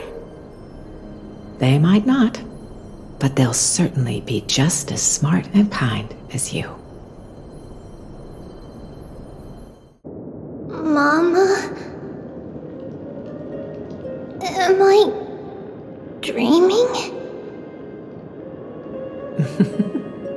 Don't be silly, dear. Of course you're not dreaming. I've always been by your side. What? Now be a good girl and call your friends over too.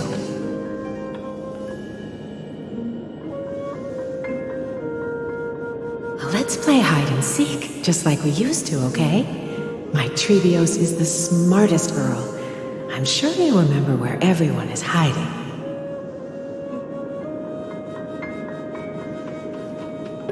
The voice sounds so far away. I don't remember. Who am I looking for? Your friends, who will chase the Black Tide away alongside you, of course. Is this from my use the spindle to connect everyone?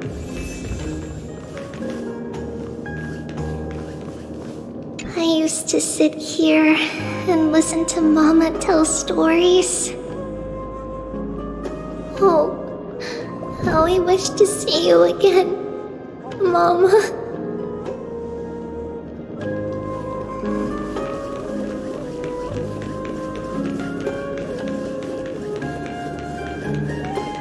Chest! You can't lock me away! It's packed full.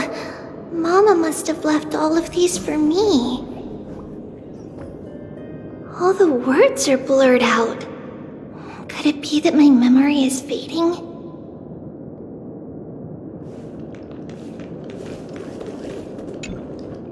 Huh? Why is this doll inside a chest? It's holding a sword. Why? Many years later, many brave warriors will board this ship. They're skilled combatants who fear no danger. Ooh, I can learn how to fight too and protect everybody! You silly girl. You're Yanisopoulos' holy maiden. It's not your duty to fight. There will be many others to protect you. Alright. Then where will they come from? I believe one warrior hails from a lovely village where bulrushes flourish, while another comes from a magnificent royal city. Though each has their own troubles, both are ready to lend their strength for the ship's long voyage. In that case, let Trian fight by their side. This way, they'll always stay on course. How could I have known the name Trian back then? Was it just a coincidence, or...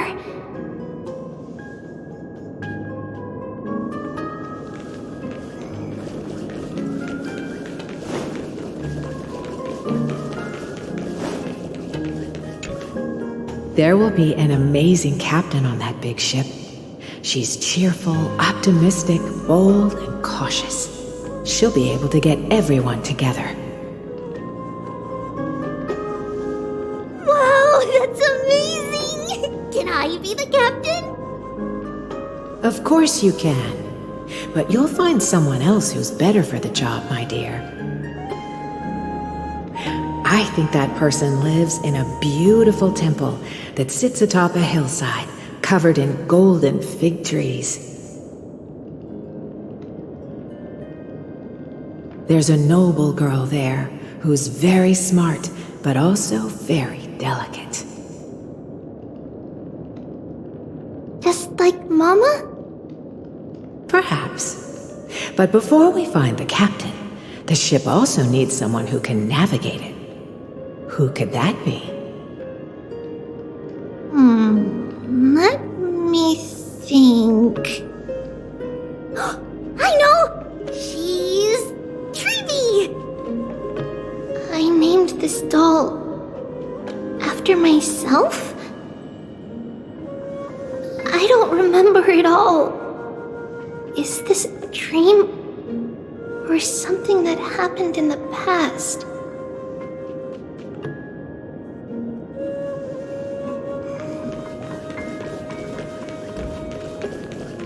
There's strength in numbers!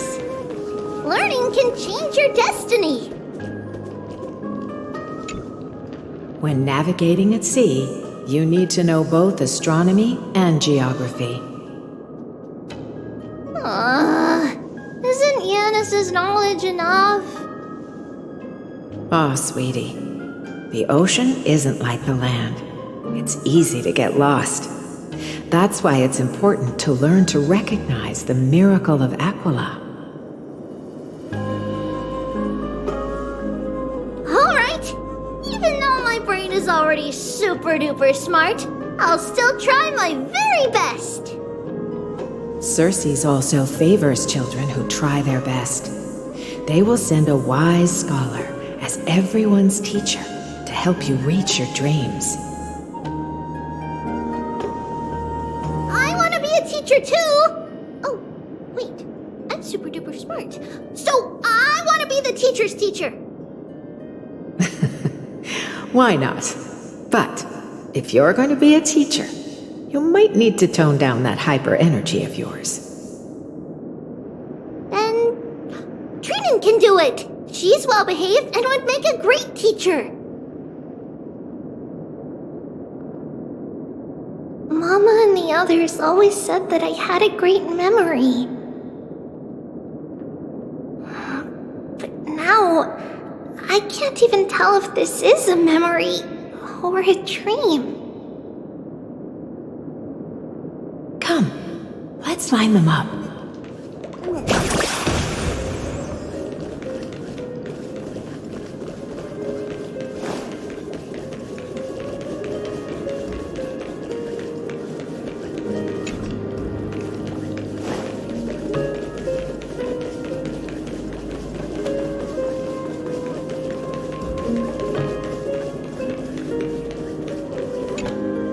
Now, Treebios.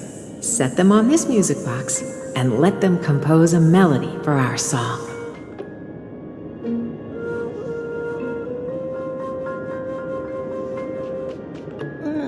Music box? What's that? Sweetheart, are you still groggy from your nap? You invented it. I invented it? What does it do? Oh, my lovely Treevy. You're usually so bright. What's gotten into you today? Well, you might as well see for yourself. Put your good friends on it and see the wonders it can do.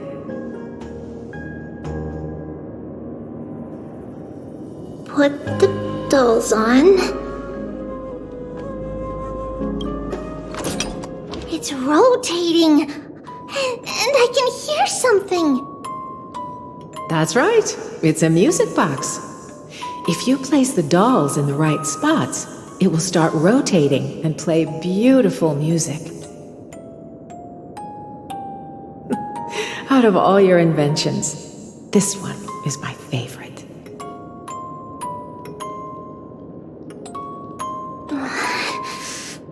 I don't remember. It's all right, my child. I'll sing along to the tune, and it will help jog your memories. Happiness abounded in this lush land by God's chosen. Giants raised their glasses in a toast, beheld by the 12 constellations. 3 carved the heavens and the earth. 3 wove the threads of fate. 3 molded life with their hands, and 3 guided calamity's gate. They declared the world too unstirring, hence wished endless laughter upon the living. Thus you and I were created, with words and song to weave, and love and intimacy to give. Thus creation was complete. Who then will bear the weight of humanity's souls, to lighten the steps of the living as a whole? O great Kephale, all-knowing Father of stature so tall, yet low does their gaze willingly fall. With light of dawn heavy upon their shoulders, golden blood spills unto the land, converging into a boiling river that flows to the heroic heirs of this world.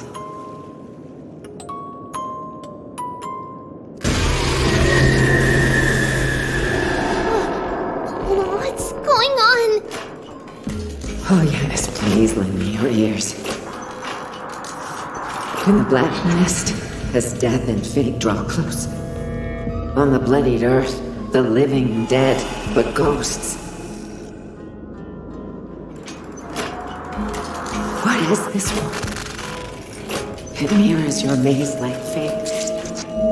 What is this world? A silent lament without a trace.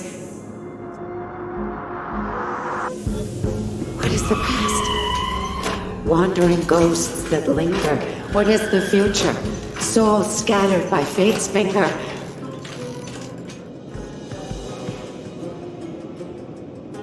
What is the start? A voyage born in solitude. What is the end? A spirit lonely and subdued. Lonely and subdued. And subdued. And subdued. Subdued. Subdued. Subdued. Subdued. Subdued.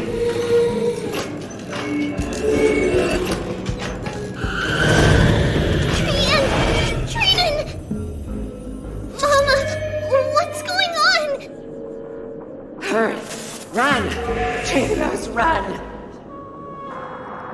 The black tide has arrived!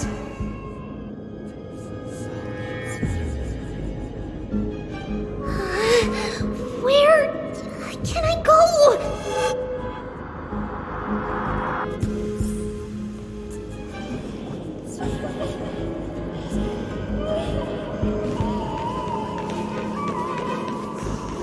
What's this?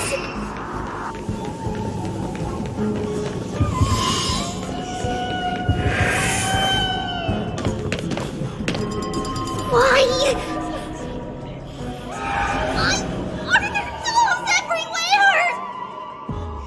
This is the sacrifice of a holy maiden. You won't make it to the end. Only one person can.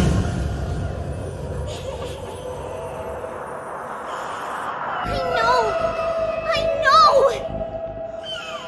It's fine if we can't reach the end. Our minds are made up. Go. Bid your farewells, Triplets. Time is running out. Mama, are you going to leave me? My sweet girl. I will never leave you. But remember this, Trevios.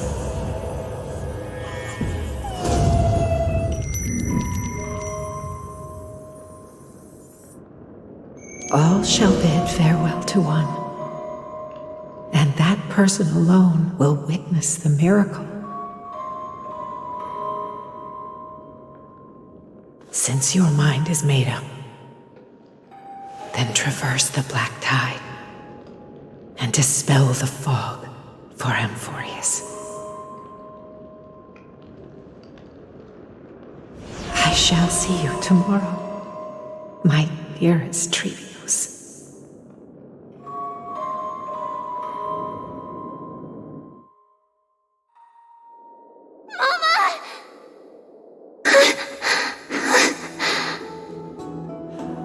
Are we still in a dream?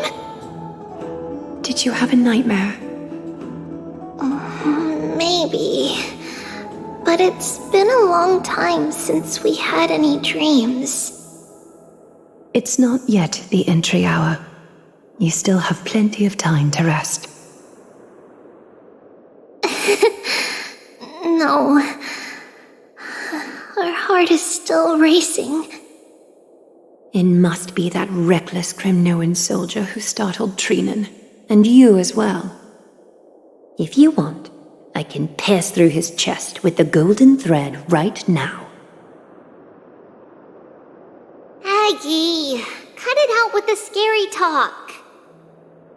I'm just kidding. If I were serious, I wouldn't have waited until now.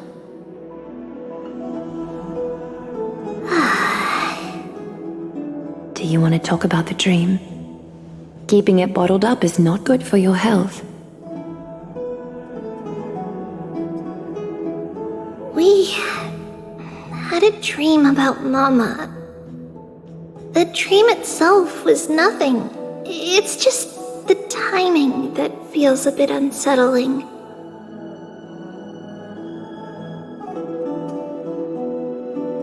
You mean...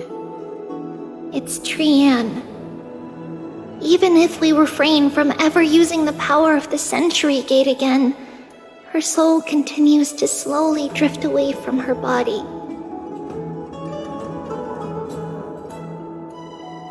There isn't much time left. Perhaps it wouldn't be such a bad idea to let her relinquish her role as the gatekeeper and live out her days as a carefree child. You have a point, Aggie, but our decision has already been made on that matter. I believe there's still another way. Souls will be spent until they dissolve into dust.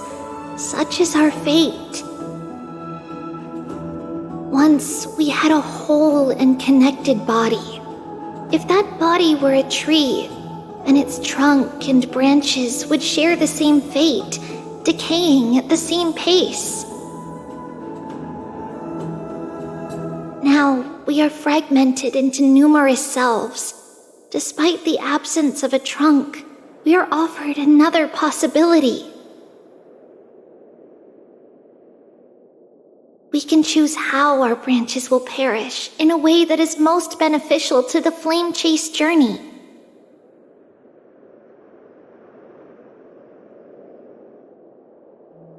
Compared with saying farewell to one person, watching many fade away before me is even more sorrowful.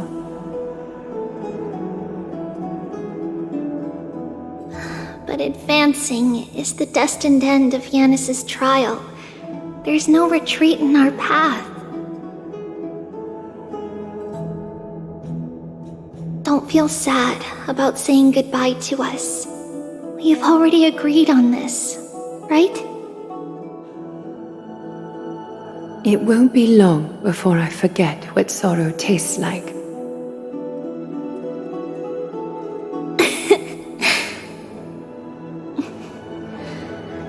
So, what would you like for breakfast, Aggie? What? Where did that come from? After all this talking, we are feeling a bit hungry. Plus, it's nearly the entry hour now. Do you remember when we first met, Aggie? You were still a little one, and we caught you secretly eating oatmeal late at night.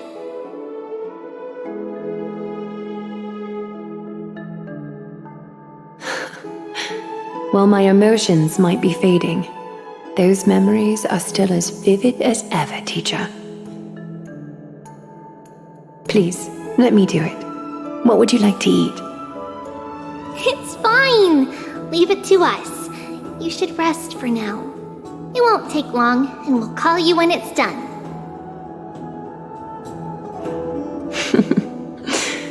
In that case, thank you. Then, see you tomorrow, Aggie.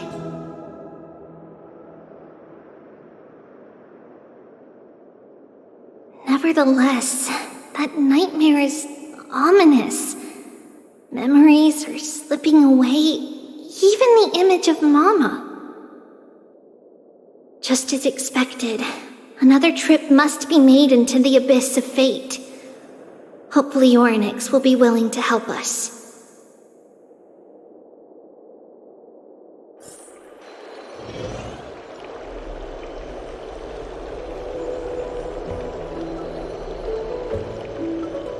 Long time no see, Professor Anaxa.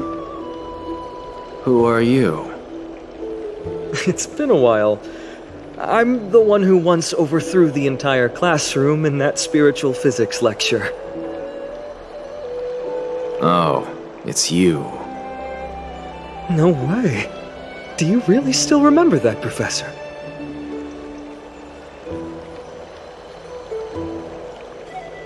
I remember that glib tongue of yours. What brings you here? Surely you're not here to reminisce. You could tell. Of course. You only beat around the bush when you have a hidden agenda. That's not true. I'm here to seek enlightenment, as always. Could you please teach me everything you know about the black-robed swordmaster? Rumors sure travel fast. Unfortunately, I too know nothing about it. I can only tell you that it is clad in a black robe and wields a greatsword. At least, it looks like a greatsword. It's shaped like a twisted half-sun, and a peculiar dagger resembling a crescent moon. By the way, take this with you. I got it from the sneak attack. It's yours now. I was right. It is this thing. The one who torched Aedes Elysiae to the ground. And killed everyone. Don't try to be a hero. No one in Akama stands a chance against that thing right now. Is that what the Titan said as well? Not at first. But the god relented after having had a taste of its power.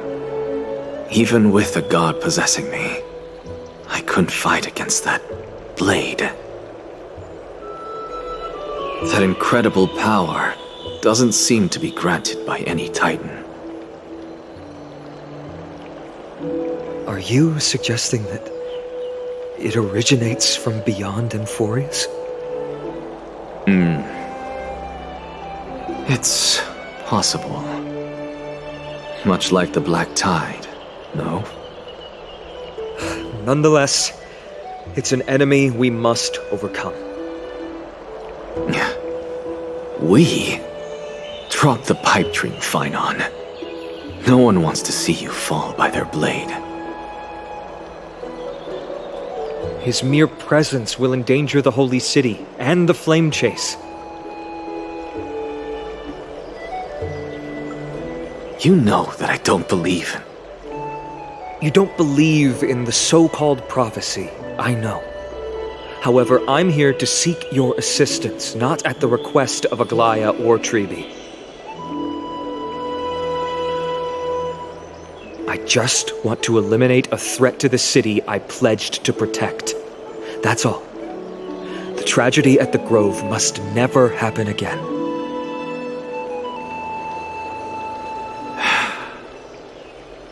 Take a seat.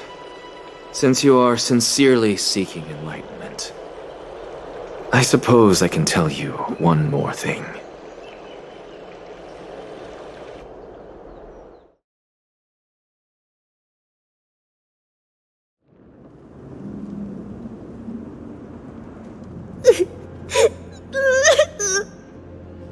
What's wrong, Trian? Nothing. Just remembering what happened at the Grove. Monster in the black cloak. So scary. Everyone in danger. Nightmare. I can't forget. Don't be scared. There are no bad guys here. Didn't you save everyone with the Century Gate, Trian?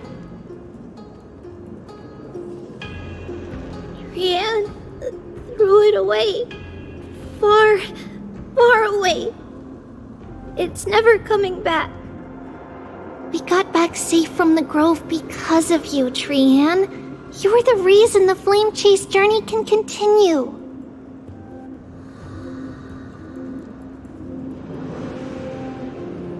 Sorry, Trian feels a bit dizzy. Why are we here again? For the same thing, of course. Remember? Tomorrow we will reveal the prophecies past to everyone. But first, we need to restore the memories that have been blurred by the fragmentation. We hope to present the full truth to everyone, without hiding anything.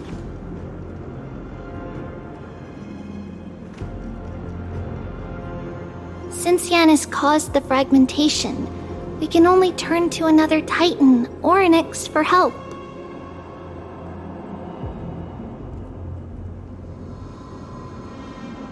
Also, remember to get breakfast ready for Aggie before the lucid hour tomorrow. Oh, yes! Trian remembers now!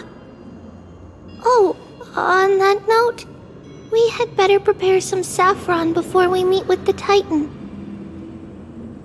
Saffron? Huh, it's an essential offering for rituals in the Temple of the Three Fates. You think we shouldn't go to Orynyx empty-handed? Yes, it's also a symbol of Yanisopolis. If we are to replicate memories, we need to use something that has experienced those days.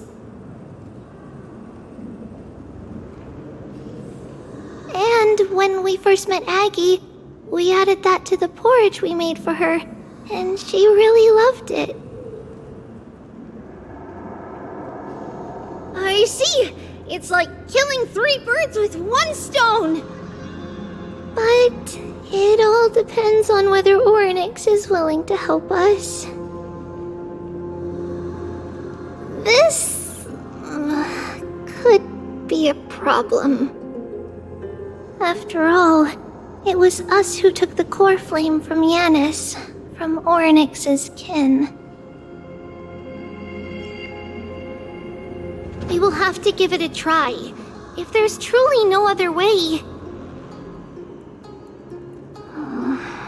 In our current state, we probably can't do anything to them. We'll cross that bridge when we get there. Leave it to Trian. Trian knows how to play cute. In any case, let's look for Saffron first. I hope there's still some left in the temple, untouched by Mikador's soldiers. I remember that aged saffron is preserved in sealed jars. Let's be on the lookout as we go.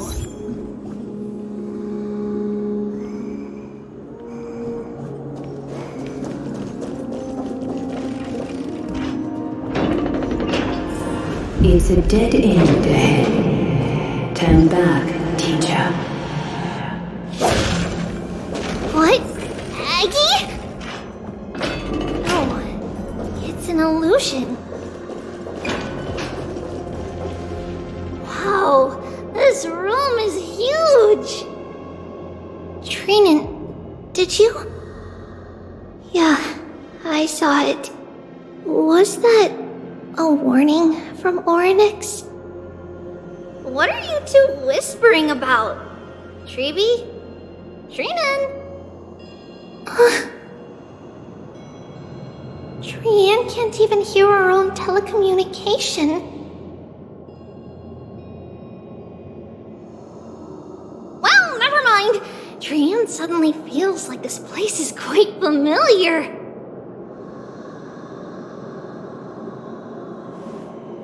Oh, there's a whiff of safari in this room. It's right over there. Over here! Follow Trian! Trian, slow down!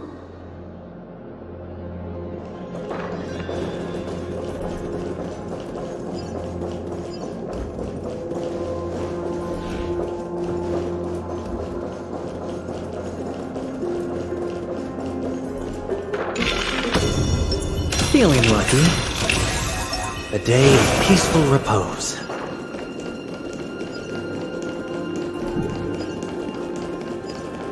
Even if separation is our fate, a futile death is not the solution.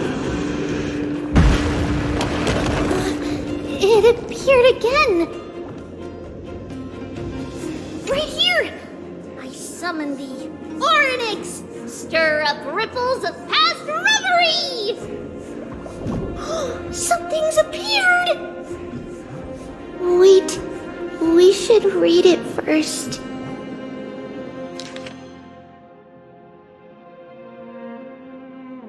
Wait, this is a letter?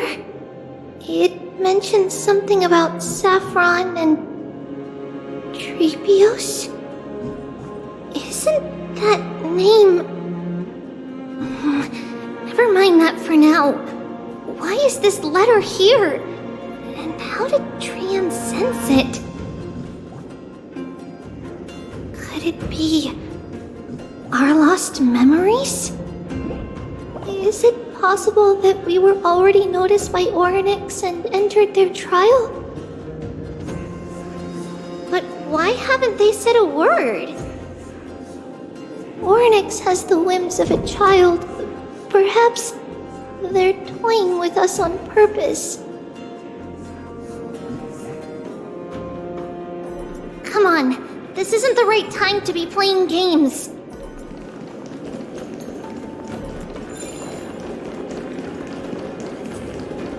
Separation and death or reconciliation doesn't come easily for immortals.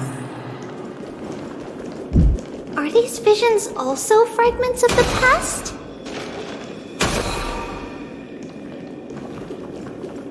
Treeby!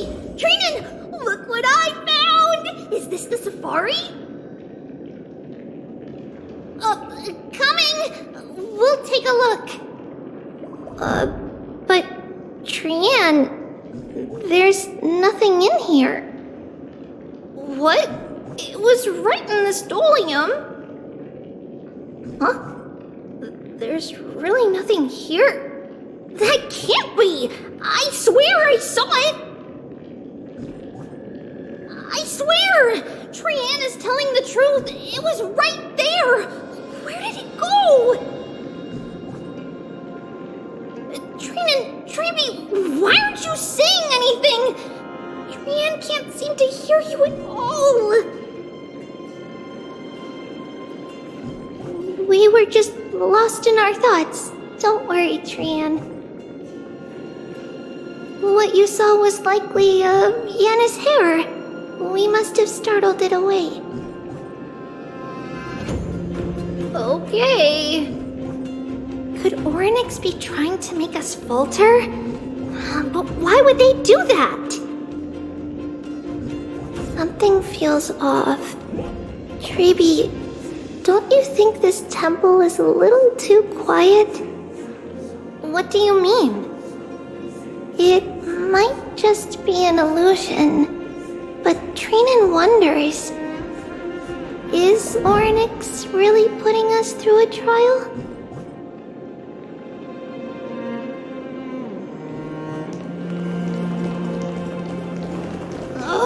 Still no luck finding any safari. I suppose we can do without it. Let's try to convince Oryx. At least they didn't toss us out straight away. Oh, no soul.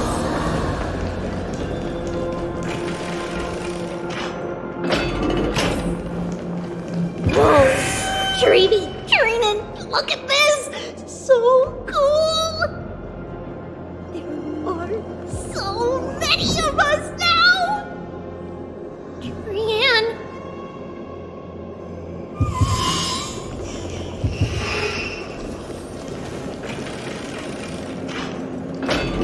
It's really quiet in here. Do all Titans live in dark places like this?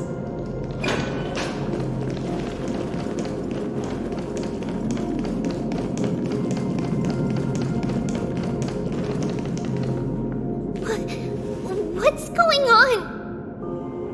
Oryx disappeared?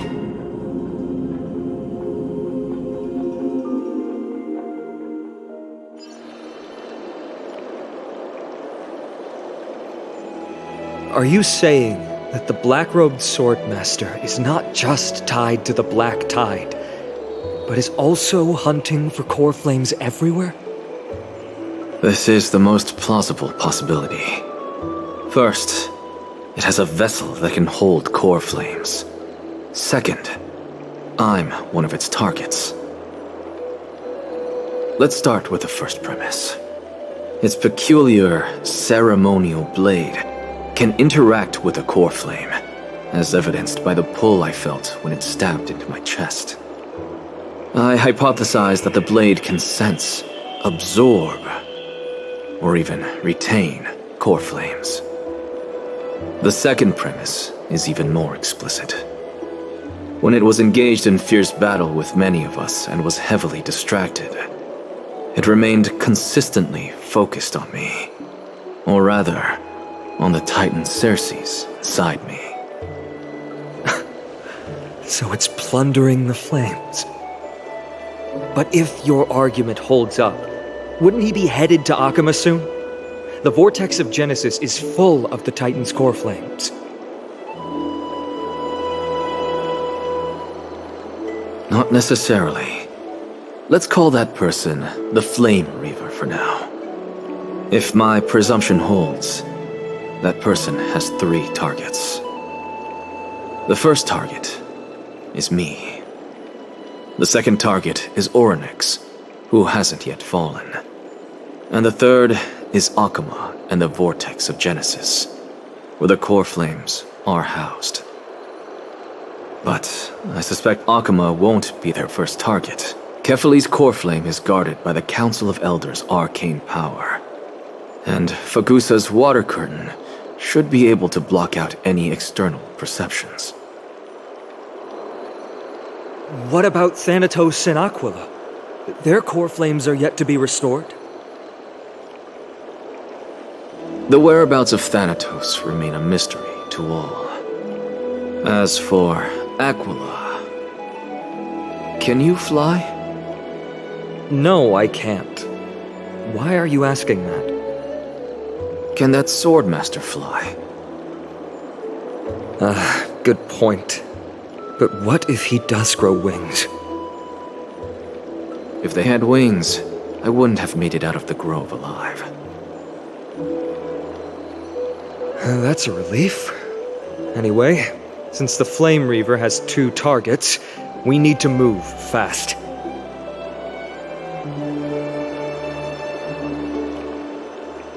With the distances between Akama, the grove, and these potential targets, I believe we should bolster our defenses and...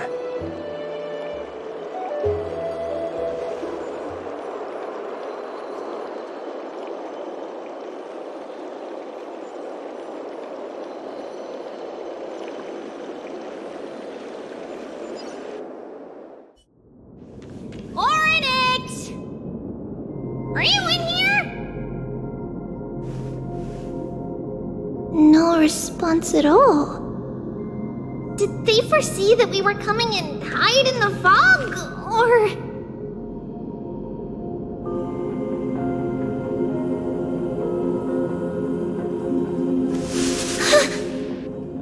Treeby, we should leave this temple.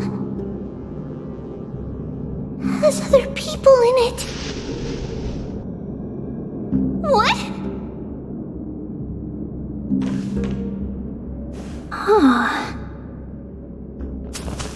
Listen, footsteps.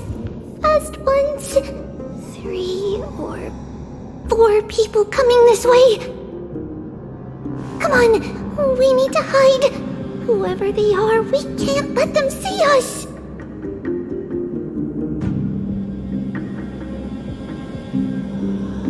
Treeby, Trinan, come check this out. What's this? Trian feels like it's so familiar.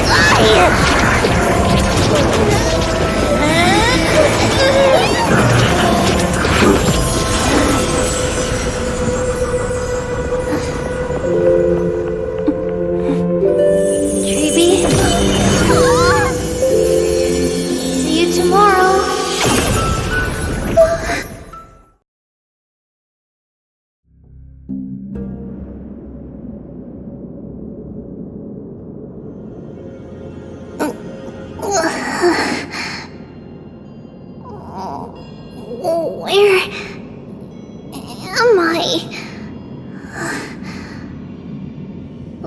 Little gray, snowy, and... Wait, where's Trian? Is she back?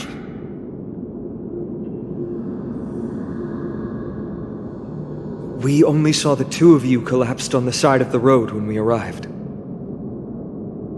Danny and I looked around, but we couldn't find any traces of Lady Trian.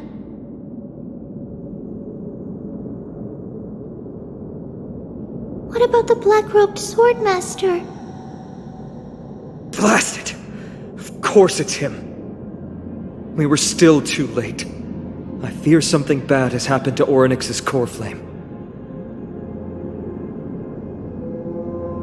Then Lady Trian... She doesn't have much divine power left. We can barely sense anything. That you're both safe is already a blessing. Everyone, we must take action now. We should split into 2 groups. One group will stay in the abyss, and meet up with Aglaya's reinforcements, then search for Trian's whereabouts. The other group will come with me to pursue the black-robed swordmaster and recover the core flame.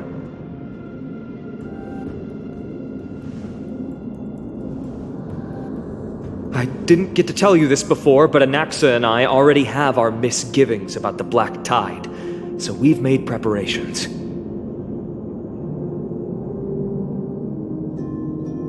I'll tell you the details as we move. Opportunities are fleeting on the battlefield. We should hurry.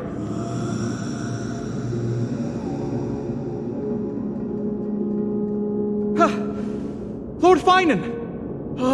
Lady Treby and Lady Treenan. I'm glad you're all right. Did Aglaya's people get here? Yes. Lady Aglaya already knows about the situation and sent along a message. Finan, I understand that Swordmaster is of great importance to you. But if you charge in without a plan, I fear that you won't be the only one who dies in vain.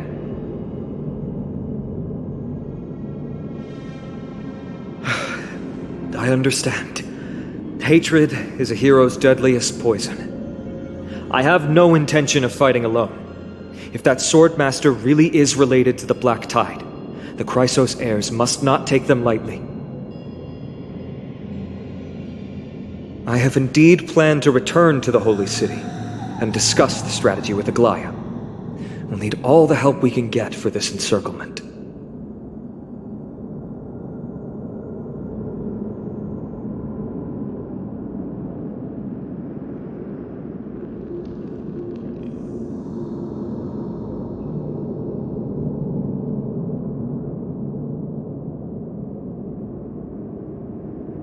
Treenan will stay in the Abyss too. That way, both sides can communicate with each other if anything happens. Thank you, everyone. Partner, Treby, let's go.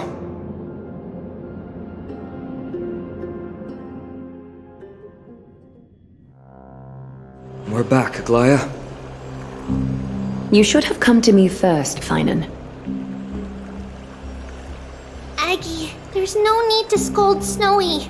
Akuma is currently in grave danger. I know. It's beyond my imagination that the only two titans humankind can still rely on fell in such quick succession. I've never seen the golden thread pulled this taut, as if it could snap at any moment.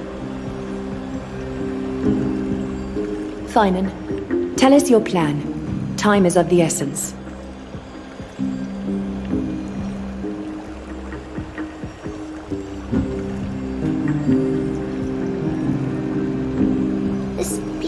Not just hunting titans, but taking the core flames too? Yes, just like the Flame Chase journey is doing. Professor Anaxa thinks the Flame Reaver's arrival is likely a sign the Black Tide has spread further.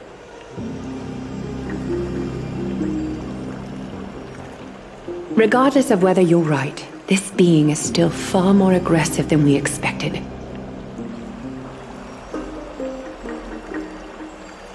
But its madness is also an opportunity for us. If its goal is the core flame, then that means us humans can lure it into a trap. Anaxa had already left the Holy City with Circe's core flame while we were on our way to the Abyss, so he can make preparations for the battlefield.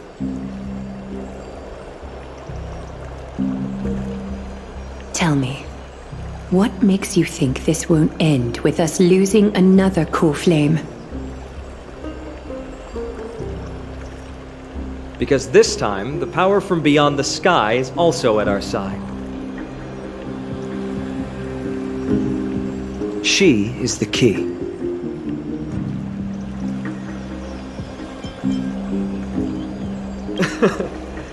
We need your other companion, too. Ma'am, do you mean me? I see. Finan, that battlefield you mentioned, is it Castrum Krymnos? Yes. I'm sure everyone remembers the astonishing miracle our partner here performed with her companion during the battle with Nikedor, and how they awakened Castrum Kremnos' past. That will be the key to our victory. We will use Orynyx's power to once again open a passage to the past and lure our enemy inside. Then, we'll seal the Flame Reaver in the maze of time. Impressive. Orynyx has fallen, and Yanis's divine power already belongs to Arkema. Once we take back the core flame, the Swordmaster will have no means of escape. It's very clever, using the element of surprise instead of brute strength.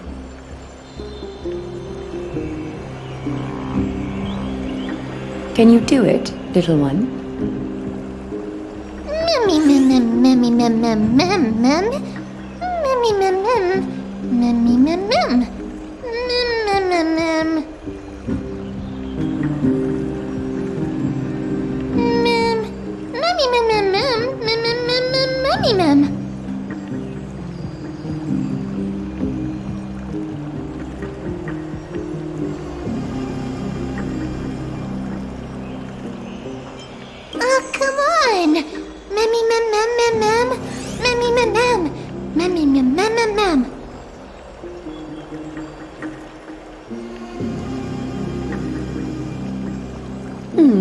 Such enthusiasm. I'm glad to see you're confident. By the way, the Council of Elders declared a state of emergency when Treeby went missing. Kynus and her following have heard tell of the incident at the Grove, and are galvanizing support in secret. I fear she'll make her move before the next assembly of the citizens. What are they plotting? That short-sighted politician likely believes the Chrysos heirs have outlived their usefulness and is making preparations for her next step. That ugly side of humanity is something we'll have to deal with eventually. But that's a problem for another day. I've sent Castorus ahead to the council with a message. She should be able to keep the situation under control for the time being. Finan, it is my hope that we can come to an understanding on this. We must take down the Flame Reaver in one go and retrieve the core flame, and in doing so, grant ourselves an advantage against the Council of Elders. Of course. You may count on me to lead the charge. I apologize for tasking you to spearhead the plan once again, but Arkema is currently beset by enemies from within and without. The situation brooks no delay, and we have precious little time to confer and discuss the plan with you. That being said, you are the key to our success, and I shall respect any decision you make.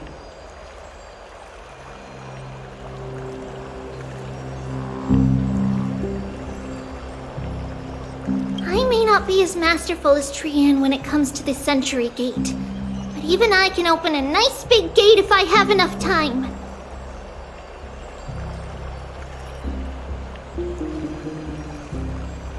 As for whether we can take back the core flame, that will be up to Anaxa's capabilities. Based on what I know of him, he can do it.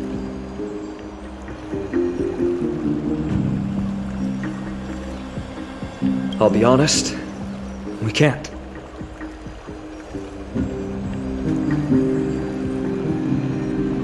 But the Flame Reaver will have to step over my dead body if they wish to do you harm.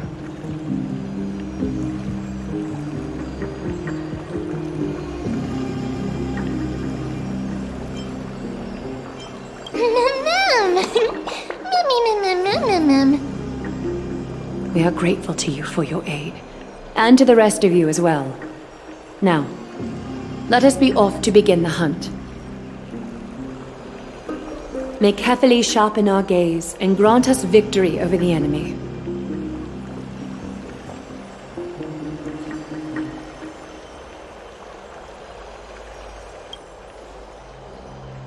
you mean Mighty.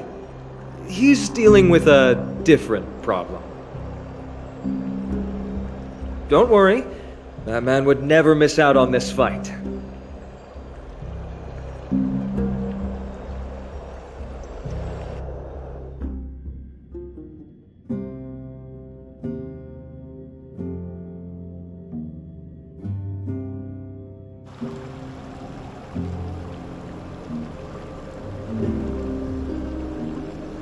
Farewell, my dear friend. You must lead us back home. You and I, we are both the same. We feast on strife and fear.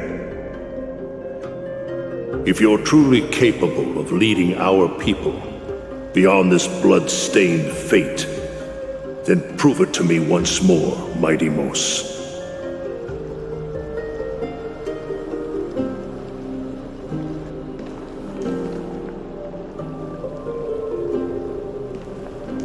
I knew you'd be here. I heard you're about to set off on an expedition. That's right. It's going to be a tough battle, and our destination turns out to be Castrum Kremnos. Is that why you're here? To pray to the dead Nikador? No, just the opposite. I'm here to tell you, you can entrust the front lines to us this time. You can't afford to lose your upcoming battle either.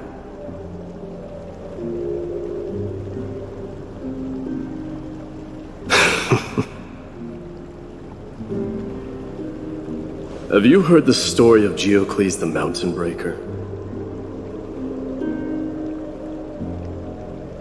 Sounds like you've spoken with Cartonus. That's the name of the legendary mountain dweller, right?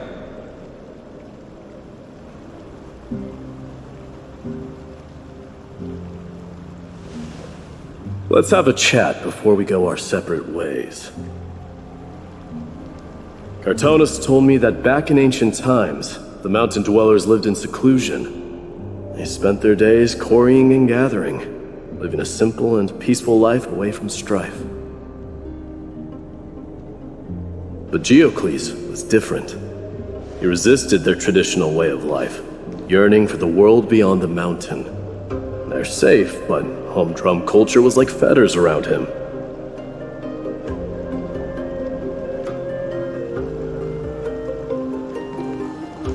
He sounds a lot like you. Yes, that is why he too faced the same dilemma as I do.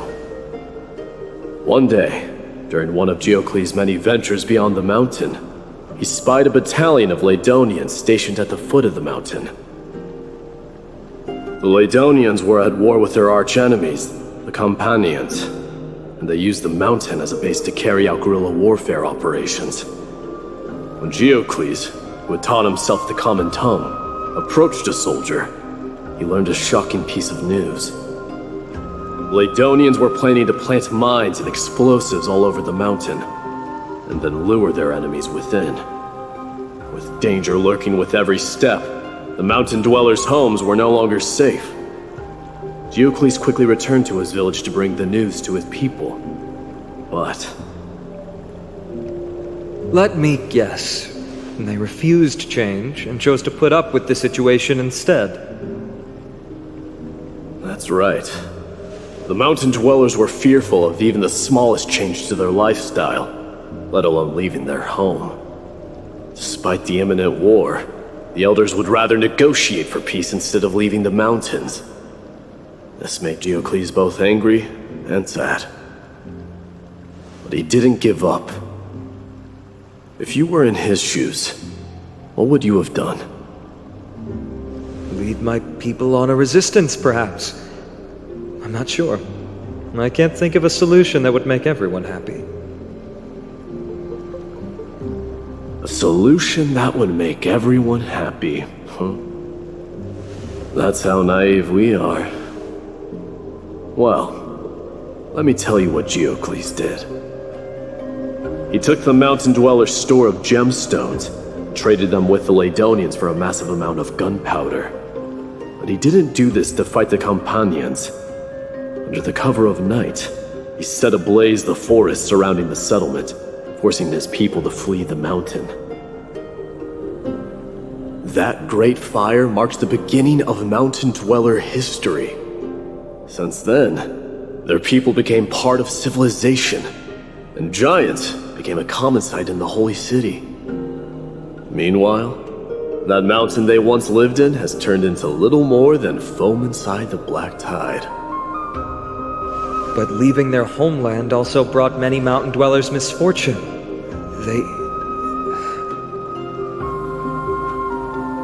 They were hunted by Kremnoans or enslaved. Indeed, that is undeniably also part of their history. But that is Geocles for you.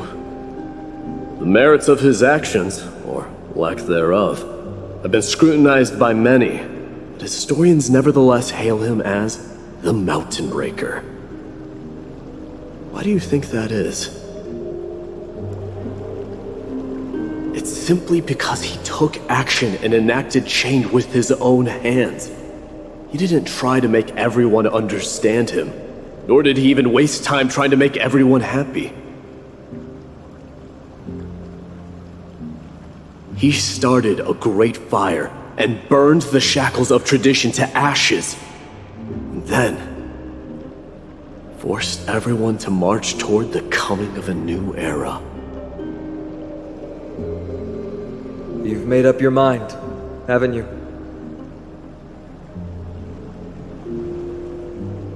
I'll be leaving Akama soon to fight the great darkness of this world, and to shoulder Nikador's destiny.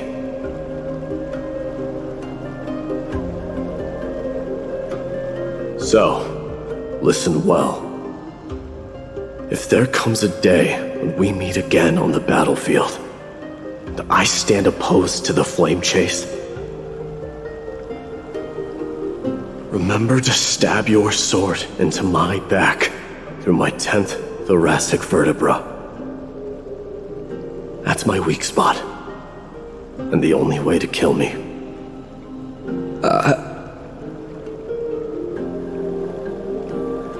You have my word.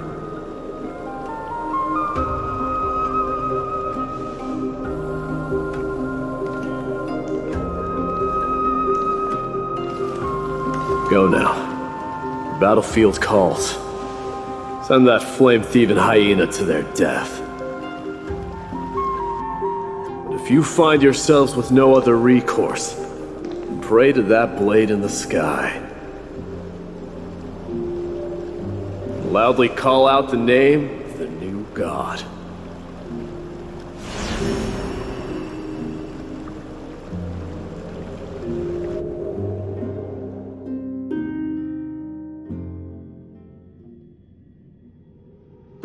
That's the sound of an all-out war. Not the kind of ruckus Professor Anaxa can raise on his own. Let's hurry. The battlefield is just ahead.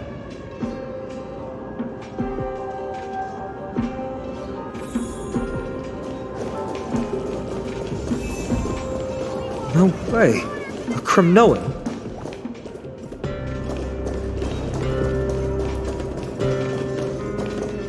I didn't think she'd manage to send the Kremnoans to assist.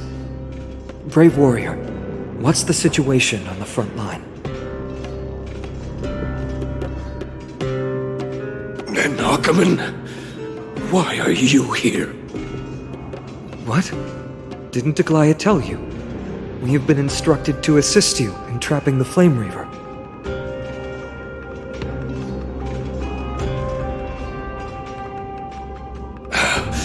Aglaya, that vile usurper. I spit on her name. Our king will be back soon. He'll be able to deal with you and that black roll.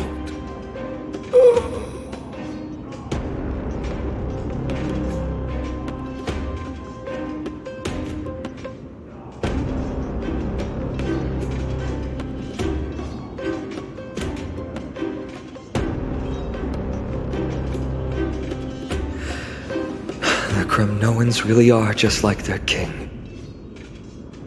Rest in peace. May your glory last forever. Did they come to fight on their own accord? Or...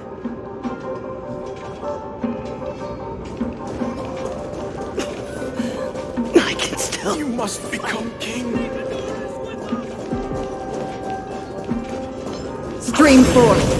Gleam of old blades. We're almost there. I can't see. Once we take back the core flame, Yanis's passage will open. When that happens, you must evacuate immediately. Don't stay behind.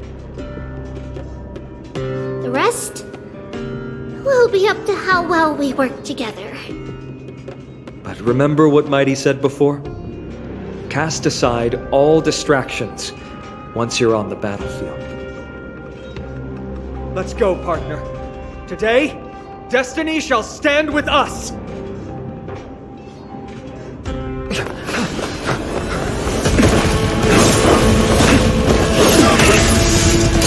Finally!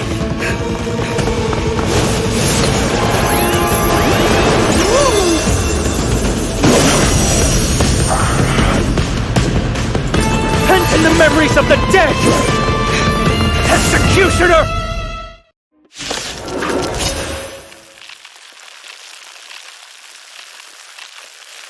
You sure know how to keep a man waiting. Still have the upper hand? Any later, and I fear the Titan would have sacrificed me.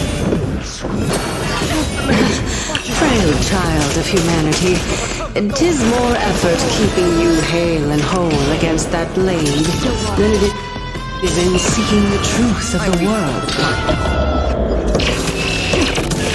It too shall fall. Sure, I'll play along. Commencing support. Enemy data sync net markers activated. Time for a good old counterattack. The dice have bust. Or maybe I'll take it all. No dirty. This. Watch over you and guide you on your path. Watch your head. And out farewell. Free will, destined for oblivion. I weep for the departed. It too shall fall. Get ready, Croc. Head pulled up.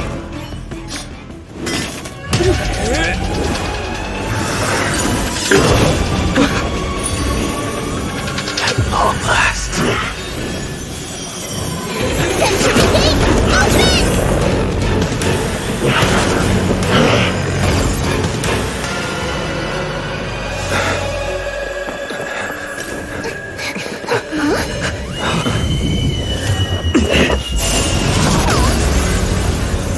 How embarrassing.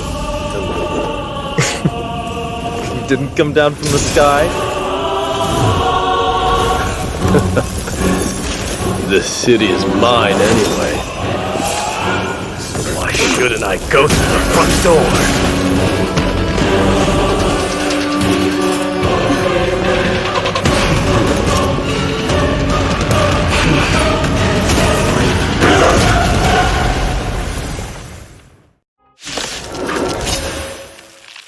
Minion of the Black Tide. I, King of the Kremnoan Legion, will be your opponent today. Long time no see, Nikador. Ready for another? Enemy data secure net markers activated. Time for a good old counterattack. Serenity is before me. This. Watch over you and guide you on your path. Still waters of oblivion.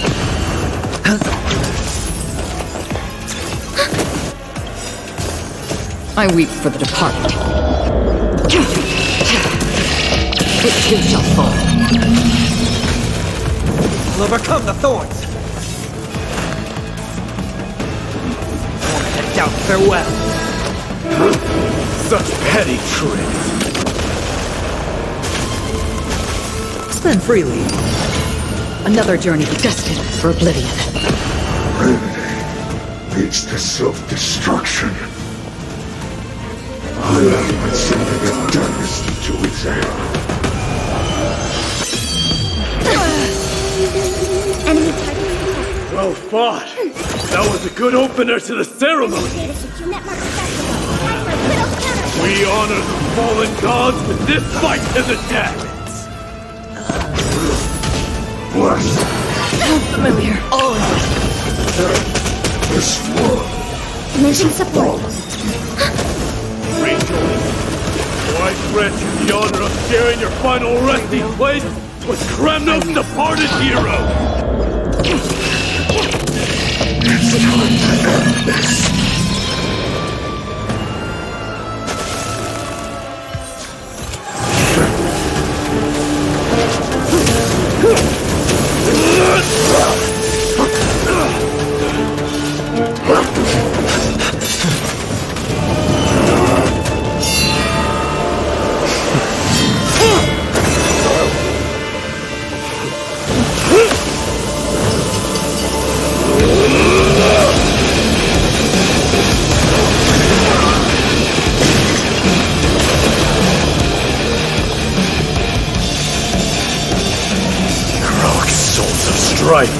Heed my call! I am the Lance of Fury. The agony this world needs!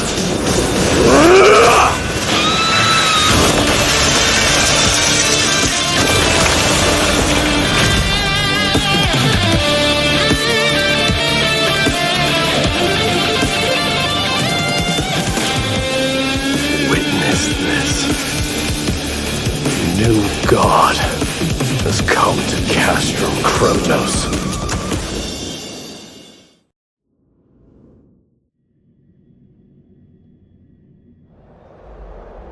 Look! The warriors have returned! But are the rumors true? Has Ornyx fallen? It's as the Council of Elders said. We face a dangerous threat. Yet the Chrysos heirs are only inciting more chaos. They don't care about the people's safety.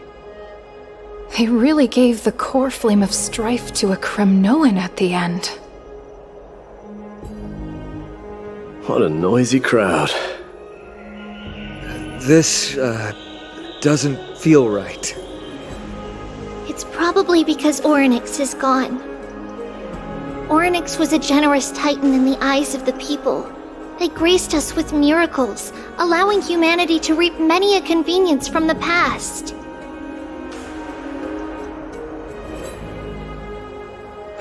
What they don't know is that the Titan didn't do all of that of its own volition. Regardless, the Titan has fallen, and we must surrender Ornyx's core flame.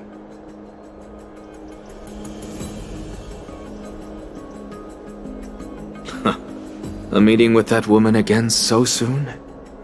I just can't catch a break.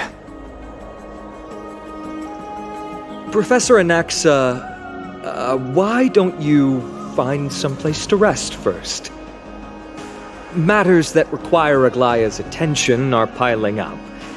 You two meeting again will, forgive my honesty, only distract her. Just try to stay on your best behavior, if you know what I mean. That's not up to me, I'm afraid. I've been trapped in her prison the moment I set foot in this holy city. The price of having a Titan living in my head, I suppose. Don't worry, I don't want trouble either.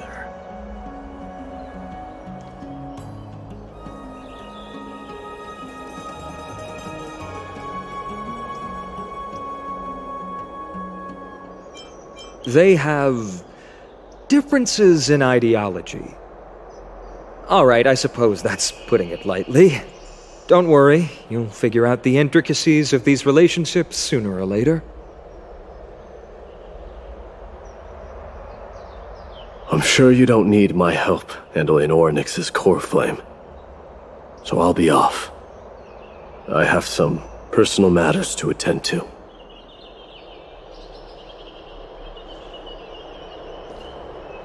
It somehow feels like D has closed himself off even more after he completed his trial.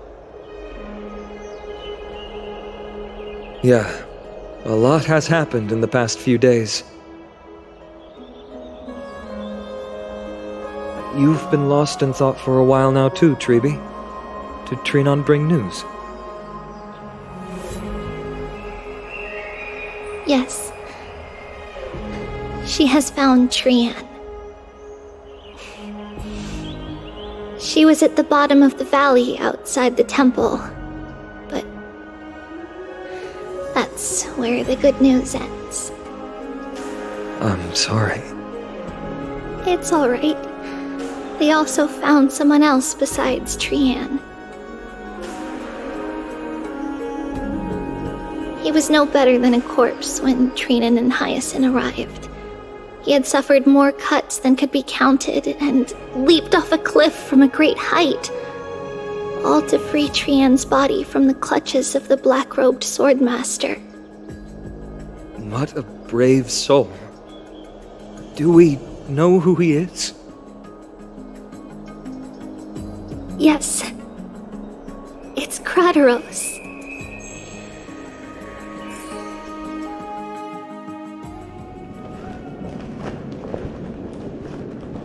Stop!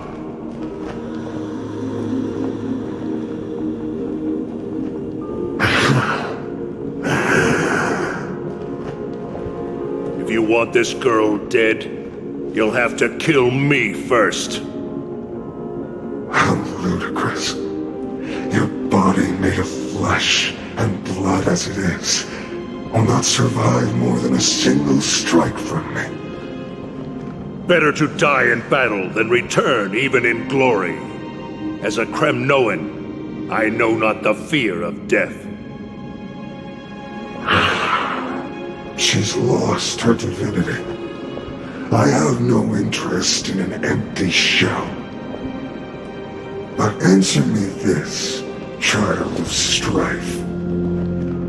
Why do you raise your shield for her?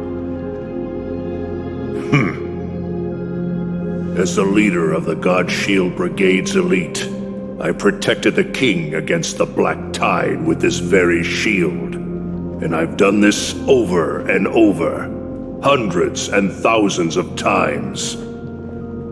A pathetic killer like you could never understand the weight it bears. Pity. And crumble like rusted iron. Good! Supreme glory shall be mine, as I indulge in the libations and incense offered by my descendants. Come, let us fight! For Kremnos! For my king! For Amphoreus!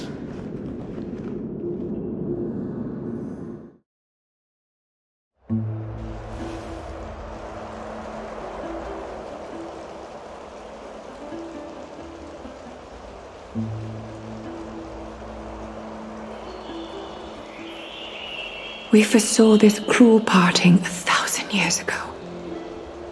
Today is but a reminder of that bitter taste.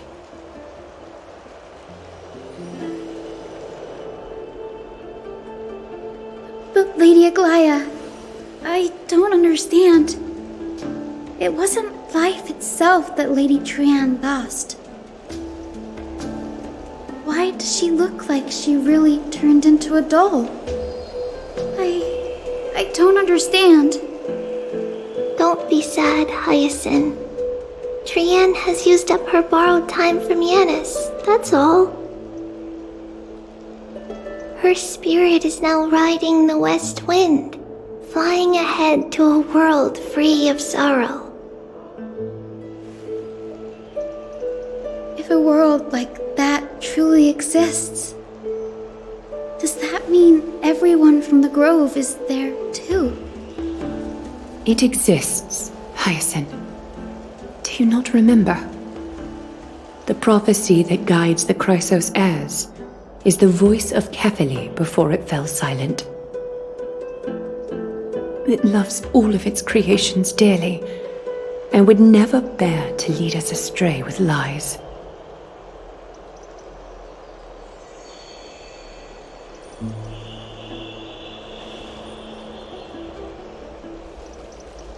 What about the Crimnoan veteran?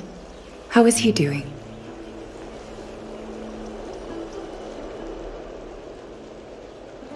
The Twilight Courtyard has done all we can. Even so, we've only managed to keep him from breathing his last.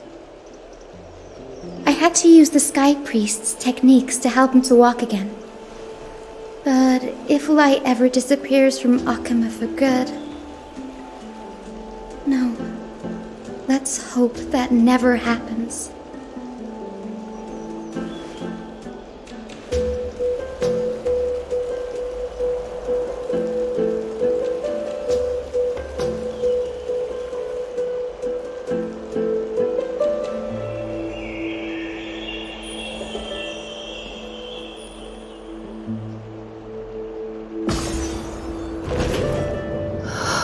The parting hour is upon us. Yet the golden thread runs slack. The heroes have returned with their spoils. Everyone, please take this opportunity to rest and prepare for what awaits us. You've returned unscathed and brought tidings of triumph. Truly a moment worthy of celebration.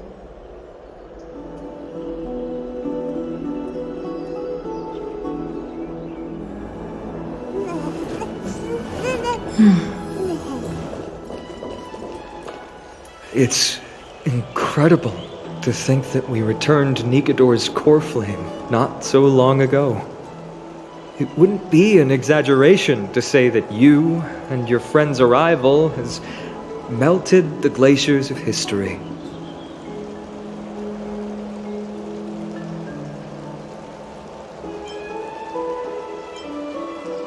You could say this is the true face of history. It slumbered for 1,000 years, only to awaken for this one moment. Alas, now is not the time for a study of history. I do not see a Naxa around. Was this under your instructions, Finan? Yes, it just seems much more efficient than letting you two go at it endlessly. A rash decision. After all, he still bears a core flame with him. I do concur with your assessment of efficiency, though. Now, let us table the issue concerning him for the moment. The more urgent matter is the core flame of Orynyx. The Chrysos heirs had initially crafted a plan regarding the order to return the core flames. For titans like Orynyx and Circes, who harbor no intentions of harming humanity, our strategy entailed assuming their divinity only at the very end.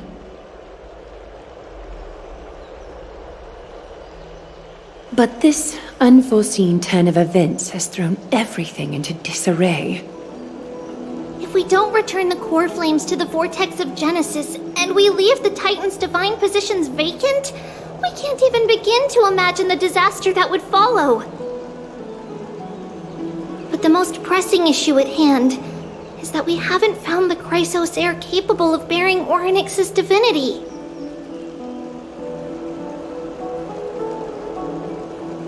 Finan, Castrus, Mighty, and Hyacinth. Treepy and I devoted a millennium scouring the world, only to find these few people. Only a chosen few possess the capacity to assume divinity, the elite among the Chrysos heirs. We would never hastily extend our invitation without first verifying their potential to bear such power.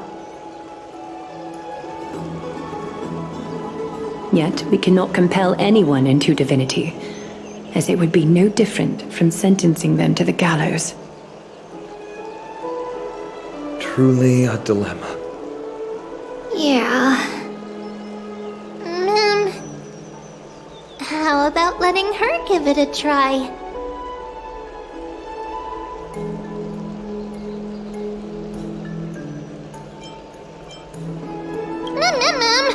Mem special mem. Mem.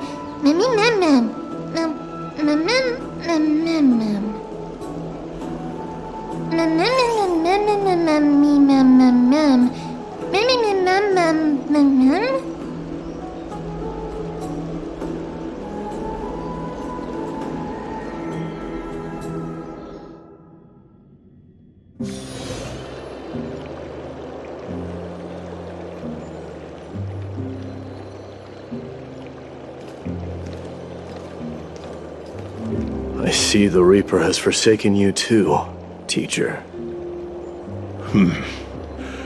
It simply put my life in the hands of the Twilight Courtyard. That priest girl's medical talents are truly exceptional. She might be far from the ordinary girl we envisioned. But this isn't about me, Mighty Mos. I saw it. You finally decided to embrace your own fate. Power of strife is stirring a tempest within me as we speak. My bones have turned into steel, and my blood is seething in a blaze. Past rulers of Kremnos could only aspire to this might, yet I have merged with it. I've made history, and henceforth divinity and kingship shall coexist as one. Indeed, you've realized the aspirations of every former king of Kremnos. And now, you can at last bring our people home and reforge the glory of Kremnos.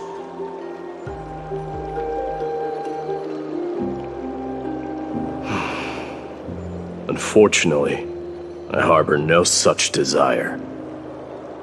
What? What do you mean by that? Over 2 millennia past, devotees of Nikador's might banded together beneath their feet and erected a city of their own. Ever since then, Kremnoans have served as the blades wielded by the god of war, following the Titan's path in its conquest. Yet, gazing upon our history through the lens of my newfound divinity, I now see it with unprecedented clarity. This history is sheer absurdity and inferiority. People surge onto the battlefield like ants, plundering and slaying for their own greed, only to be trampled upon like ants. The city and the beliefs that Kremnoans hold so dearly, alongside the supposed tradition, mere anthills that can be crushed with a single touch in the eyes of the Titan. You! Are you trying to strip Kremnoans of the pride we've amassed over thousands of years with mere words? That pride holds little significance, Krateros. Now that I've assumed the divinity of strife, my next step will be to renounce the title of king. No! Convey my message to every Kremnoan. This is an order. Do not do this, Mighty Mos! I beg you! Our history commenced in the year 2506 of the Light Calendar, concluded in the year 4931. I, Mighty Mos, last king of Castrum Kremnos, son of Gorgo, do hereby proclaim the Kremnoan dynasty comes to an official close today. You have killed us. You have killed us all. No. I am granting you a new beginning. What is this? My mother's signet ring. It served as a symbol of kingship, and I now imbue it with a fresh significance. Take it, and rally those who have lost their identities. Convey the words of Midimos, now ascended to divinity. You no longer need to chase fleeting honors or face death on the battlefield as if it were your sole destination. However, you must adapt to fit into the city you once observed with indifferent eyes. A cruel fate awaits Amphoreus. No matter how illustrious a dynasty may seem, it crumbles to rubble and gravel before formidable foes. Yet, you shall tread the only path out, one that leads to a brand new world at its end. Why task me with being your messenger? Why not explain all this to them yourself?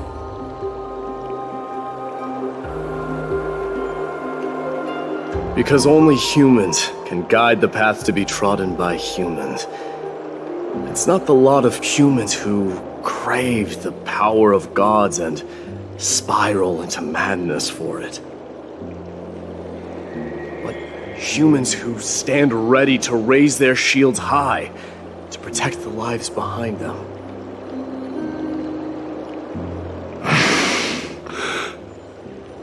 I failed to save that child.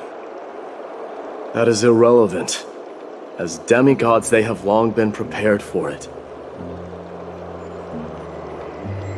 What truly matters is that you showed up there and shielded her. The one who persuaded Aglaya to set me free that night. Was that you, Midimos? Yes. She's not one to easily make a concession. What did you offer her? I staked my mother's name to guarantee the integrity of your soul to her. And I promised her that I would dedicate all I have to the flame chase journey. And what is next, Midimos? Where will you be headed now? To the place where I belong, to fulfill my promise. The madness that has plagued Nikador and the darkness that has consumed Amphoreus. It's now my turn to fight against it. There are some people to meet with before I leave. Let's go. And what is next, Midimos? Where will you be headed now?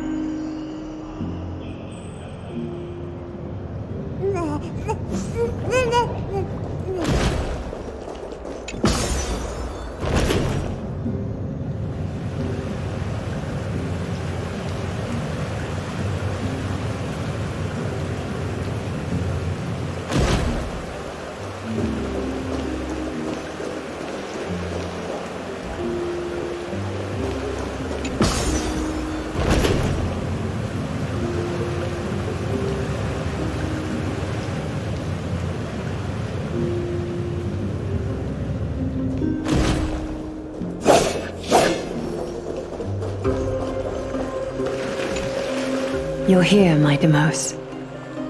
It seems that you are prepared. Yes. You aided Akima through yet another trying ordeal, and my gratitude knows no bounds. Isn't that exactly what you wanted? Not everything unfolds according to my plan. In the current state of the world, I can only proceed one step at a time. Furthermore, You are ready to dedicate all that you have, regardless of the promise you made to me, aren't you? Throughout my time in the Holy City, I've gleaned valuable lessons from you. Strategy, leadership, and adaptability to change. Yet, it's only recently that I've come to realize the truly remarkable quality you possess. And what is it? It's the magnetic allure in your presence. It draws people to gather around you willingly, to seek your guidance. They strive not to disappoint you, not due to fear of repercussions, but out of sincere alignment with your ideals. That is precisely what every ruler of Castrum Kremnos has been missing. I am truly honored to hear that. And now, my Demos, you have risen as the most powerful demigod in the world. How do you intend to wield this newfound power? I shall see Nikador's aborted mission through to completion, and become the strongest bulwark for Amphoreus to defend against the Black Tide.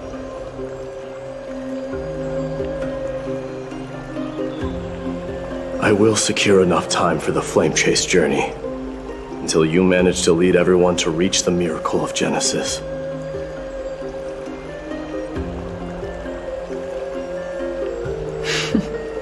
My Demos, a new chapter awaits Amphoreus. Yet, the one who guides the people to the destination need not be you and I. Huh. What did you see after assuming Nestia's divinity? Despite the passage of 1,000 years, every word of that prophecy remains as vivid as ever. You shall have your final bath in warm and radiant gold. Just as cryptic as all the other prophecies. What's the reason for the laughter? I was just thinking, if an ordinary person encountered these words, they would probably stay away from the baths for the rest of their life. But I cannot forgo the delightful experience a bath offers. So, I assume you also glimpsed yours, my Demos? One day, you shall die with a wound in your back. Well, that is a rather straightforward scenario. If I were to be terrified by drivel with no basis, I would not have attracted your gaze and joined the Flame Chase journey in the first place.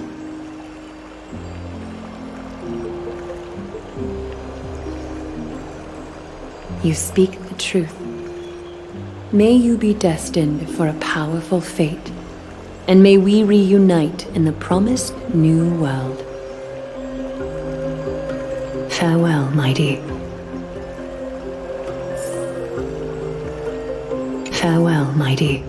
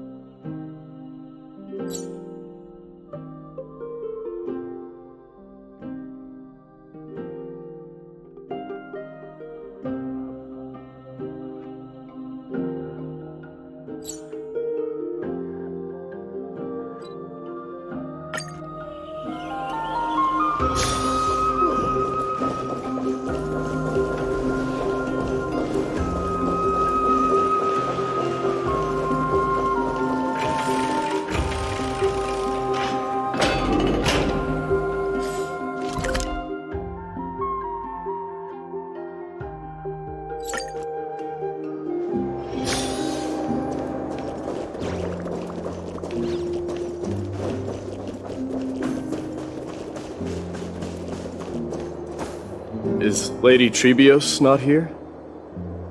Lord Mighty! Hyacinth. So you are the physician Krateros spoke of. It's no wonder then that he was pulled back from the brink of death. You have my gratitude. I can take that as a compliment, right?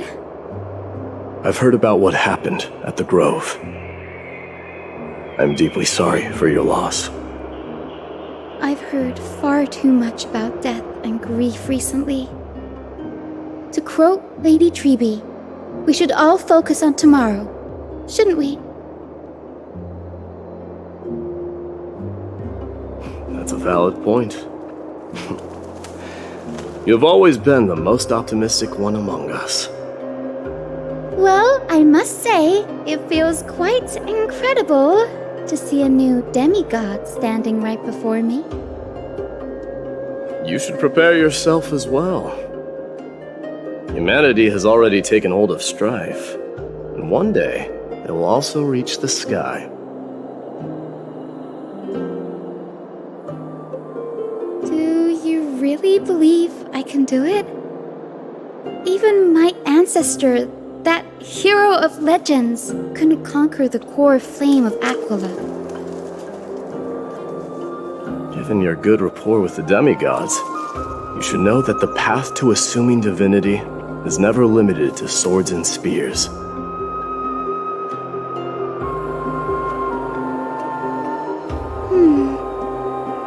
You've always been so perceptive, Lord Mighty.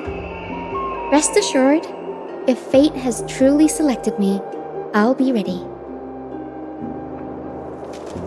Right. You are here looking for Lady Treby and Lady Trina, no? They're not around at the moment. Is there a message you'd like me to pass on to them? No need. I've already bid farewell to Aglaya. Meeting with the Oracle is simply a matter of courtesy. You've bid farewell? I'm heading back to Castrum Kremnos to fight against the Black Tide. In all likelihood, I will never again return to Akuma. Oh. On second thought, there is something that I'd like you to help me convey to them. I'm all ears, Lord Mighty. I'll make sure to convey every single word. Tell them that there is no longer a need to send scouts behind enemy lines. With a single message, the Lance of Fury will target anyone who dares oppose Akuma.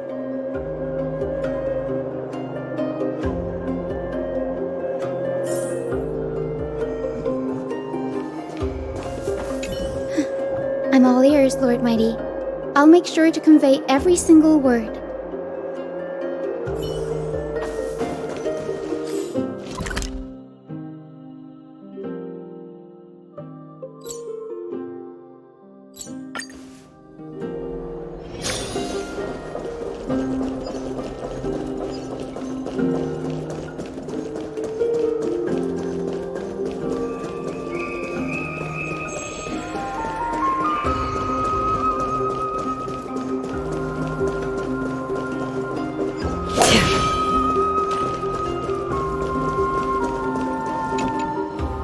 Lord Mighty.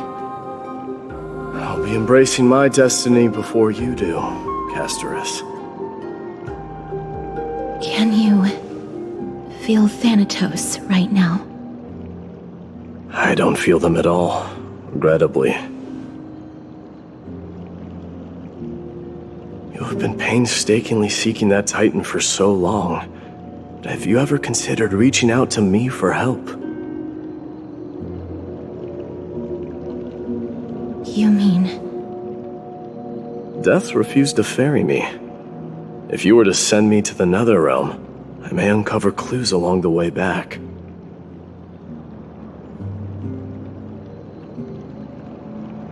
I would never do that, Lord Mighty.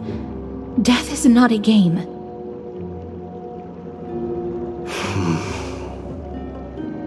You're right. That may very well be the reason why my people have struggled for millennia. They underestimated the significance of death. So, are you returning home alone, Lord Mighty? Returning home, you say? Maybe. At this moment, Castrum Kremnos is not just my birthplace, but also my fated destination. Work harder, Castorus. Go and do what you have to do, so that the trials we have endured may have meaning.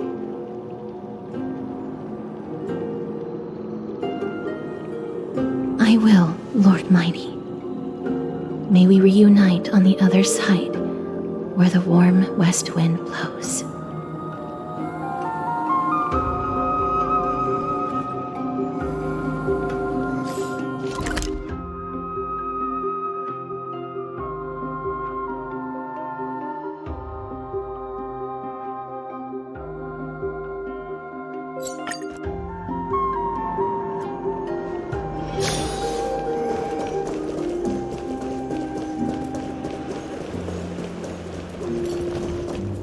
The King of Kremnos, without the signet ring, but looking more like a king now. I'm no longer the king, Grand Craftsman. Matters not the title. Surpassed all former kings your achievements have.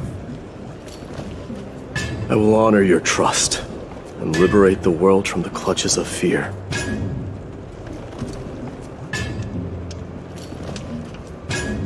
Nevertheless, I must request that you continue to watch over Phainon, Cartonus. I have a feeling that his fate will weigh heavier than all of ours combined. Keep Phainon in mind, I will. Return to your home, brave king. Together with everyone, I shall remain here. That thunder from Castrum Kremnos we wait to hear.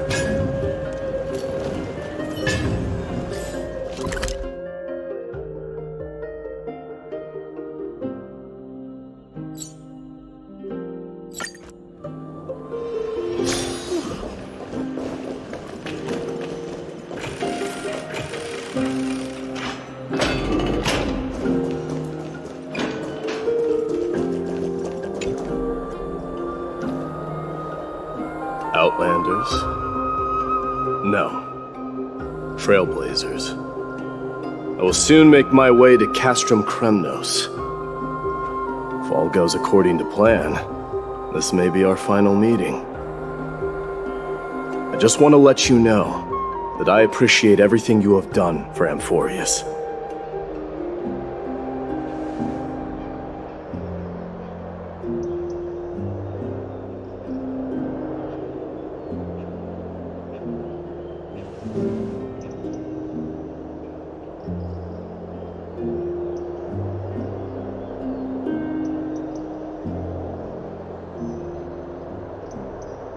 That means a lot to me. May success accompany your trailblazing wherever it leads.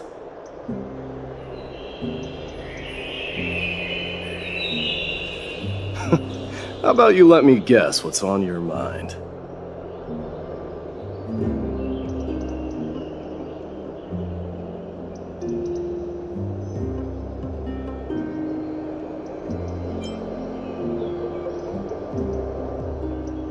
Are you gonna say something insane again, Trailblazer?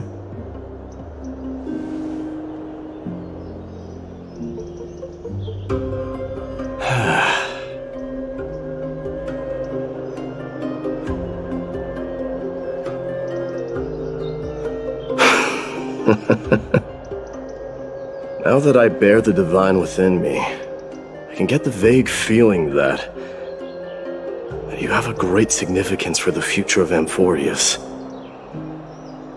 With this departure, I fear that I will never again return. Can I entrust you both to watch my back, and to continue supporting the Flame Chase journey in my absence?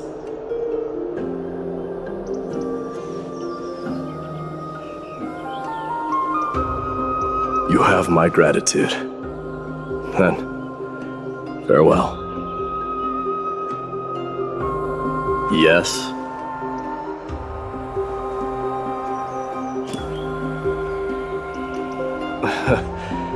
Sure, let's do it.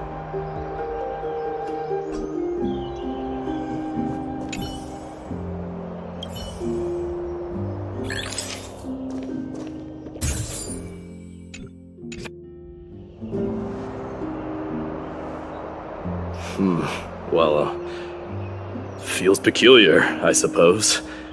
I'm not talking about your photographic skills. It's just that I rarely take photos.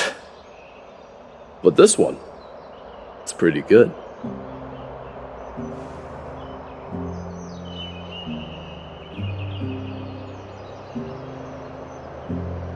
I wish the same for you during your time in Amphoreus.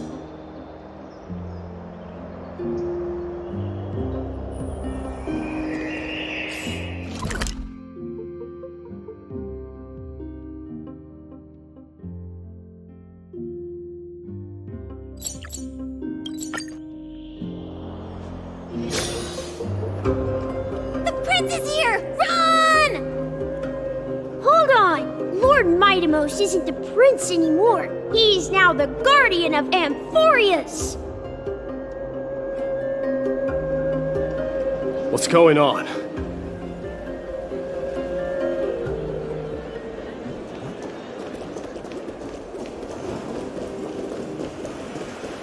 We salute the guardian of Amphoreus.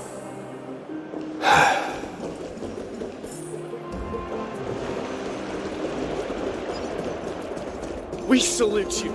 Farewell, Savior of Kremnos. With your guidance. It's been a while.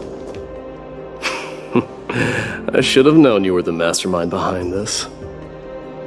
Hey, don't go pointing fingers without cause. I swear I'm innocent this time. See those kids over there? They're the ones who brought everyone together.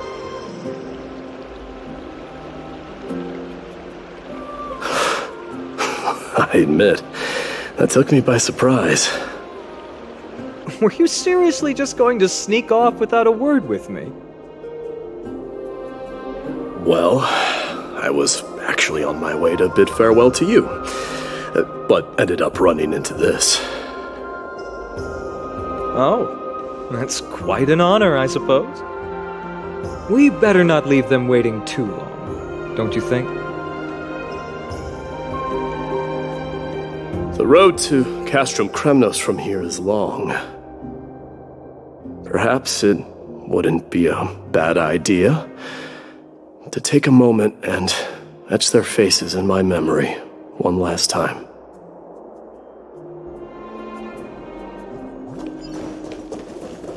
I think I see more than just the Kremnoans here.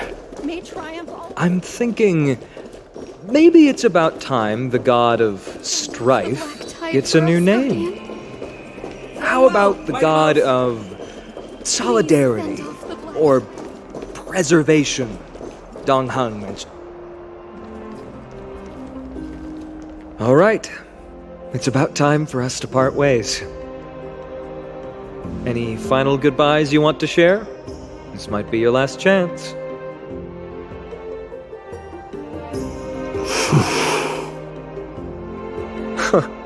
Why so quiet? I thought divinity would wash away some of your sentiments. Do you truly feel as carefree as you seem? Or is this just a facade you wear? You know what? You sound just like a Glai at this moment. But you're not off the mark. I just thought that putting on a nonchalant front for this occasion might help us preserve some dignity. I can see through your deception, even without the power of mind reading.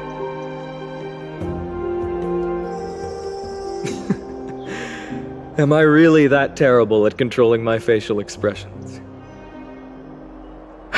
Well, with that said, thank you for aiding me in defeating my archenemy, Mightimos.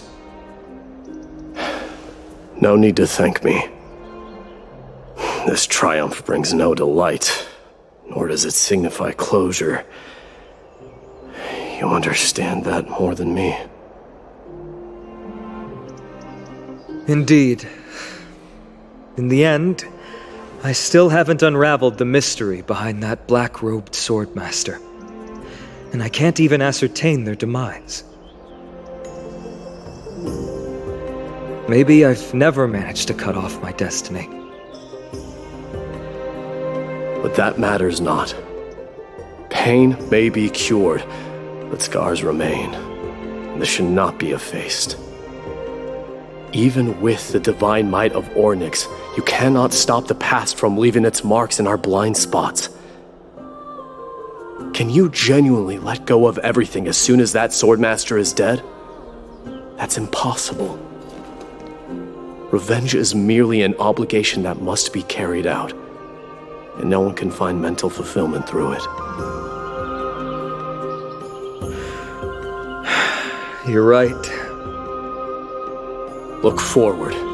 Chew up and swallow your past. And make sure emptiness and bitterness are not the only flavors you know.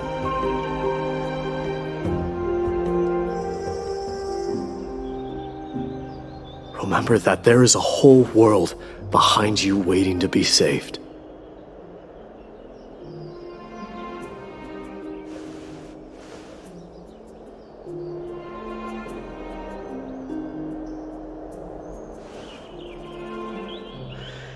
I will keep that in mind.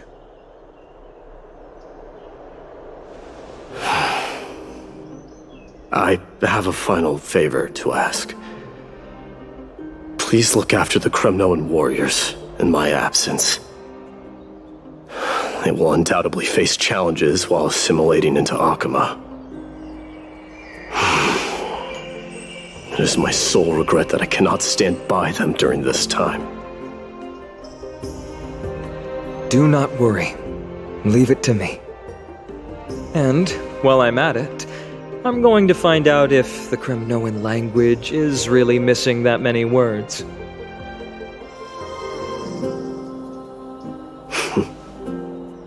The Kremnoan philosophy can never be encapsulated in a mere dictionary. But if there's a chance in the next life, you should come visit my library.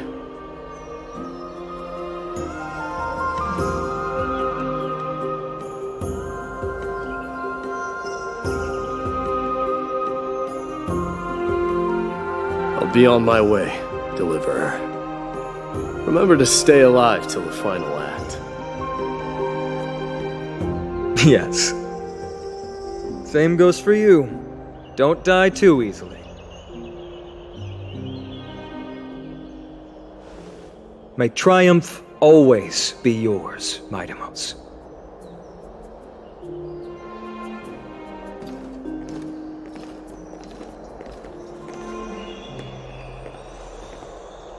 Oh, right. One last question. Go ahead. You better not leave any regrets behind. Are you the one who told Cartonis about the signet ring?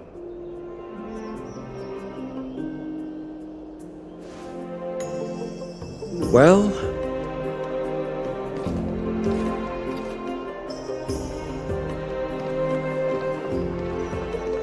who knows?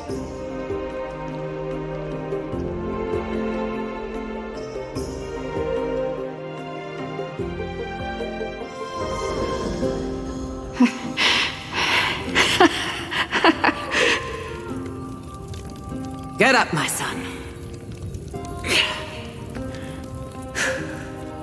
You showed great courage in today's training. Let's wrap it up for now.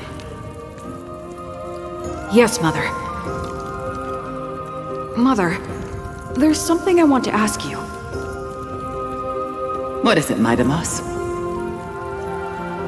Why must we learn to fight? It is for glory and honor, my son. For Kremnoans, mastery of swords and spears is ingrained from birth, and the battlefield is our destined end. Is that really the way it is, Mother? What makes you say so? Because you don't sound entirely sure. You're right, Midamos. I once believed those words, without question. Until your father cast you into the Sea of Souls. It was at that moment I realized how everything I believed in was utterly hollow.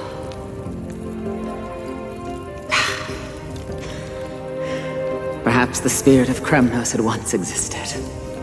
But as greed bloomed in the hearts of humanity over the years, such spirit had long faded alongside our glory. I no longer put my faith in any oath or doctrine. Now I have just one role.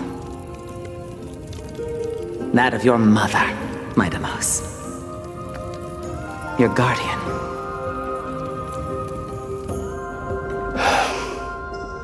That dream always ends there. The journey back to Castrum Kremnos is proving to be longer than expected. Krateros said that shortly after my fall into the sea, my mother challenged my father to a duel. She died through father's treachery, and I never saw her face. Yet each night she would show up, waiting by the flickering firelight.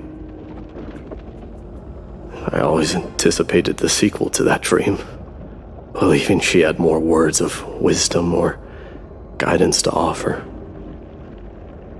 But now, I think I finally come to understand. That is all she wished to tell me. And now, I too am left with but one role.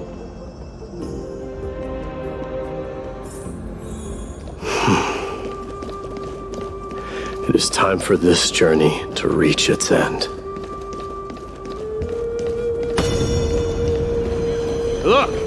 Midamos is back! Glory belongs to you! We've got fresh pomegranate juice. Want to try some? We meet again, Your Highness. Welcome back!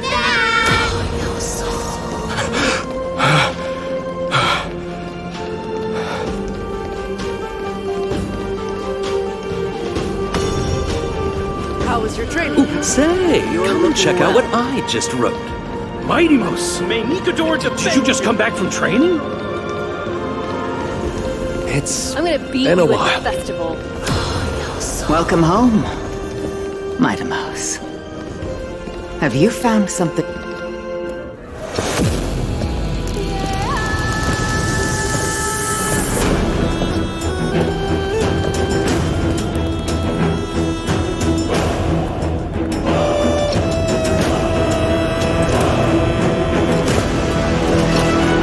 The son of Borgo will be crowned in blood!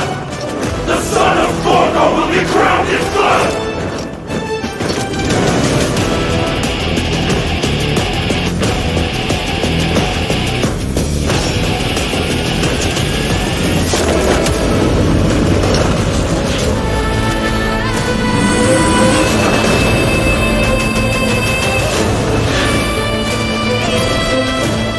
Mother,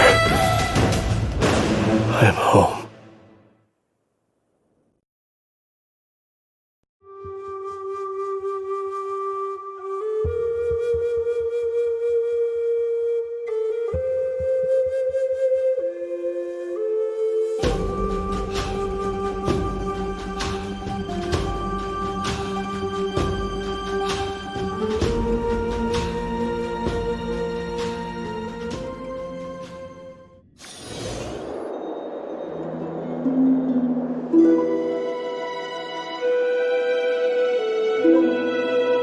We smell sunlight and the wind of Akama. This was your favorite spot, wasn't it, Trianne?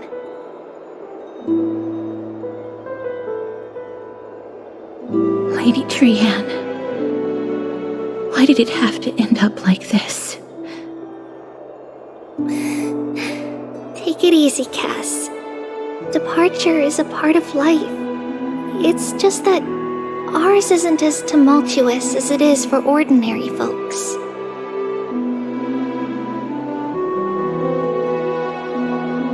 When we started our journey, Yanis had already provided their prophecy, just like how that Titan divided themselves to create the countless passages in the world. It's only natural for us to follow the same path since we inherited their destiny.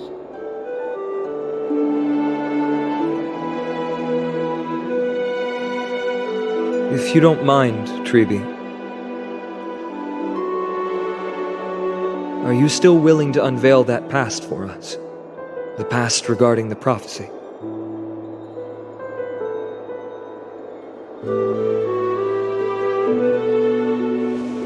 What do you seek to learn, Snowy?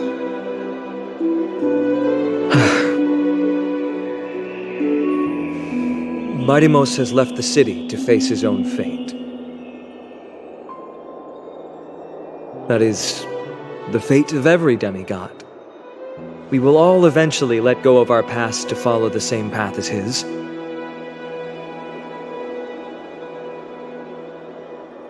So, what I want to know is, as Amphoreus' first demigod, what compelled you to take the first step on this journey? And what has sustained you to make it this far without looking back? Despite the fracturing of your body and the numerous departures you have endured.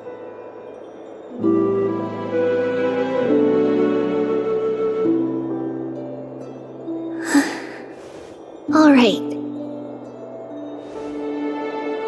Teacher, are you sure about this? Dee is already doing what he has to do. What reason do we have to keep it from them? Let's go, everyone.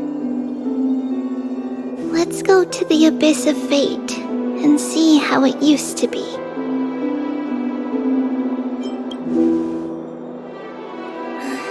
Then we will leave it to you.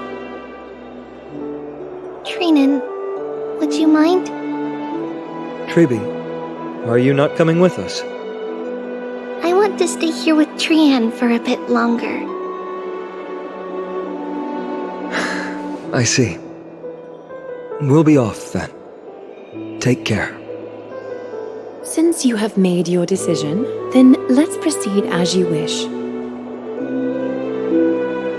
See you later, teacher.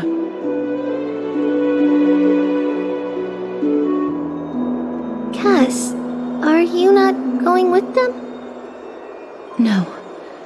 I'd prefer to remain here to accompany Lady Trian. She hated being alone. What's this? A little gift that I had hoped to deliver to her personally, though fate had other plans. Oh, so you saw us arguing that day? Yes. I figured Lady Trian would like it a lot, so I bought it. I see. Cass, you know, I recognized it immediately that day. It truly is an authentic piece from Yanisopolis. Then why? It's just that Trian had forgotten far more things than I. For example, she forgot that this glass object meant something unfortunate according to the traditions of our homeland. I'm sorry, Lady Treeby. Should I... No need to apologize, Cass.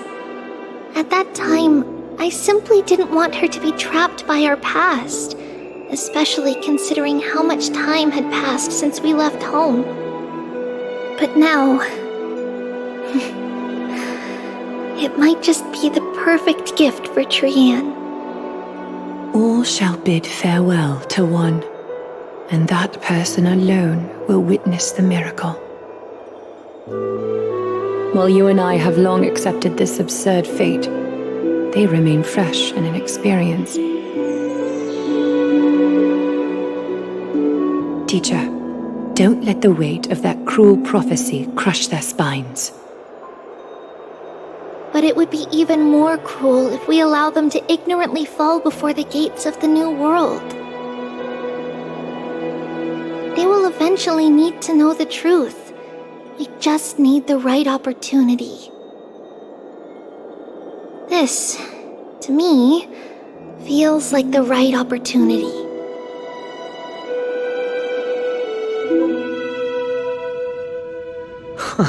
So, this is how the Temple of the Three Fates looked back in the day.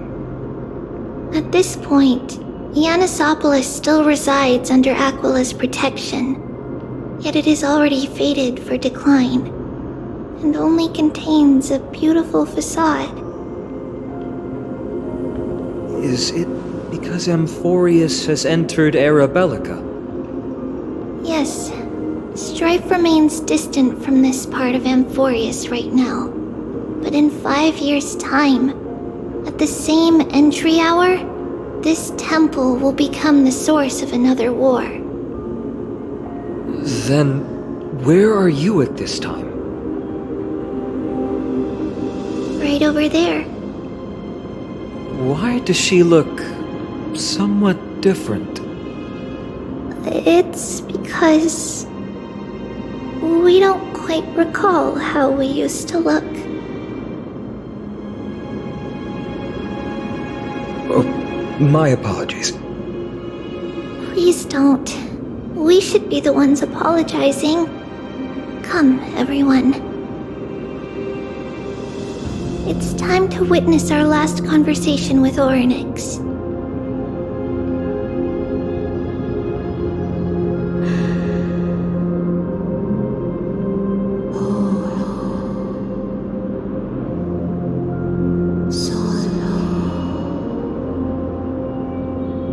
You're here, Orynyx.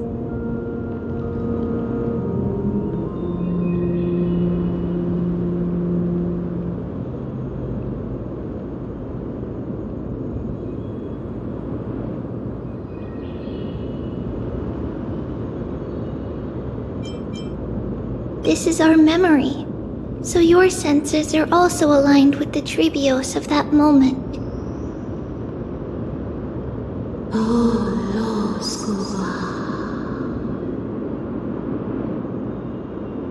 False prophecy, huh? So you still think that way?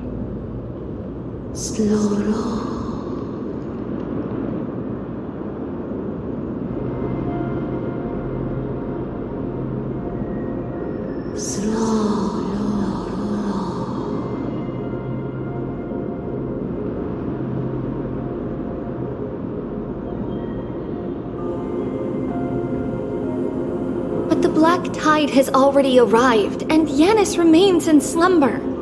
If even the god of passages, known for guiding mortals, cannot resist this catastrophe, then what can we do against the incoming destruction?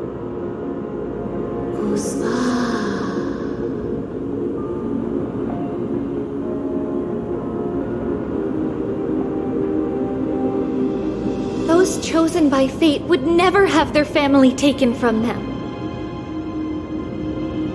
And how can I alone remain safe and secure while watching the entire world crumble before my eyes?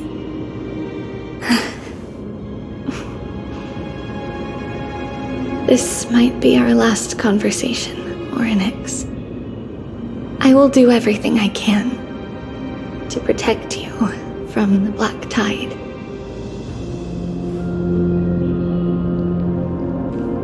The family she just mentioned. It's our mother. She fell from the spot into the valley a long time ago. It was during a grand ceremony held to seek Yanis's guidance.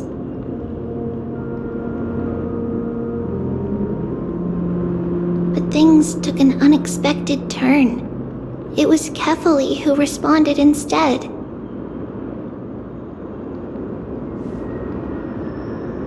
Something go wrong with the ceremony?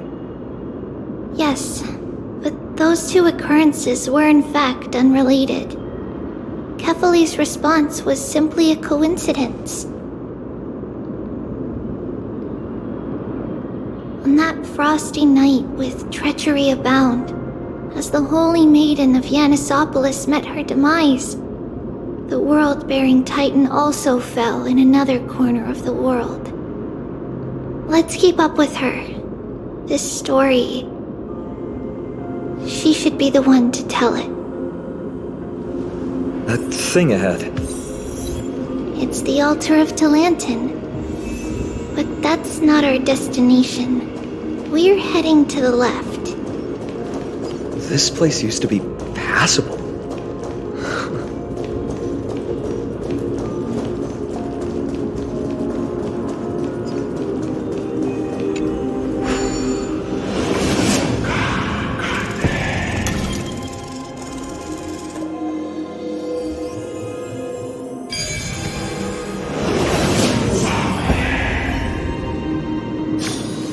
Perhaps there's more than one right answer.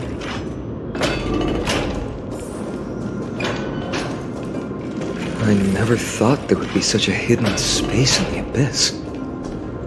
This is the Archive of Prophecies, an important ceremonial site back then. Is this Giannis's maze that Trinon used for divination in the past? Not only that, it also serves as a lock.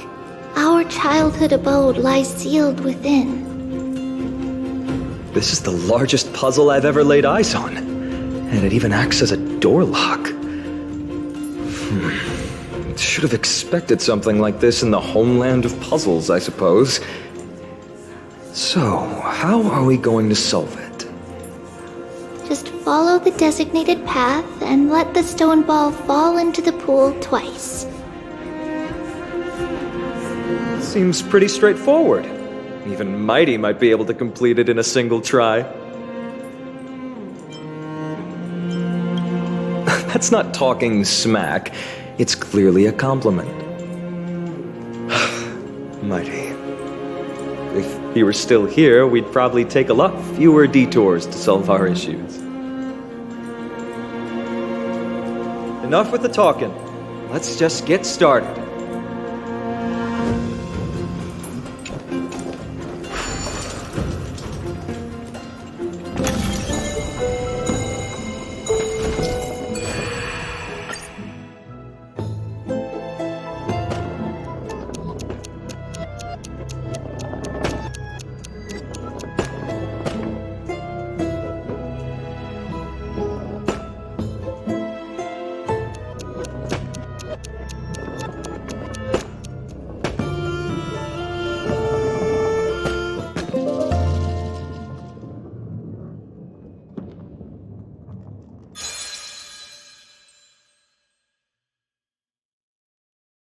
Impressive. You too have the makings of a high priest now.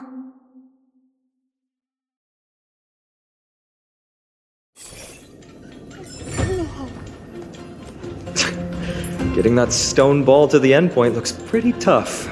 My hands are shaking just from looking at it.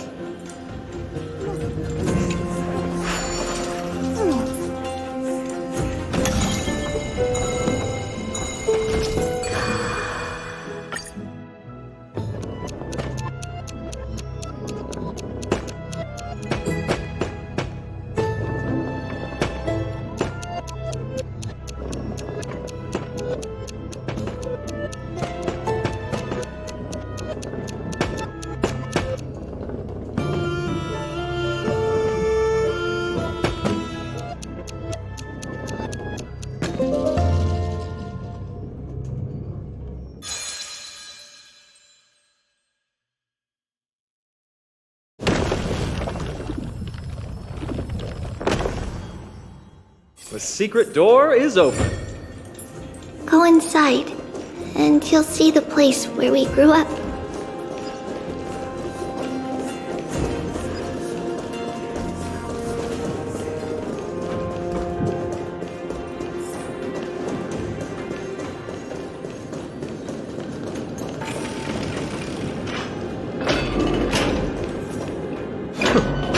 you grew up in a place like this. By the time we were born, the role of the Holy Maiden had already diminished to a mere title. Those in tune with the Titan's guidance are bound to become messengers for others. To maintain appearances, those in authority added some embellishments. And with Mother around, our childhood wasn't entirely without joy. Even so, I still find it hard to imagine. 20 years can go by in no time.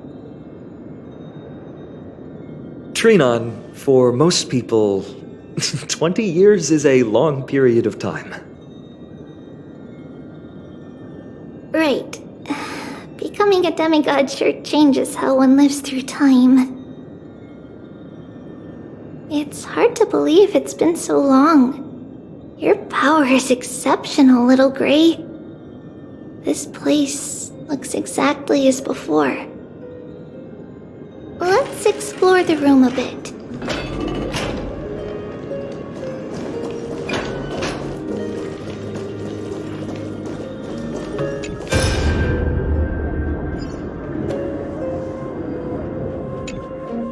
There are so many boxes here. These should be our belongings. What's this? A red glass fragment? We were still very young the first time we saw it. Mother came back with a beautiful glass piece, but her face was streaked with tears. She simply placed it on the table. It looked so sparkly that we couldn't resist playing with it, but we ended up breaking it by accident. Mother didn't get angry. She simply held us quietly for a long time. It wasn't until we were older that we learned in Yanissopolis, if someone gloriously died for destiny, the Holy Maiden must pick a piece of glass from the volcano's quarry and polish it, then give it to the deceased's family. On the day Mother returned with the glass, her friend lost his life on the battlefield. Since he had no family left, Mother had to keep it herself. Later, on the eve of the ritual, Mother also gave us a beautiful piece of glass. Let's move on to the bedroom.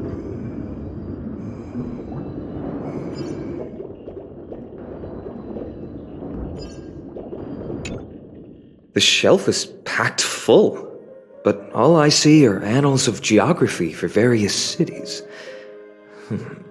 There are also documents about various kinds of Titan worship. Because we believed that we would need to travel great distances to convey Kefali's prophecy to everyone, and should learn about the terrains and customs of various places beforehand.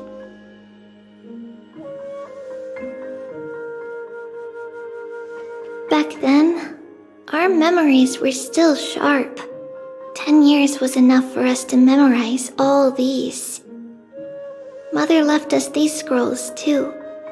When we were young, she would read them to us as bedtime stories.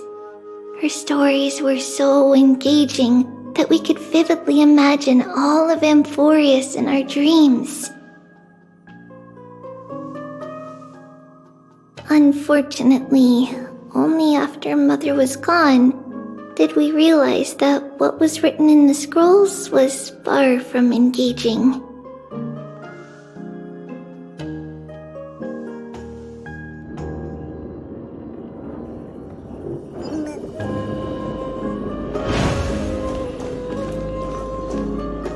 It's Tribios. Just as expected. It's time to get going after all. Mama, are you going to that ritual tomorrow? That's right, my sweet girl. What's the matter?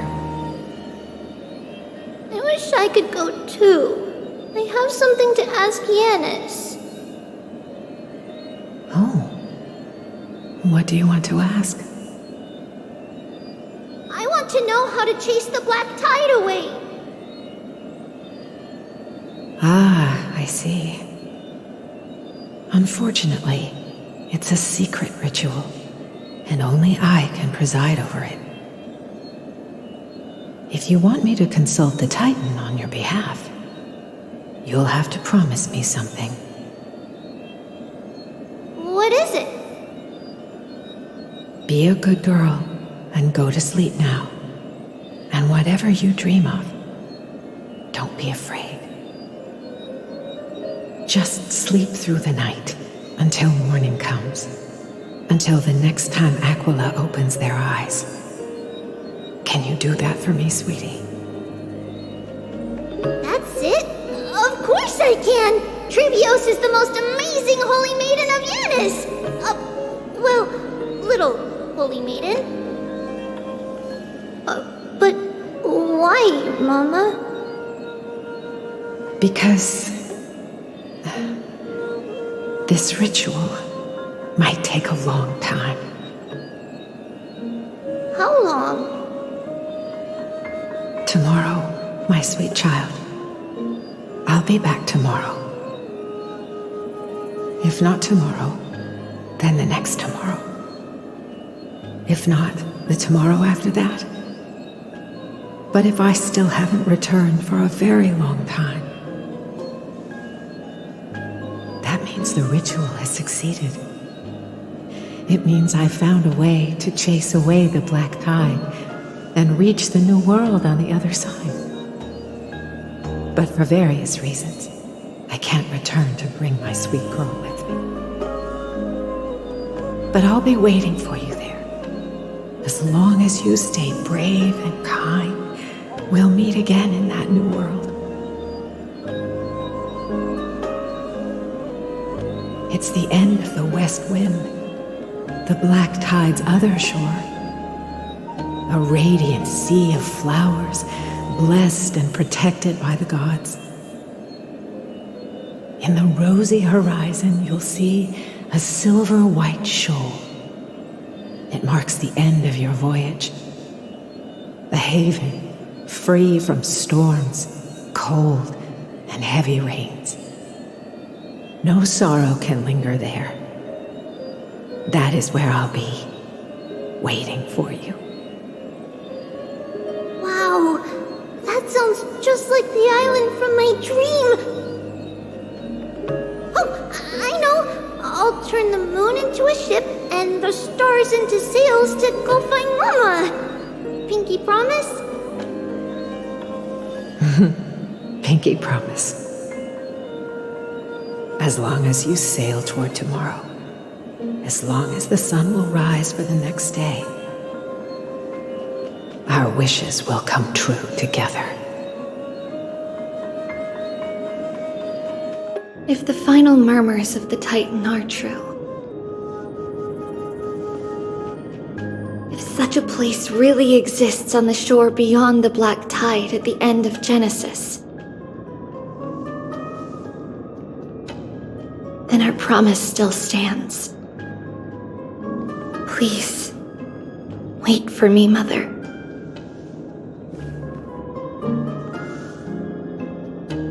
After those 10 years of darkness, when Aquila opened their eyes for the last time, we finally set off. Where did she go?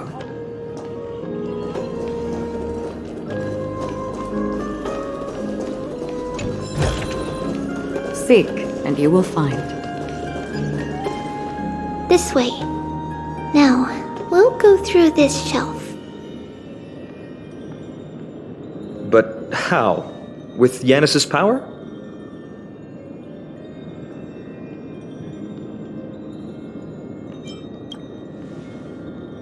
Indeed, we hadn't acquired their power back then.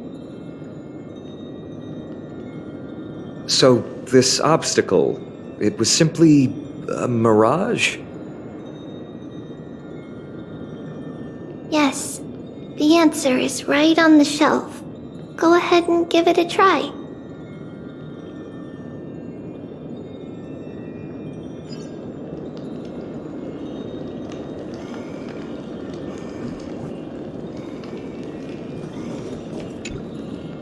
There's a blackboard here.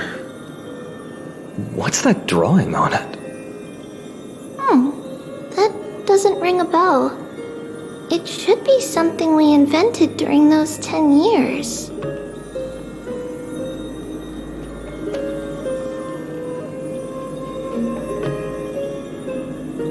It has been approximately 10 years between Kefali's prophecy and this moment when we are about to set out. We were raised in this temple complex and had never stepped outside the gate of infinity. To understand the outside world, we spent much of our time acquiring knowledge and developing a few inventions along the way.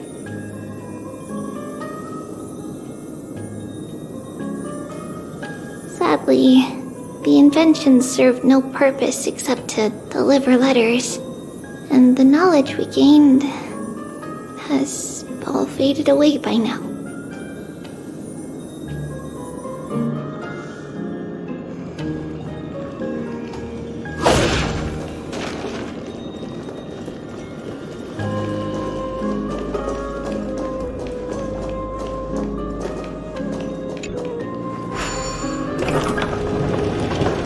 It's a secret passage. It was a secret passage prepared by the Holy Maiden's supporters for Mother and me as a precaution. And now, it has turned into our passage to escape, just as anticipated.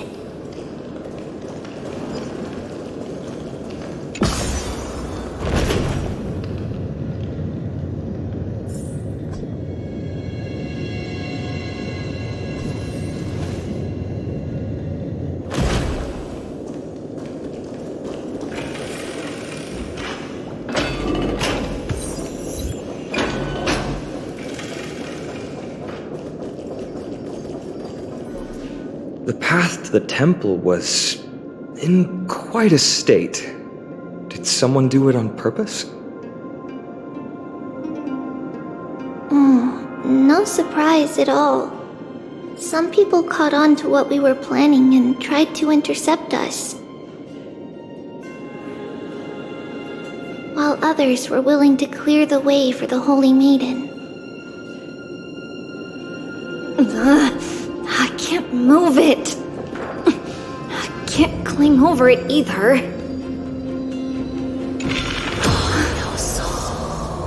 Time Titan? Is that you? Someone will help me. Someone will help me.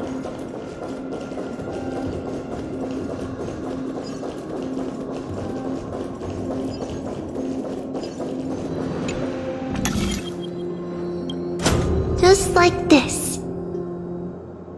Regardless of our actions, the past will remain unchanged. It was someone else who helped Trebios in the actual events of history. We don't remember the details. As for why memory recreated the past to be like this, it must be because it's closer to the answer within our heart.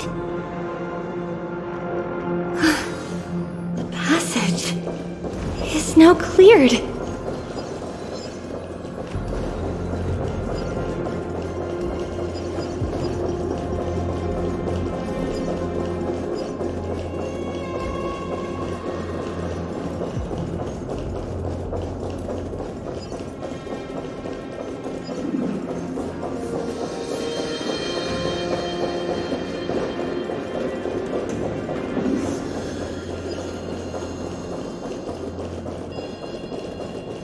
Ornix.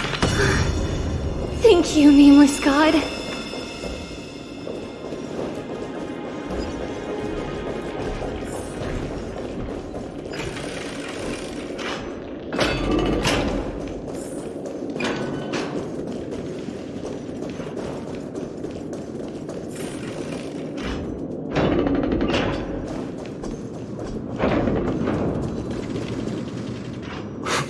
Whoa! It looked truly magnificent back then. Relax. Take it easy. All these people, they're just civilians, not enemies, correct? Mostly, but it might not be the case later on.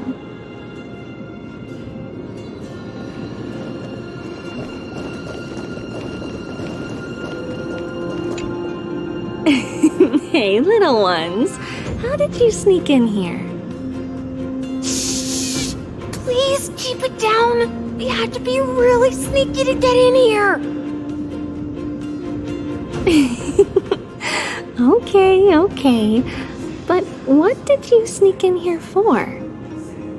I heard there's a lovely holy maiden living in the temple, and I want to meet her. I couldn't stop her, so I had to think of a way to sneak her in. Oh, really? I was here to meet the Holy Maiden as well, but the guard said she had to go somewhere far away today. Huh? What a bummer. Mommy even asked me to bring her gift to the Holy Maiden. It's getting late. We couldn't go home now, okay? Okay then. We'll come back next time. Thank you.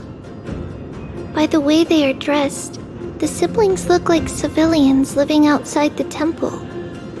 Mother mentioned that when she was a holy maiden, she caught a girl sneaking into the temple to steal the tributes. Stealing from the temple was punishable by death, but that poor girl had no family and just wanted something to eat. So Mother took her outside and even gave her some food.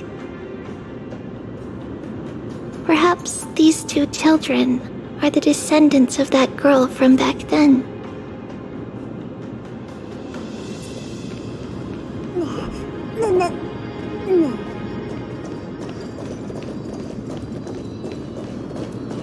Ah, Lady Maiden.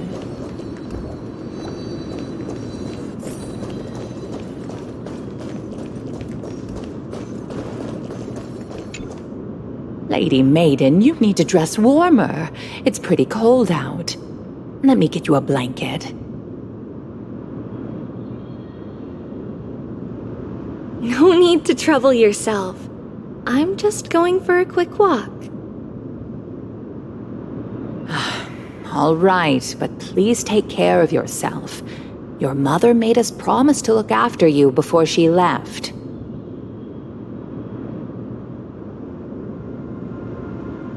It's been a while since I last saw you. I just realized you've grown into such a beauty, just like your mother. Oh, here, have some of my sweet pastries. She used to enjoy them, so maybe you'll like them too.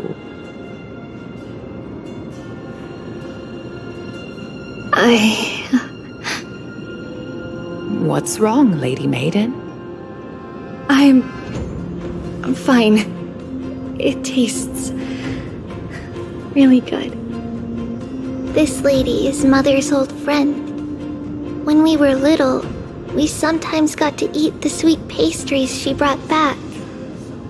We've always remembered the familiar taste, and only now do we learn where it came from.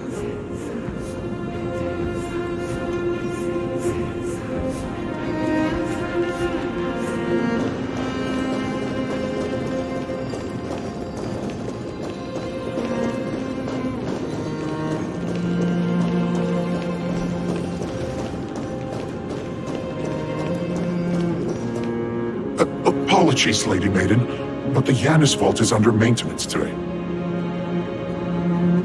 Perfect. That way, no one will disturb me while I'm talking to Mother. All right then. May Yanis guide your path. The Yanis vault? It's where Yanis's heart lies and the core flame is kept. Just enter on the left. It's also the place where Trebios was born.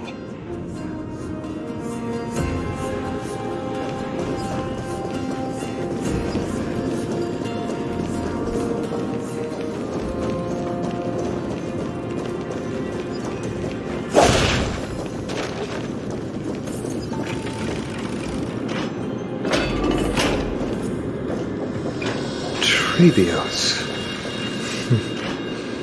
What does that name actually mean? The one with 3 lives. Mother believed our birth was blessed by the 3 titans of fate. She named us thus to express her gratitude. Looking at how things have unfolded, fate might have had a role in it. Stream forth, gleam of old blades.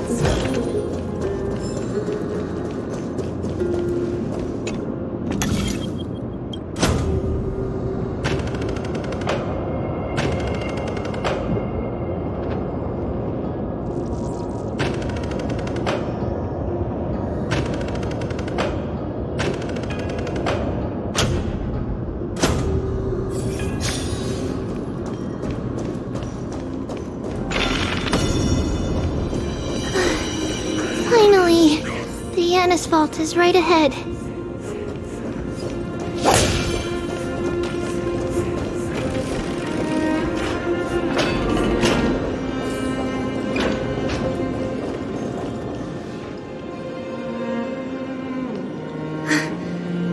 At long last.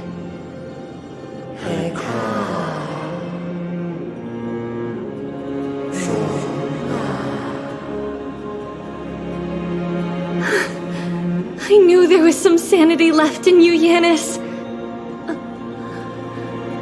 Just as I thought, you too have been confined.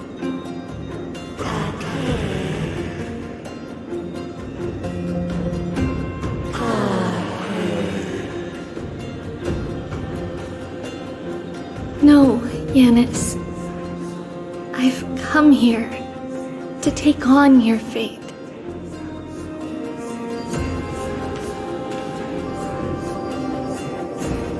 By the blood of the Lamb and the strength of my blade-wielding right hand.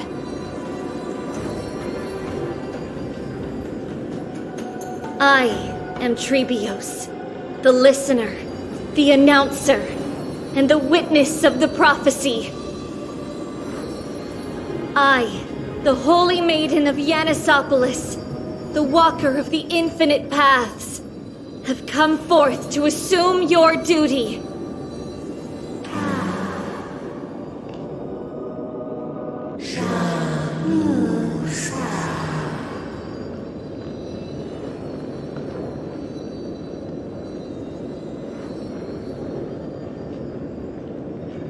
Just as I wished. This journey promises to be a long one, with 1,000 selves to accompany me. I'll never be lonely.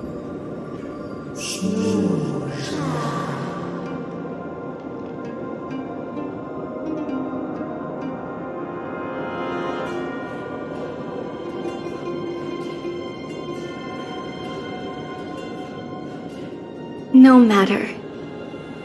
My hands are not made for bearing arms, but my feet are destined to embark on a journey for the benefit of all.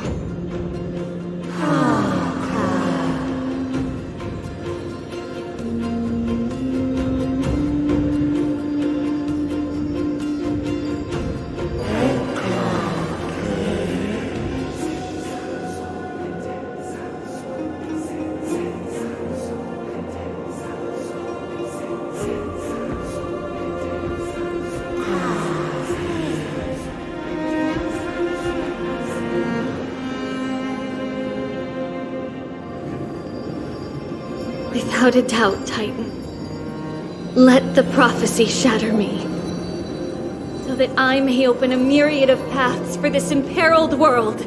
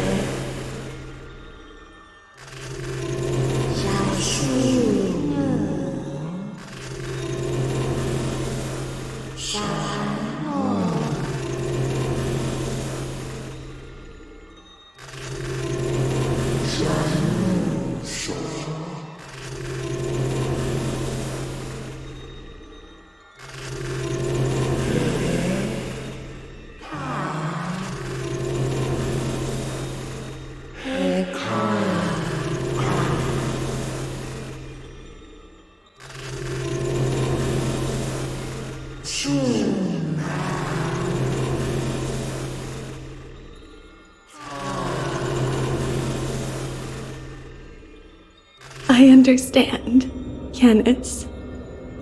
Thank you. Now, may you rest well.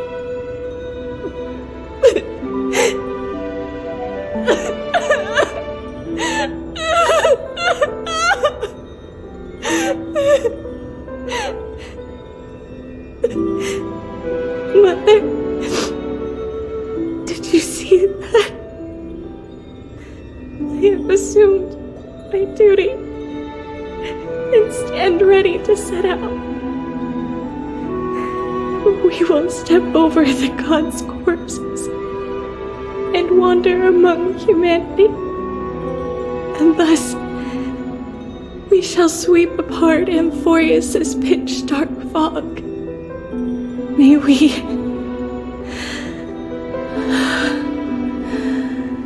the world follow the myriad paths trodden and reunite at the end of the west wind, where flowers bloom in spring. Mother, I shall see you tomorrow. Who dares lay hands on the core flame? Drop your weapon and surrender at once!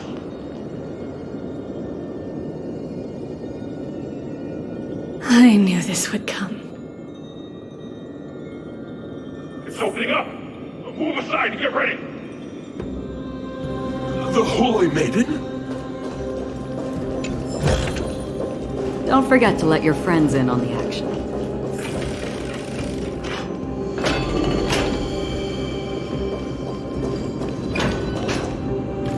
What's happening here? Lady Maiden, where's the thief who stole the core flame? Look at what she's holding, you buffoon! She is the thief! Take your positions and ready your arms! We're taking back the core flame! Bring it on! What? Come forth, loyal guards. At least do it properly. Pierce me in the chest.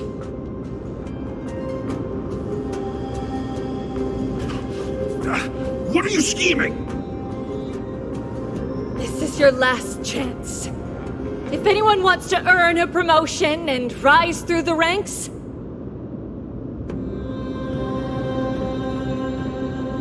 I'm right here. You all know who I am. Go ahead.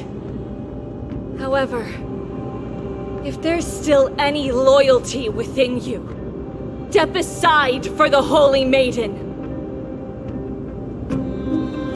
Otherwise, by the decree of the Holy City's Codex, anyone who dares to harm the Holy Maiden shall face execution! Captain, what should we do?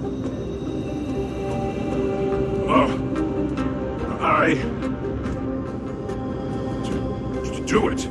Kill her! If any of you want to get rich, then come with me. Take this traitor's head and wealth will be ours!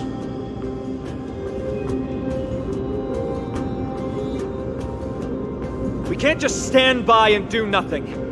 Let's move, partner.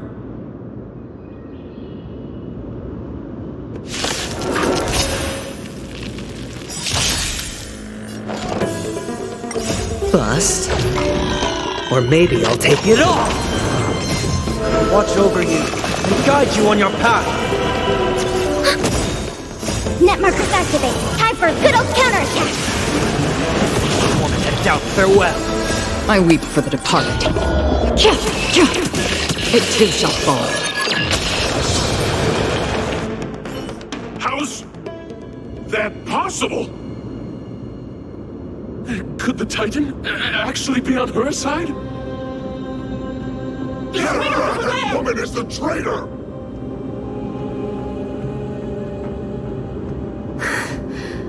I should go. Let's keep up.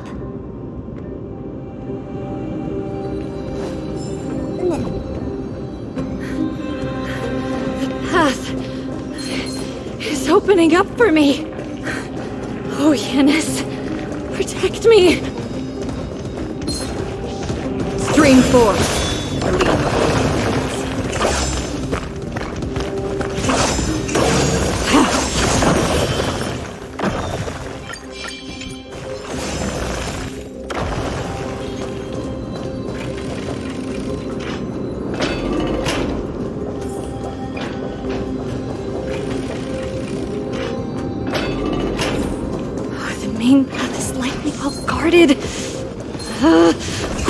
too! Just as I thought. Inside!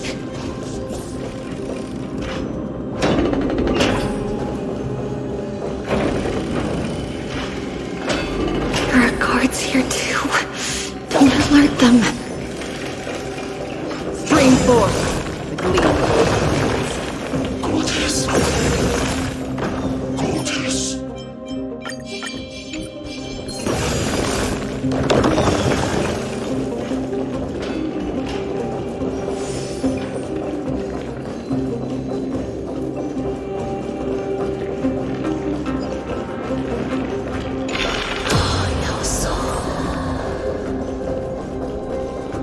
Stream forth. The gleam of old blades.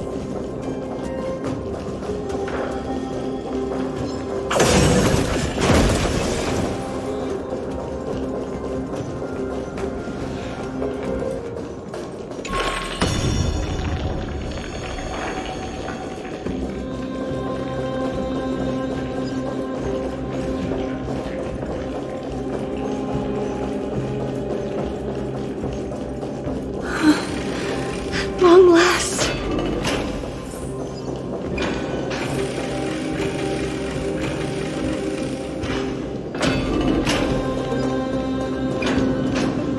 A creature of the Holy City guards, but I'm already so close!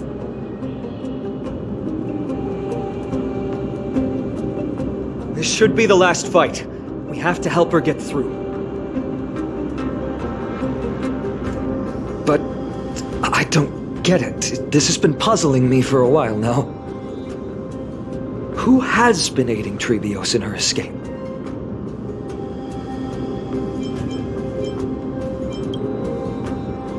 While history might be blurred by memories, seeing how the whole city is hunting her down, she clearly had no allies.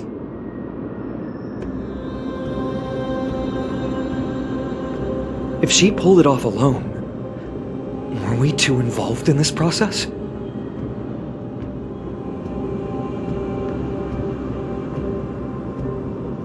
Trebios had been on her own since she entered the vault. But what did we truly mean to her? You'll find that answer at the end of this memory.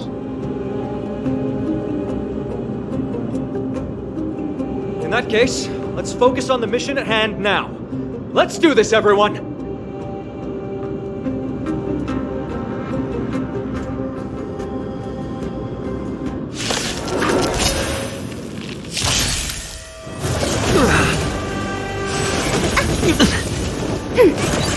Tormented doubt, farewell.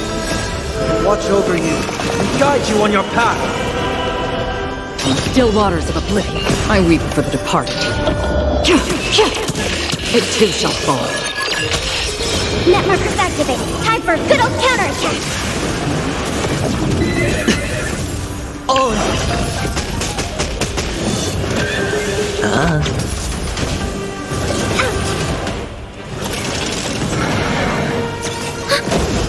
Serenity is before me. Destined for oblivion. Ready for another? Net markers activated. Time for a good old counterattack. I weep for the departed. It too shall fall.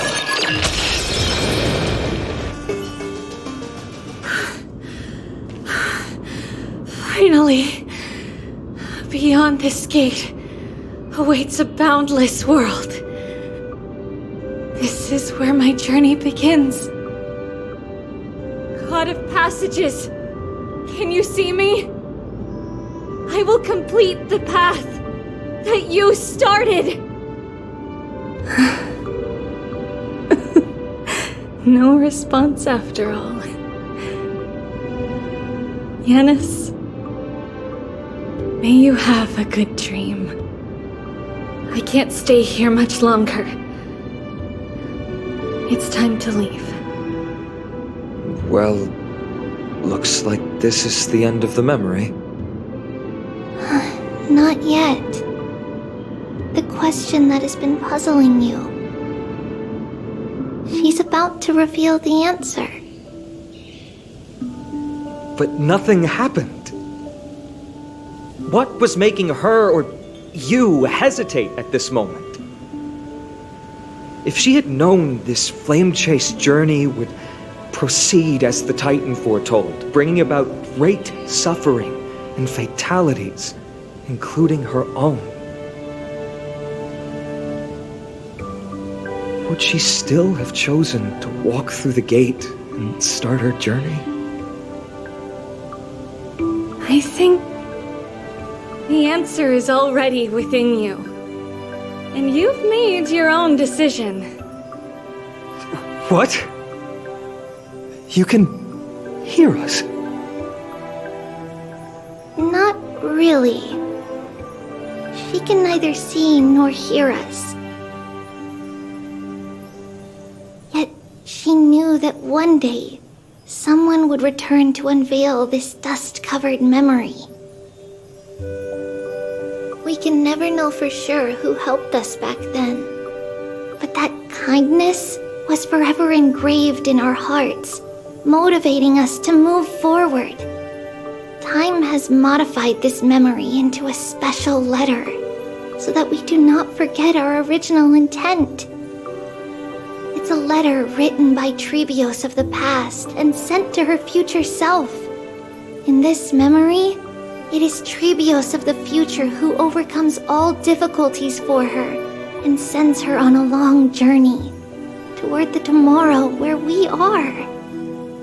Yes, you'll remember it all.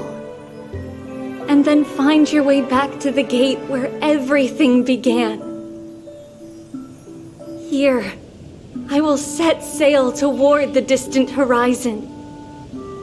Here, you have traveled far on your way home. Such is the maxim that unveils Trebios' fate. You shall shatter into 1,000 fragments and wither on the soil of foreign lands.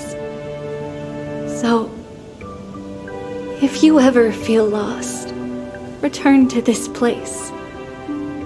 I'll keep this memory here for you. Or for me, to embrace it again. Worry not. The loss is something we've grown used to. Our resolve and our pledge are what Trebios will never forget. Each one of us has never failed to remember. Losses are a constant on the flame-chase journey, among which even life itself holds little value. The hot blood of the sacrificial lamb will not be spilled in vain, like my mother and I. The libations poured are guaranteed to bear fruit, just as my blade-wielding right hand is not a hollow formality. Surmount the myriad passages of Yanis, and we will once again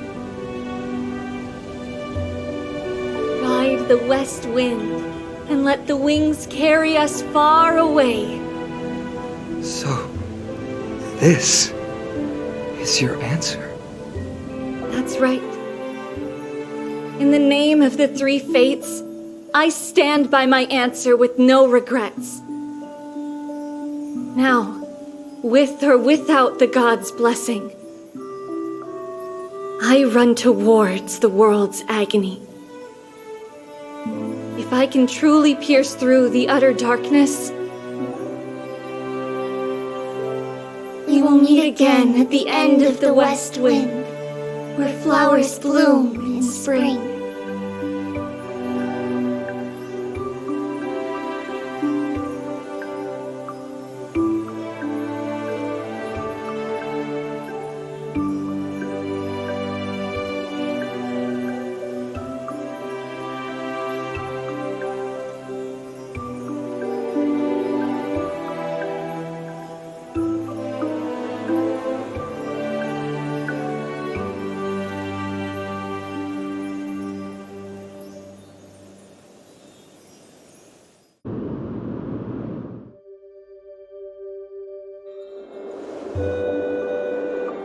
Lady Trebi, do you still think that everything will be fine tomorrow.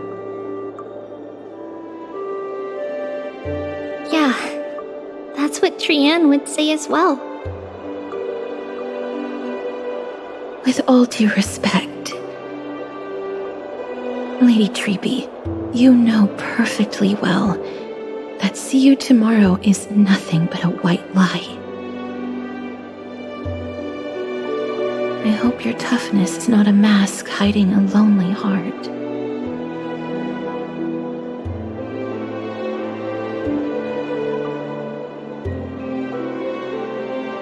Cass, that's not a lie. See you tomorrow is the greatest prophecy in the world. Prophecy? Listen, in every corner of this land, every heartbeat carries a prayer for that prophecy to come true. It may be that only a few heroes will bring tomorrow to the new world, but the prophecy of leading everyone to tomorrow belongs to all in Amphoreus. But not everyone has the chance to see tomorrow. How can such words be called a prophecy? Because people believe it will come true, and they are trying hard to hold on to that belief. Even as the world teeters on the brink of collapse, everyone is pressing forward, longing to reach farther and move toward tomorrow. And that is why a holy maiden exists to lead the world toward tomorrow, and why Yanisopoulos' prophecy unfolds as passages. Fate is not about the outcome, but the journey. It's not the flowers that bloom at the end of the road,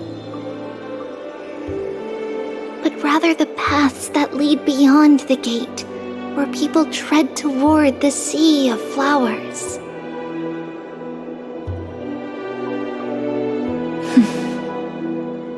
So, Cass, if anything is troubling you, just set it aside for tomorrow. There's no difference between demigods and mortals. The troubles we encounter can only be resolved by our future selves. Reflect through the long night. Wait for the dawn as you think, then set off at daybreak.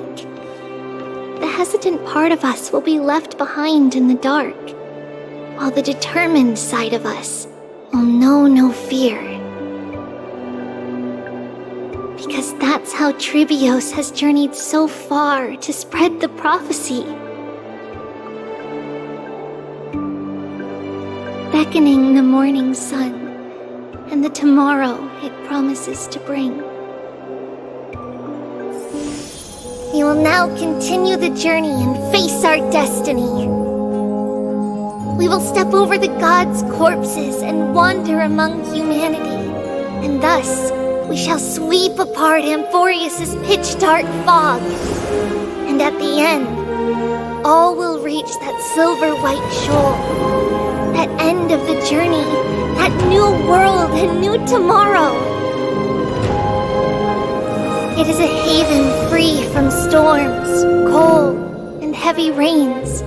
No sorrow can linger there. We've made a promise to meet again at the end of the west wind, where flowers bloom in spring. See you tomorrow, Trianne. See you tomorrow!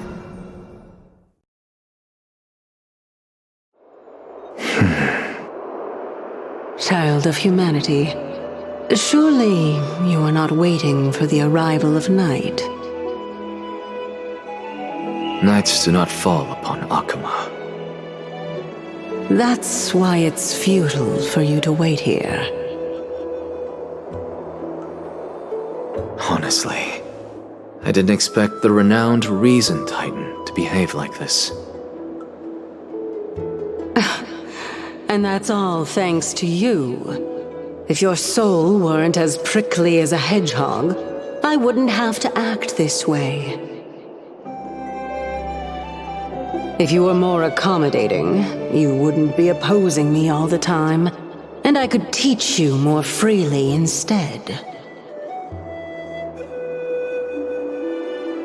It was you who insisted on implanting the core flame in me. Forget it. Cut the sarcasm and just say what you need to say. Fine, fine. All I want is to remind you. There's not much left in your soul. If you don't do something soon, I will have to take over this body. If I'm not worried, why should you be? I know what you're planning. You just want my help answering the question. What exactly are we? Correct? It's good that you remember. Thus, equivalent exchange. It's only fair. Then rest easy. The answer will soon be revealed, and you'll have to return my body shortly. Is that true? Certainly. I initially thought this extremely frail state would hinder me from getting my body back. But I didn't expect the answer to be right within it. That saved me a lot of trouble. I don't even need the black-robed swordmaster's ceremonial blade. That's certainly worth celebrating. Regrettably, I can't carry out the upcoming experiment alone. The girl who's walking with death, is she fully prepared? Be patient, Titan. If we're always so guarded, how can death reach us easily? Unfortunately, on behalf of Okima, I must ask you to slow your pace. I forgot about you. My apologies. A child's words are always carefree. I'll just dismiss these words as nonsense from a cheeky child. Come now, conceited performer. It's time to address your relationship with that Titan. What if I refuse? Provocation will only tip Talantan's scales further toward your demise. There's no need to go to such lengths.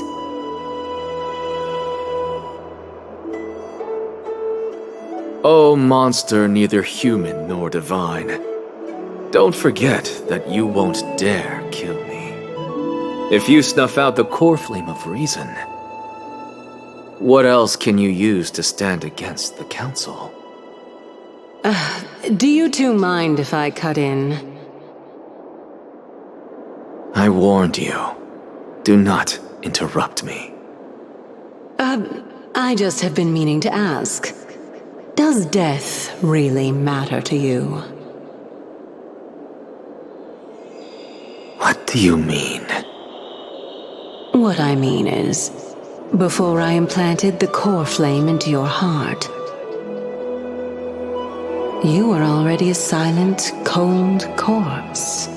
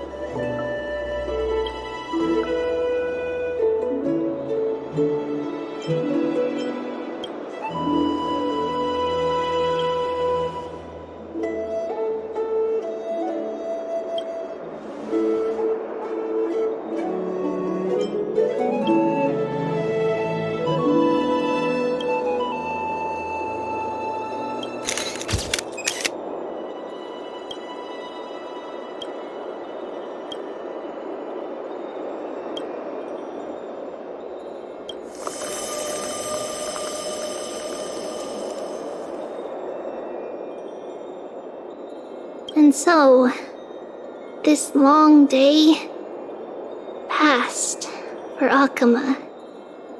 Some people arrived, and some left forever. Just like every other day of this journey, where we, stumbling, move forward. We have long been prepared. If we are to chase the flames, then we must grow used to farewells.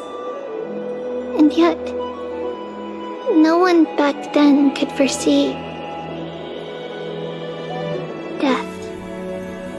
Its arrival would always be so sudden and so momentous. Even little Gray, coming from beyond the sky, could not escape the Reaper's two hands. And what people gained and lost in that trial of death was far heavier than life itself. Just like the destiny that the prophecy revealed for Cass. At the end of the sea of flowers, the souls of the living shall warm thy fingertips. And after an embrace, there shall be eternal separation.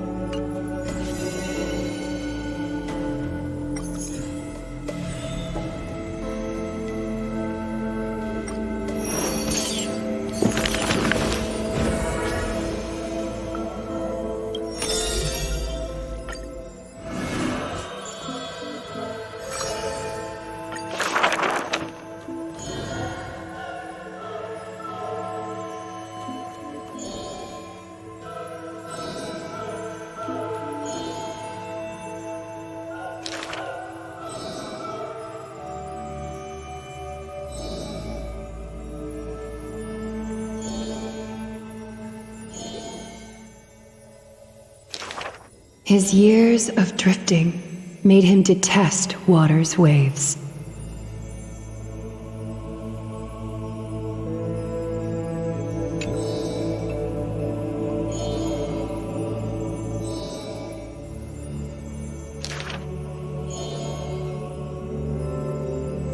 A blade that can cut through the mighty must be enough to slay gods.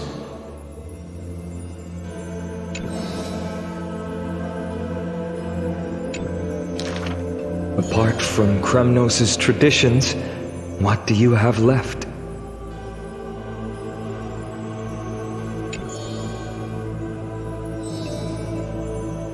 That is why I walk on this path.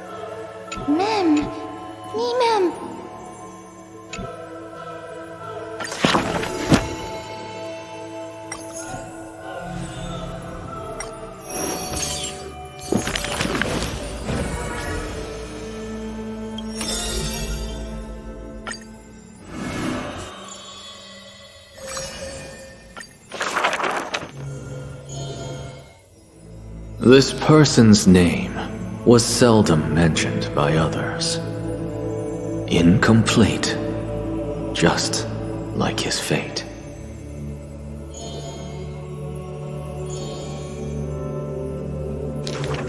Keep your distance from that blasphemous one, lest misfortune follows you like a shadow.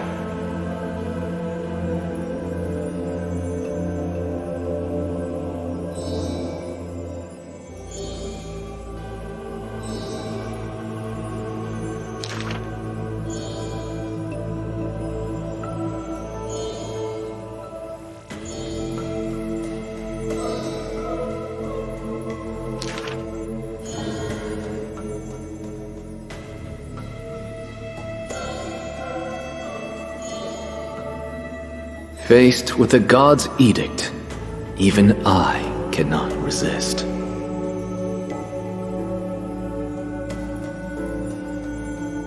Yet, I sincerely believe this is not to be my destiny. Miracles are the most conceited actions of gods. They are God's denial of humanity via might. Magic tricks are the most articulate rebuttal. They are humanity's imitation of godhood via intellect.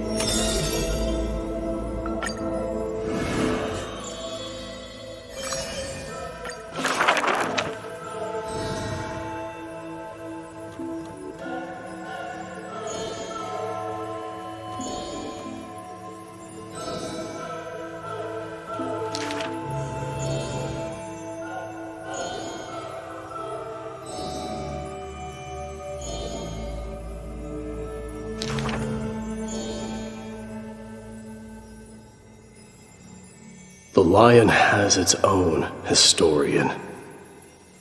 And the history of the hunt should not be held by the hunter alone.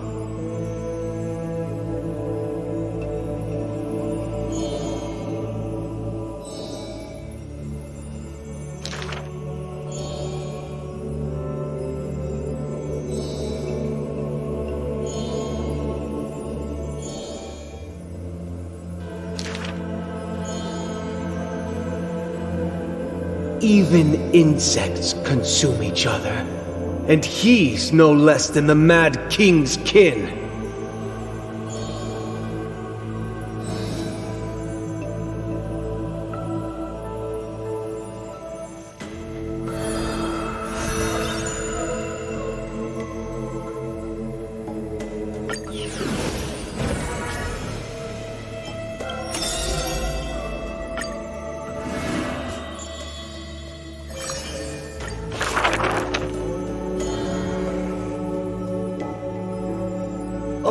My lover, why does your mood change faster than the clouds above?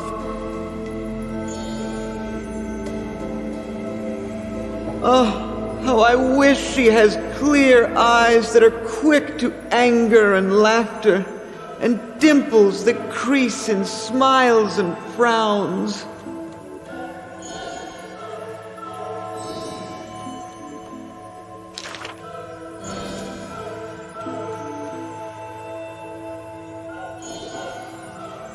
Lady Aglaya, I am Apollos' retainer, here for an outfit to take to my master.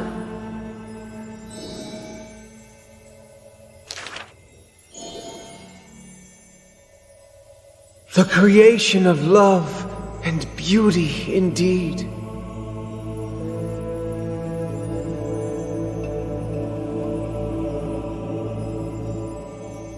If you wish to embrace such fantasies,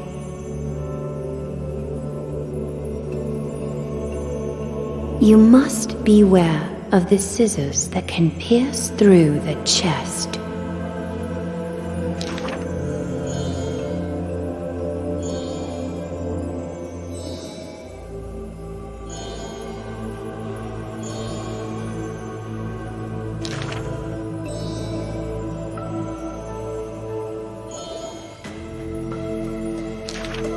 Use the needle and thread as your sword.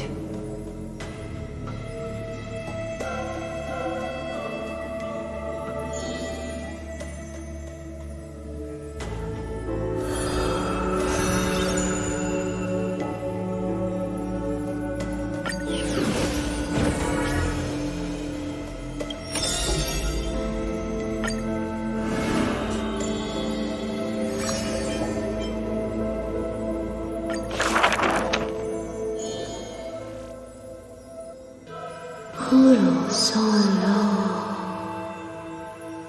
solo va.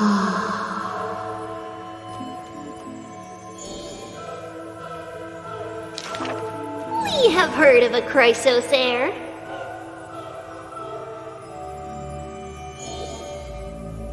There will always be warriors like me, who believe in and are willing to protect the tomorrow they prophesize. We remember a group of bards.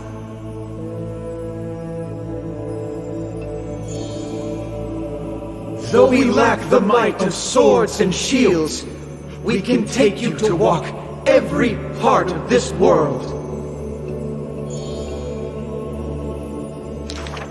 We miss us.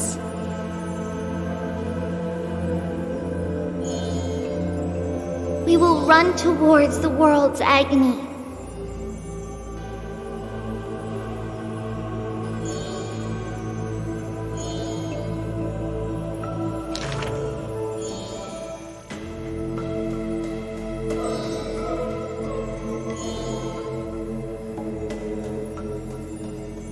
Please, listen to the prophecy we bring. Chase the core flames with me. I promise that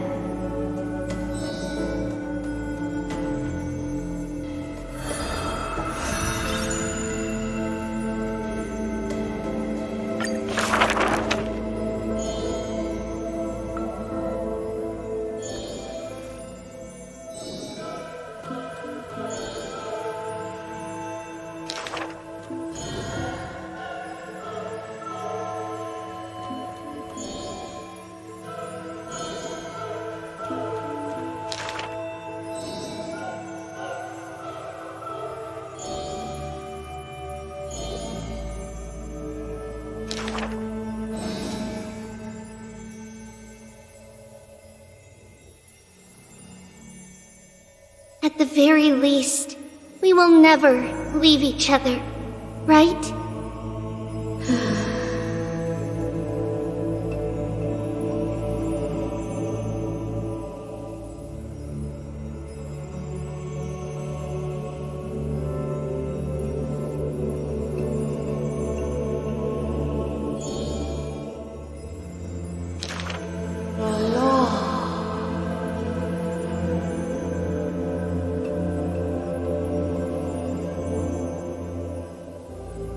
All shall bid farewell to one, and that person alone will witness the miracle.